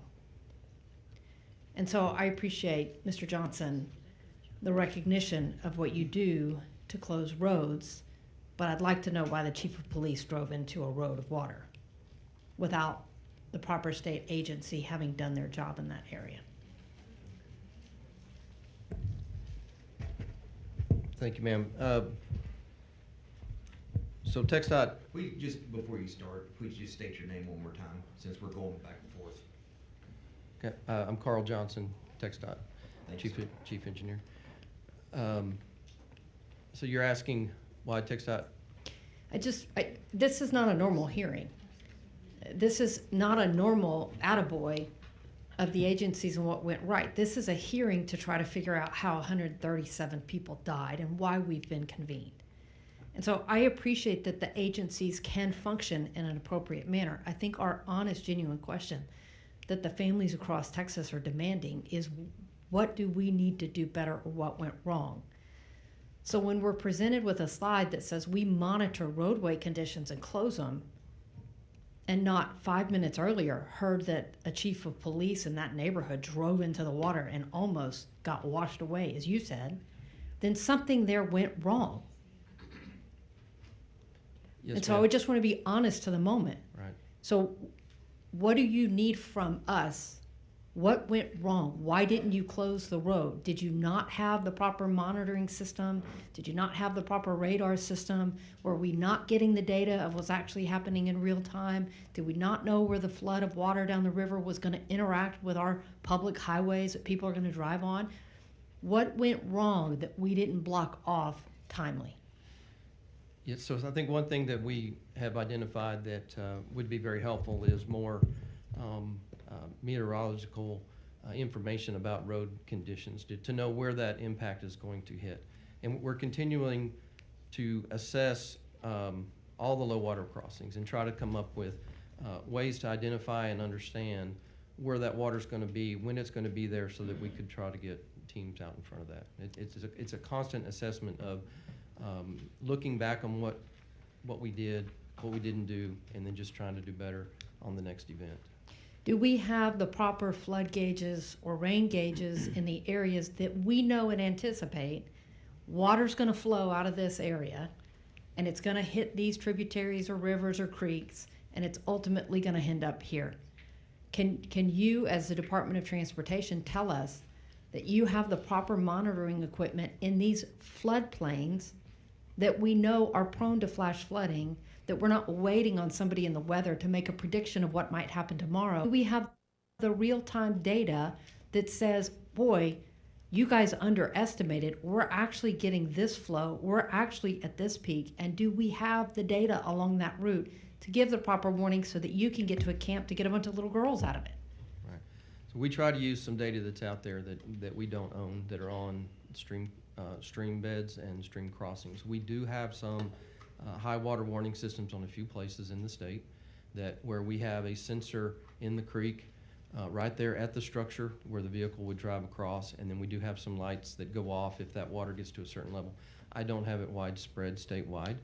That is a program that we are looking to expand and try to make our footprint bigger, trying to utilize stream gauges that are out there that others have provided is something that we try to do and are looking into more so that we can do what you're asking. I think your point is very valid, and that is something that we are working on, yes. I hope you can give us the most genuine and honest assessment of where you need what clearly we did not have in this moment from any of these agencies.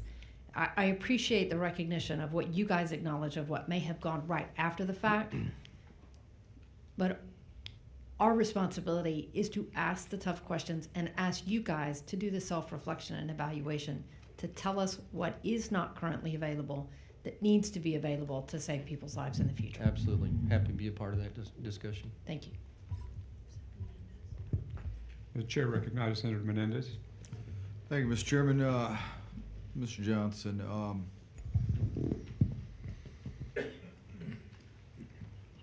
so under my understanding is that TxDOT's post-emergency response includes your responsibility to assess damage, remove, clean up debris.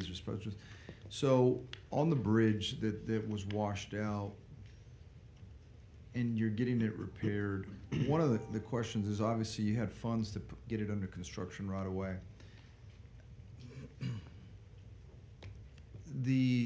Just to follow up on Representative Johnson's concern, if you had the funds for that, what would keep us from funding those stream water gauges? Because in these low water crossings that are in rural Texas, because in urban Texas, I mean, most of the time it's a police officer comes up and we know where the low water crossings are, and they'll put the lights out until a crew comes out, Public Works, and puts out barriers or something. What's the cost? Do you know what the cost is for these stream gauges that can operate independently with some barriers that can come down on their own and so? So the cost varies. $10,000 to $20,000 is a setup, and that would be a setup would be either just lights that blink or a gate that might come down.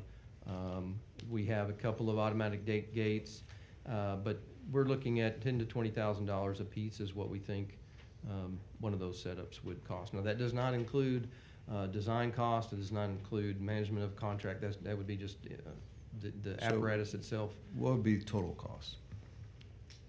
Approximate range. $30,000. $30,000. Yes, sir. Approximately. How many of these low water crossings do you think you have in this flood alley that we've talked about? Well, so we have over 1,300 statewide, almost 1,400 Right. statewide. In the Central Texas region, which would be 4 of our districts, we have approximately 420. So I believe I do have that number. So in the 4 districts of the Austin District, Brownwood District, San Angelo, and San Antonio District, we're at 420 low water crossings. Now, if I was to say if Of I the would just- 420, how many would you consider rural? I would say majority of them are rural. So 400 of them? Yes, sir. Because you said San Antonio. I didn't think San Antonio, I wouldn't consider You're that right. rural. Yes, sir. So I have 80 in San Antonio alone. So we subtract 80 from the 420, so, okay, let's just start with that, get round numbers, 340 times 30,000. So we're looking at about 10.2 million? Yes, sir. 10 to 12 million is what. Okay, to get them all covered. How much is the reconstruction of that bridge gonna cost y'all? $4 million, I believe, is our estimate currently. All right. Are there any safety funds that TxDOT has in order to, I would assume you have a safety fund for vehicular safety, to improve safety for Texans, that sort of thing? We have a category for safety, yes, sir. That's correct. Are there funds in that? Yes, sir. We have maintenance funds, and we also have category safety funds as well. Yes, sir. Do you have that a number on hand, or is that something you could get back with us? I could get back to you with All that, right, sir. let us know, because I think we just need to do everything we can to prevent the loss of life. I appreciate your testimony today, and thank you for answering my questions. Thank you, Mr. sir. Chairman. Yes, sir. Chair recognizes Representative Martinez. Thank you, Mr. Chairman. I'm going to direct my questions to Mr. Johnson as well. And, you know, Senator Perry mentioned something earlier about the best mitigation plan is prevention. And I'm going to follow up on what my esteemed colleague, Representative Johnson, touched on as well. You know, you had mentioned that TxDOT works on assessing situations with transportation before, during, and after the risks on state roads. And then you also mentioned that it evaluates future projects to address stormwater impact. Then you also said you're working on ways to identify and understand what will impact the next event. Well, let me share a situation with you and a couple scenarios. 2018 in the Rio Grande Valley, we had a major flooding event. People couldn't get on or off the expressway. All the frontage roads are flooded. Had an auto pedestrian, a gentleman hit by a car. The ambulance couldn't get to him because there was no way for that ambulance to get up on the expressway. We had to get a high-profile vehicle in order to make contact with the gentleman and transport him to the hospital. Within a year, 2019, another major event in flooding in the Rio Grande Valley. All the frontage roads, once again, were flooded. Nobody could get on, nobody could get off. How do you evacuate, especially in emergency? You can't. 2020, Hurricane Hannah. Once again, nobody could evacuate. All the frontage roads were flooded. Businesses along the frontage roads were closed, and many people lost their businesses. Many people lost their homes. Now, as recent as 4 months ago, March 2025, another major flooding event in the Rio Grande Valley, all along the frontage roads. Once again, nobody could get on or off. Nobody could evacuate. Many people lost their vehicles. Some were swept away. Luckily, there wasn't any loss of life. It's been 8 years, and this hasn't been addressed. And I'm wondering why. You know, you come up and you talk about doing your assessment before, during, and after, but how come this hasn't been addressed?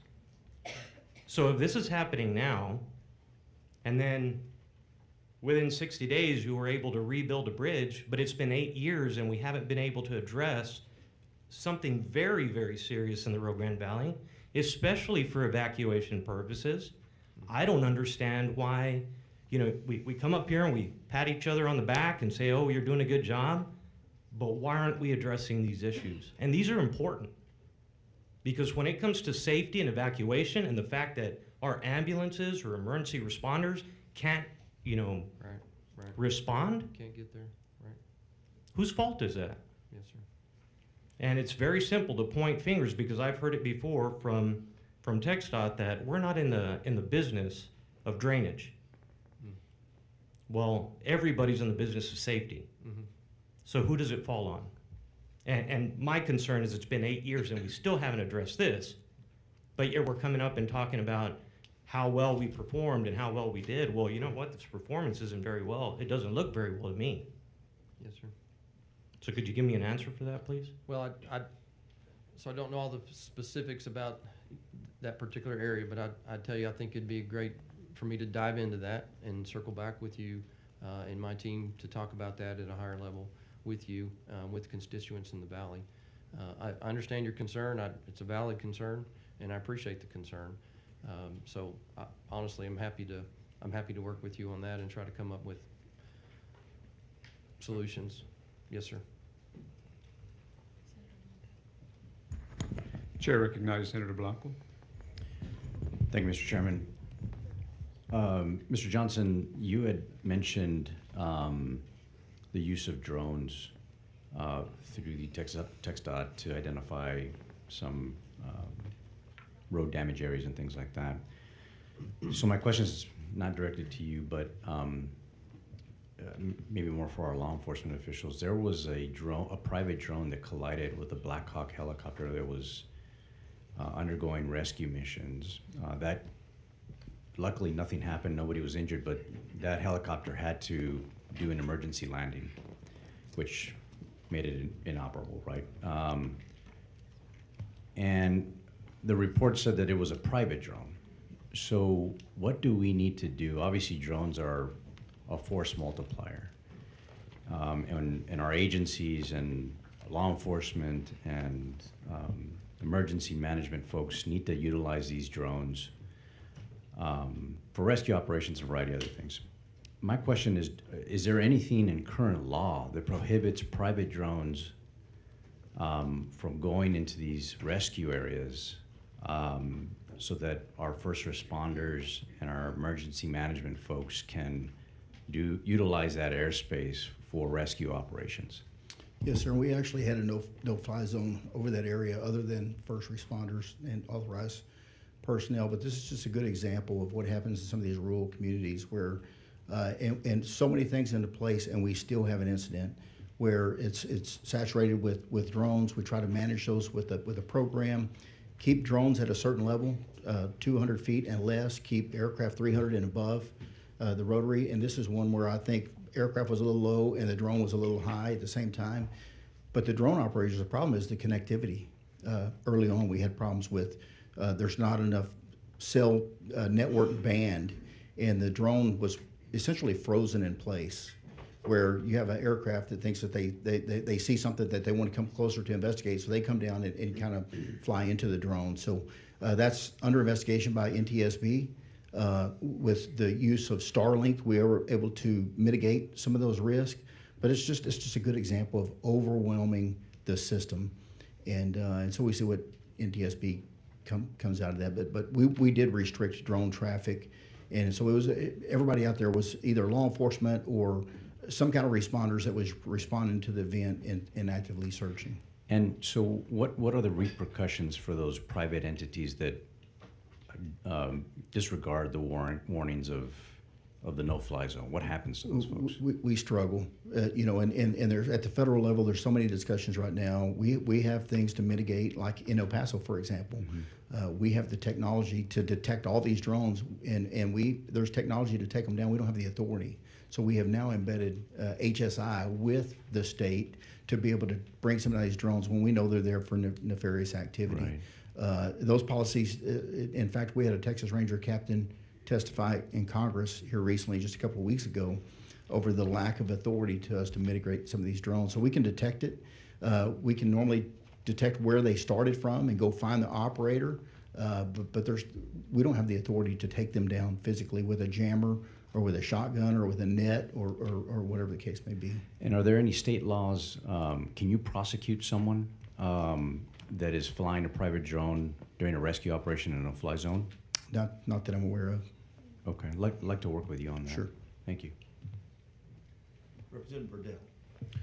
Thank you, Chairman. I've got a few questions. And then first, I want to say, Colonel Martin, Colonel Vanderroos, y'all were at the EOC every day. Y'all had teams that were doing amazing work out there. And so I just want to make sure y'all get credit for what your teams did and your leadership. So first question I want to ask, which could be to all four of y'all, is people have become desensitized to flash flood warnings or alerts on their phone over time.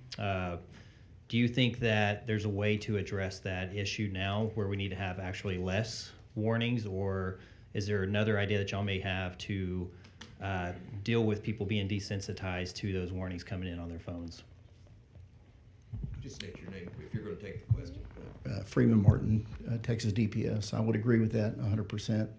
In fact, we're working on a public awareness campaign as we speak for the 90th anniversary of DPS, educating people and reminding them to turn their alerts on, to look for amber alerts, to be cognizant of these alerts. But I do agree that there's especially weather alerts, and I'll back up just for a minute. There's nobody up here bragging about we're working with the families every day, so we realize the magnitude of what happened, and but we're talking about what we did, the response, suggestions for improvement moving forward. And I'm not sure if anybody up here is. There are experts that with technology, early warning devices for rivers, water PSI gets a certain level that sirens go off. That's not us. And in defense of TxDOT, as far as the flooding, normally DPS or our local law enforcement are the first responders to identify. We know what the low water crossings are. We get heavy rains. Troopers go out and they know to look to close this area. This was nothing I've ever seen before. And talking to the police chief, I'm not sure where he lives, a private road. He lives up on a mountain. And he was coming down the mountain, and it was up. He's never seen anything like this in his life. So that was early morning, 3 o'clock in the morning. I don't think there's any way that TxDOT would have known about that to close the road, and they were all flooded. So I know that morning when I got to Kerrville, Texas DPS had roads blocked everywhere.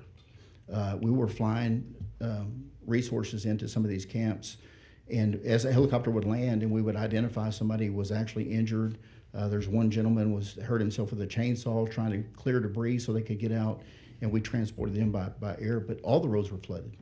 It was I don't know if they had ever seen anything, that private roads and things that TxDOT are not responsible for.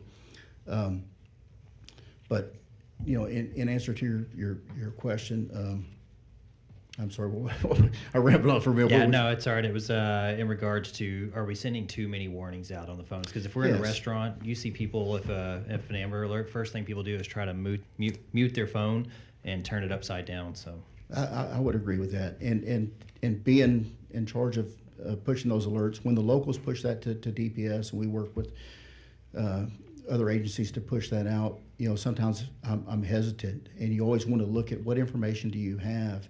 And if there was a way we could regionalize that to the area affected, but many times you don't know. If a kid's abducted and they're in a vehicle and 2 hours have passed by, you look at the radius of where they could have traveled in 2 hours. Yeah. It's a large area, and the decision's made to push that out. And we normally do that in response to a local request, but there are a lot, and I think people are sensitized. I have friends that turn those off. Yes, Mine's going off when we're in a restaurant, and theirs do not, because they have them silent. So yeah, I don't know what the answer to that is, but I agree with you. I appreciate it. The next question is, on July 4th, going into that next July 5th, I was out there till probably about 3, trying to talk to first responders. And one of the things that came up, we had some city PD from different areas that were there, and they had, I won't say the name of the radio, but they had a radio that has a touchpad on it, and they weren't able to communicate with that. Did y'all have any comms issues inside of your agency because of that? No cell service or whatnot out there? We did early on. Our troopers with a newer radio, we were able to mitigate that pretty quick with, we have the newer radios that have the technology, and we had to build a plug-in to be able to communicate with the Sheriff's Department. Like I said, I believe they just recently went to a new system. So in a very short period of time, we were able to mitigate that. There's so many different systems out there, as Chief Kidd was talking about, and some of those, the lower end radios are not compatible. Yeah. So we deployed some comms teams with some trailers, some radios, to mesh those systems, and some of them we just have to issue radios. Did some of the cell services companies that came in, did they help you with that? They did. Okay. Absolutely. FirstNet. Yes, sir. Showing up. Yes, sir. I appreciate it. Next question, sir, is for you, TxDOT. I was in a meeting recently where they had mentioned that TxDOT has played a lesser role in road closures during flooding, flash flood.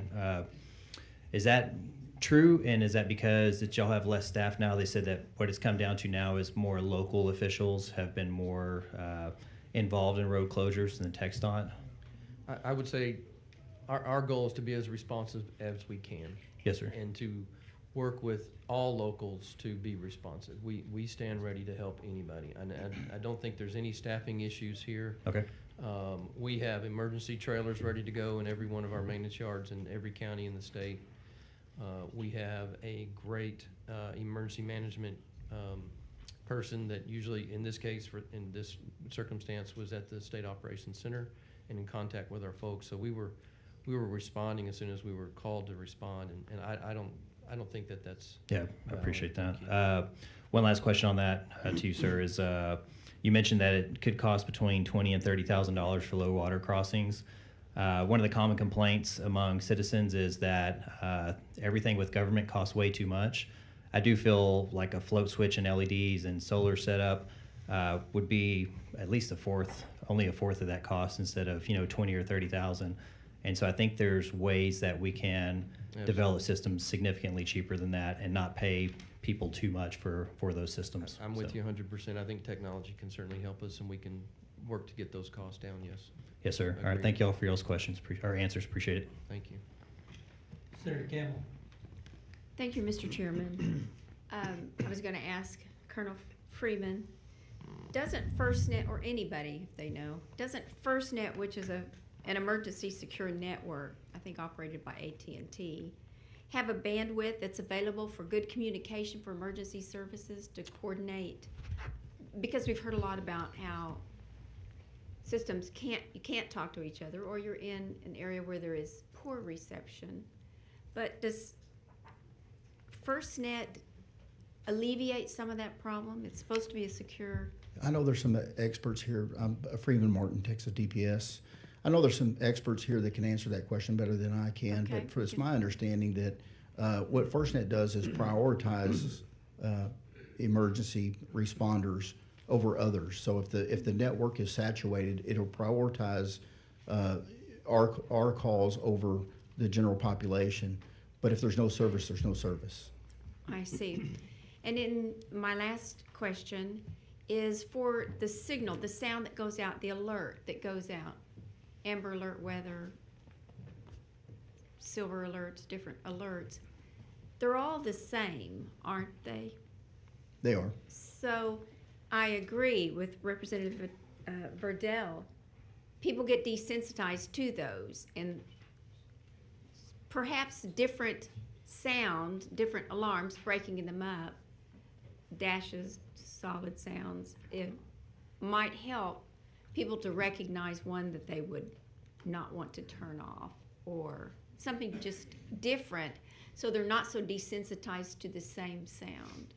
Senator, I would agree. If a different sound, something they're not used to, maybe they would take the time to look at their phone and actually read it. Who sets that sound, that tone? We push it out to the media, and then they push it out. So I'm not really, to tell you the truth, I don't know who would have the authority or ability to change that. Okay. But we can definitely look into that. Thank you very much. Thank you, Mr. Chairman. Senator Flores. Thank you, Mr. Chairman. Well, I just have to be able to say that on behalf of my constituents, and that your very timely, professional, effective, compassionate response to serve our people, an example of how especially our game wardens and our troopers work seamlessly, and the interoperability is solved. It's an example of what we're talking about, I guess, what we would like to have expanded statewide with across the board. Would you agree with that statement? Absolutely, I would. So I guess I'm going to ask the same question I asked Chief Nim Kidd, especially to both of the colonels. You haven't done your after action report yet, or you're working on it, I know you are. Just at the top, just the top 2 lessons learned going forward, what would you say those are? I'll start off. Freeman Martin, Texas DPS. I think the Texas legislature addressed some of these, the last session, that September 1st we will have funding for helicopter replacements. The cold case ask that we had last time was partially funded, but a big portion of that has to do with the crime labs and DNA dealing with cold cases. And that's some of the same technology that we're trying to expand. And so they can work cold cases, and then when there's a mass casualty event, they can be diverted, and we can have multiple crime labs doing what UNT does with this mitochondrial DNA. Beyond that, internally, there's always things we could do better, but the identification of these unidentified victims is huge for us. So anything we could do with biometrics and new technology, using the DLS database to be able to search, iris scans or fingerprint technology and stuff like that, those are going to be some of our recommendations to the body. Colonel Vanderus, what would you say? Yeah, Ron Vanderus, Colonel, Texas Game Wardens. Senator, to your point, I think, obviously each one of these disasters is a little bit different each time. I know in particular one thing, and Chief Kidd may have talked about it, it kind of circles into the communication, the organized chaos, if you will, initially. I know as one of the first responding agencies with a large group of people, one of the things that became very difficult, and we've seen this in other instances, is you have qualified responders on scene, but you have a gap between who needs the help and where does that help need to get, and how do you get those people to it. And so, that's a bridge that needs to be addressed and figured out how when a situation occurs and in the first 10, 12 hours or even sooner, when you get people on scene, how do you get the help to the right people and not waste time? And so, for instance, sometimes the 911 calls would get clogged up, as you mentioned, circled through the systems, and how does that happen, and how does that 911 call get to an overwhelmed first responder group, whether that be a local police department or sheriff's department. It takes time to spin that up, and I think that would be one mechanism I think that would be definitely need to see some improvement on.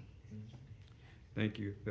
Mr. Johnson, just in following up with the conversation we had about the low water crossings and the technology to be able to warn, I mean, your agency, and especially the locals, but state managed roads that are low water crossings that historically will flood with X amount of rainfall.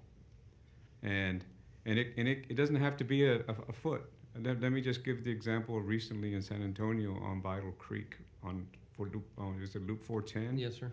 13 people sitting there to go drown there at Vital Creek. That's just an example. This is a precursor to the 4th of July. But those types of crossings exist in low water areas that are going to do that. Vital Creek's going to do that with 3 inches of rain in San Antonio, in the middle of the city, and we're also talking about what happens in our rural areas on roads. So it's technology. What do you think you can do?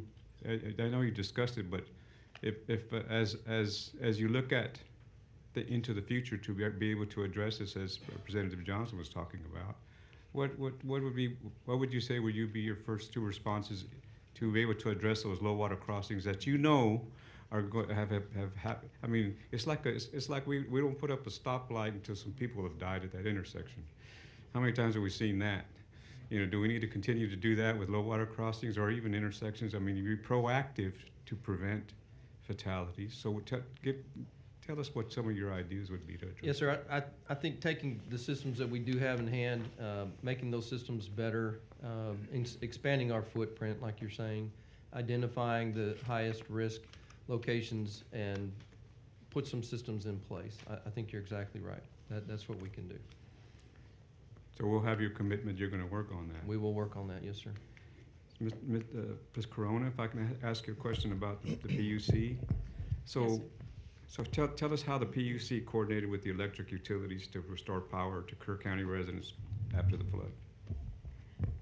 So our role in the State Operations Center is to ensure that the utility is able to communicate not only just to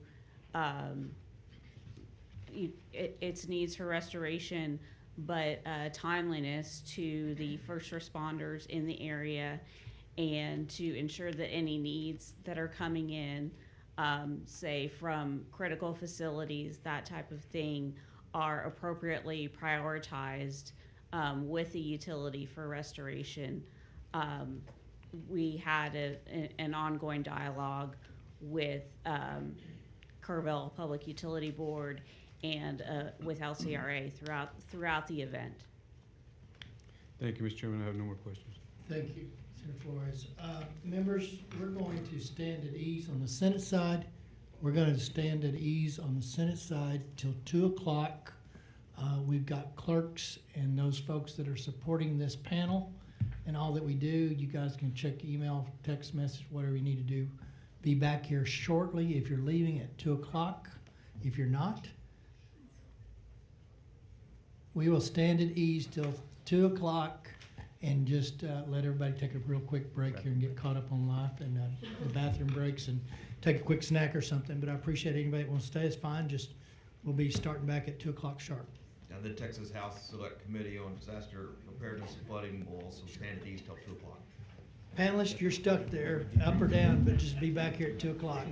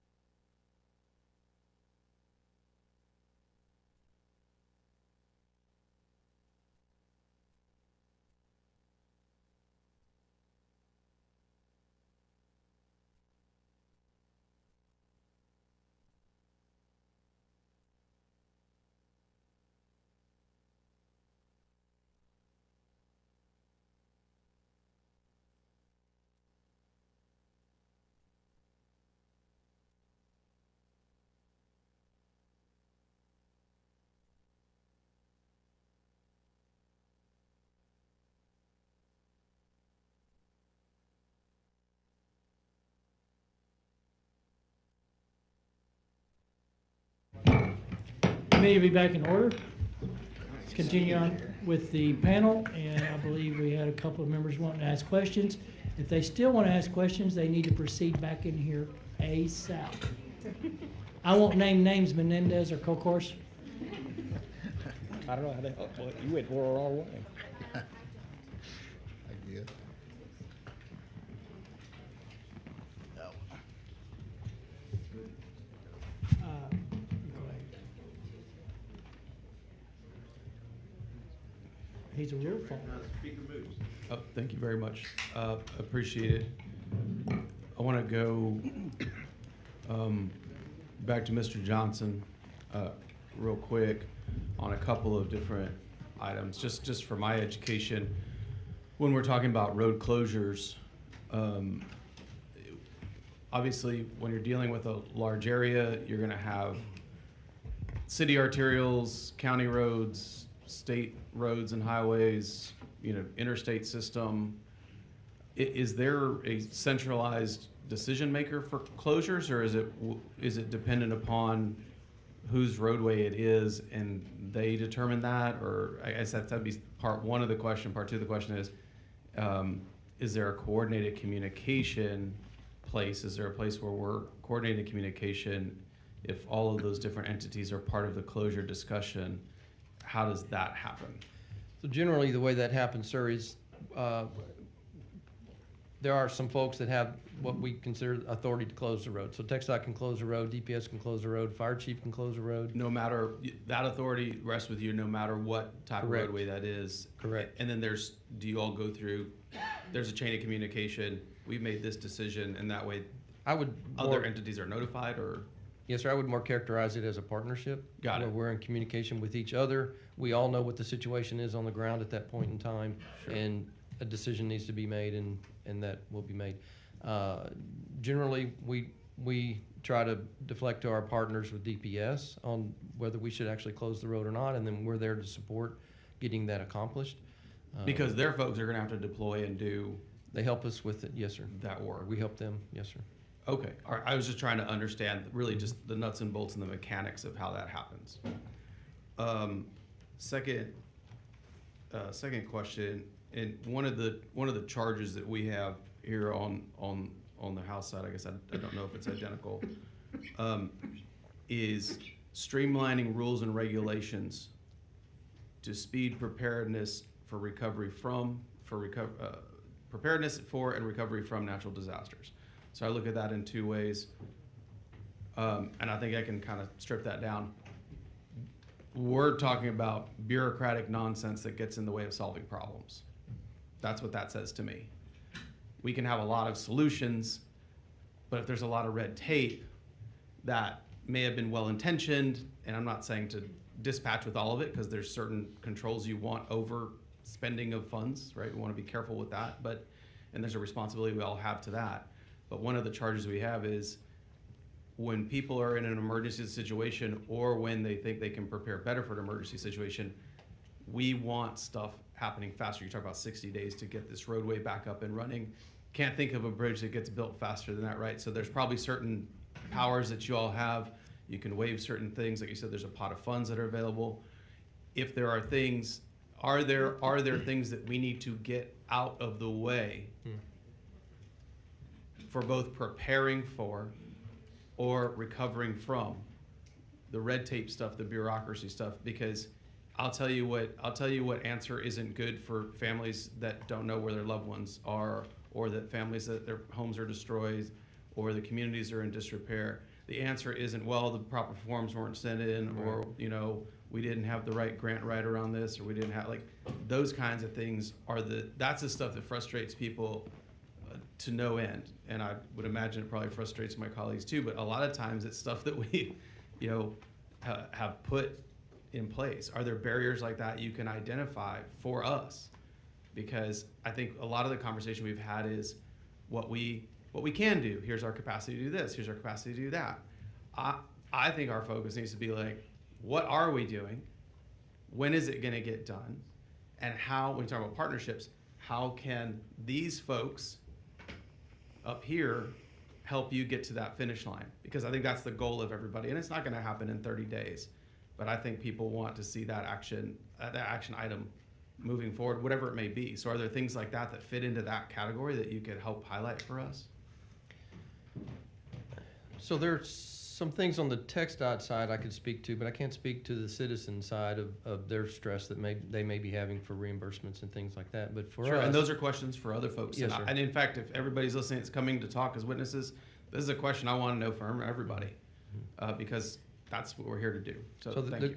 The great thing that we have going with our partnership with TDM and DPS and Parks and Wildlife, Forest Service is that we work so well together, and that partnership is very strong. And when we get that, as Chief Kidd talked about the declaration from the governor, that opens the door. And getting that very quickly is very, very helpful. I have the same issue that Chief Kidd talked about with purchasing items, getting materials very quickly, and having the ability to purchase what I need on the spot. Barriers to your question, just maybe some stronger partnerships with debris management could be helpful. I may not really address fully your question, but that's something on my mind.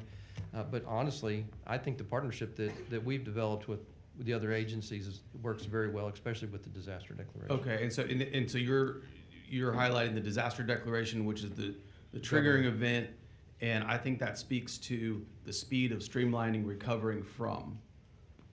What about streamlining the speeding up of preparedness, getting ready for? Because that's probably where some of the barriers do exist. Because you're operating in a situation where there isn't a disaster declaration, but there is a need and a known need for preparedness measures.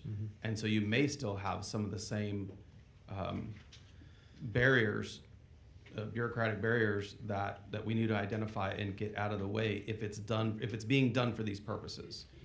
And it may not be something that you can highlight now, but I think it's something that we do need to know as a group. If you can opine on it, I'm happy to hear about it now. Otherwise, I'd like to hear about it whenever you can. I was thinking if you could give me some time to get with the team, I bet we could identify better than right this minute on some of those barriers for you. We use every event with our after action discussions to talk about how can we be better prepared for the next event. Sure. And somebody mentioned earlier, every event is different. Yes. And so it's a continuous growing opportunity to step it up for the next one and talk about how things went. So the after action is very important for us in my agency. No, and I appreciate that very much. And I keep hearing the words in my head, we can do better. We should do better, and people expect us to do better. And so that's what this is all about. And so it is identifying not just what we can do, but when we're going to do it, and how you need us to help you accomplish that. I appreciate that. And we have the full power and weight of this state. We talk about the greatness of this state, and we have to harness it in these moments. Absolutely. We do, and it's our obligation. It's our moral obligation to do that in light of this. And so thank you for your answers. Yes, sir. To the two colonels, a question more, your all's folks on the ground. A lot of time in tragedy, in situations like this, there's very little discussion about who helps the helpers. I think it's been a more prominent discussion in recent years because the folks that are on the ground from your organizations, they are seeing terrible things. They are working tirelessly. They themselves maybe have family in harm's way, and that's something that people that are called to your line of service put in the back of their mind while they're on the front lines, but it doesn't stay in the back of their mind forever. I know we've certainly seen that in mass shooting events and other mass casualty events. So I want to ask both of you to help enlighten us about what resources are there for your folks on the front lines, both in the field when they're dealing with this and then post, because that's a trauma they're living in that trauma too. And I think it's also important for us. These are folks that we also need to help the helpers as well. And so I'd love to know what it is that you have available for them now. And if there is a need, this is part of the need too. This is part of this discussion too. So I'd like to see if y'all could help me understand that. Chairman Freeman Martin, Texas DPS, and that's an excellent question, and it's something that you asked 5 or 10 years ago. I would dismiss it. We have seen with some of the mass shootings that we have, a good example is our major crime investigation team, the Ranger team that has handled so many incidents in Texas in the last 5 years. In their recent retirements, and you talk to a rough and tough Ranger that's had a great career and never showed any sign of weakness, and he kind of opens up about, just can't deal with children anymore and some of the stuff. So we have a victim and employee services that is excellent. We've grown that division.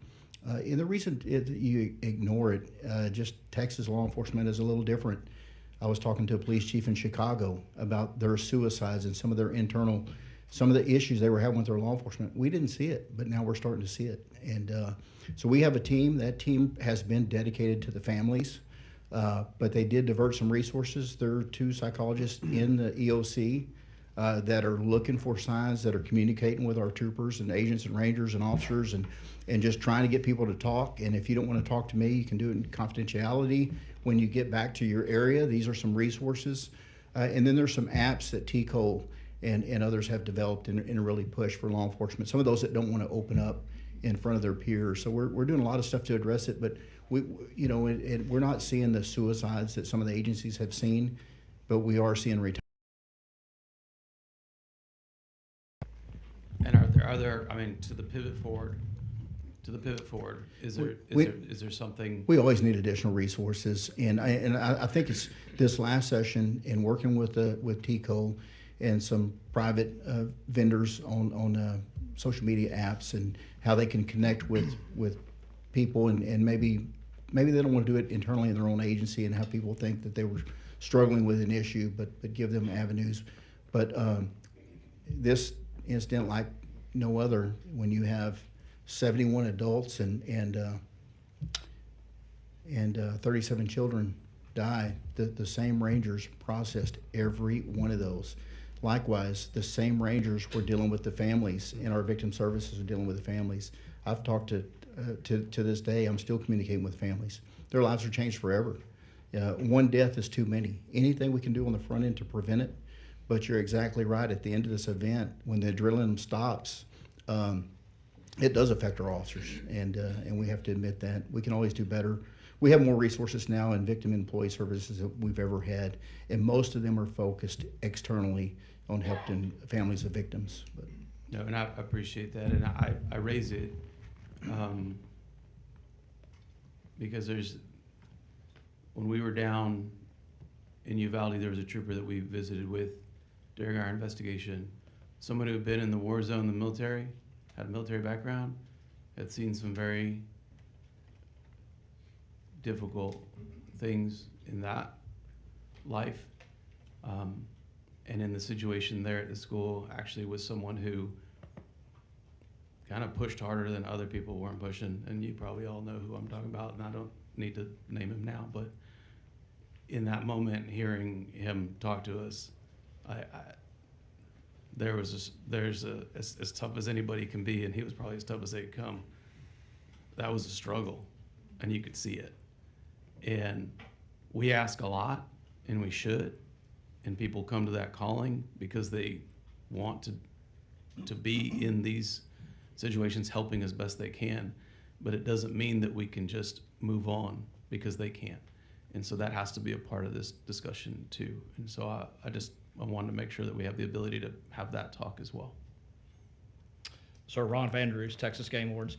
Along those same lines, we kind of have a very similar approach in that is, but we tweak that a little bit. We take a little proactive piece of it, kind of divide it up into some officer wellness, pre-issue, pre-problem, teaching good coping mechanisms and skills, and having supervisor that can recognize when things are going awry. And then in this particular incident, one of the things that we relied heavy on is our peer support group.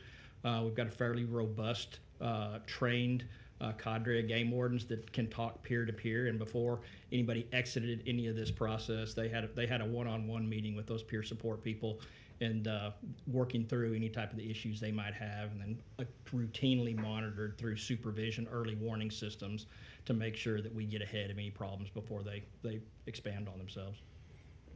No, I appreciate that, and I know that Senator Blanco remembers being in the Victim Reunification Center in El Paso, and I used to work in the DA's office, and in that room were victim services folks from the DA's office and people that on the daily work with people who have lost, who are in traumatic situations, and they were shook to their core, and they were doing their job.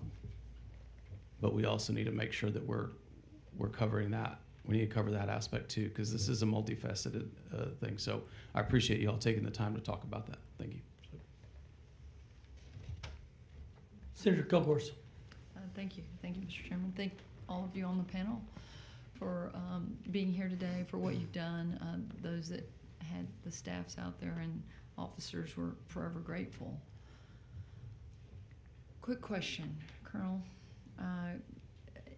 Colonel Martin,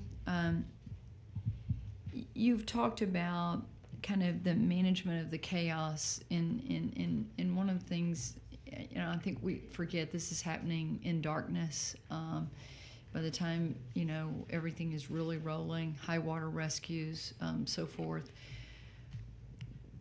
I was very moved by how quickly you were organized, and as you said, the reunification of parents with children and then those that still had children missing, and y'all being able to separate that. And I just can't imagine.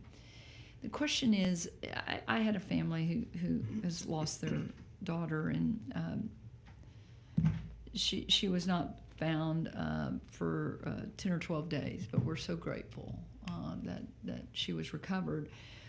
There was a time from like July 4th, and that when they were notified and the family started arriving, to like a Tuesday when I talked to them, that they were assigned a local PD, maybe a sergeant or an investigator, and they hadn't heard from anyone in quite a while. And I'm not complaining, I'm just saying, as we look at how we perfect this process, there was a time when I think y'all really did kind of move in and take over the contact with the families. Am I correct on that? That's correct. And actually, Freeman Martin, Texas DPS. Sheriff Larry Letha and the city manager of Kerrville are both with us today. They were instrumental in this. And we, like I said, lessons learned moving forward, there's many things that we would do different. One thing we would do is assign to be with the locals, a Texas Ranger to be there with the families and coordinate what's going on the search and rescue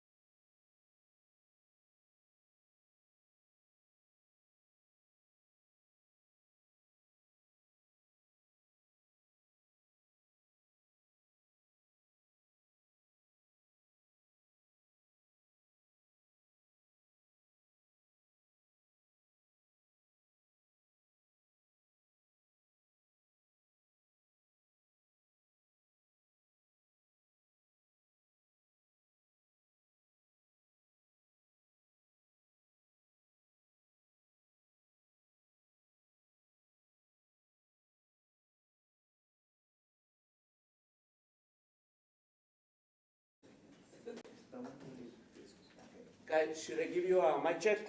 No. Is everybody? Okay. In English. Turn off your, English. Turn off, apaga el micrófono. 4321, 4321, 4321, 4321, 4321. This is especially in English for the only English person, Mr. Michael over here. Thank you, Michael. You look so Norwegian. 4321, 4321, 432, 43, 432, 43. Got it? 4321, 43, 4321, 4321, 4321. Got it? Falta el 1, 2. 1, 2. No, pero ese pinche Michael se enoja. That's about right. Michael. Is it real? Phone is real? Right. So. Governor. Check. He got mad. Two. Oh, I'm sure he's mad at you. Oh man, he since the day I chased him in his chair, he turned on the turbo down.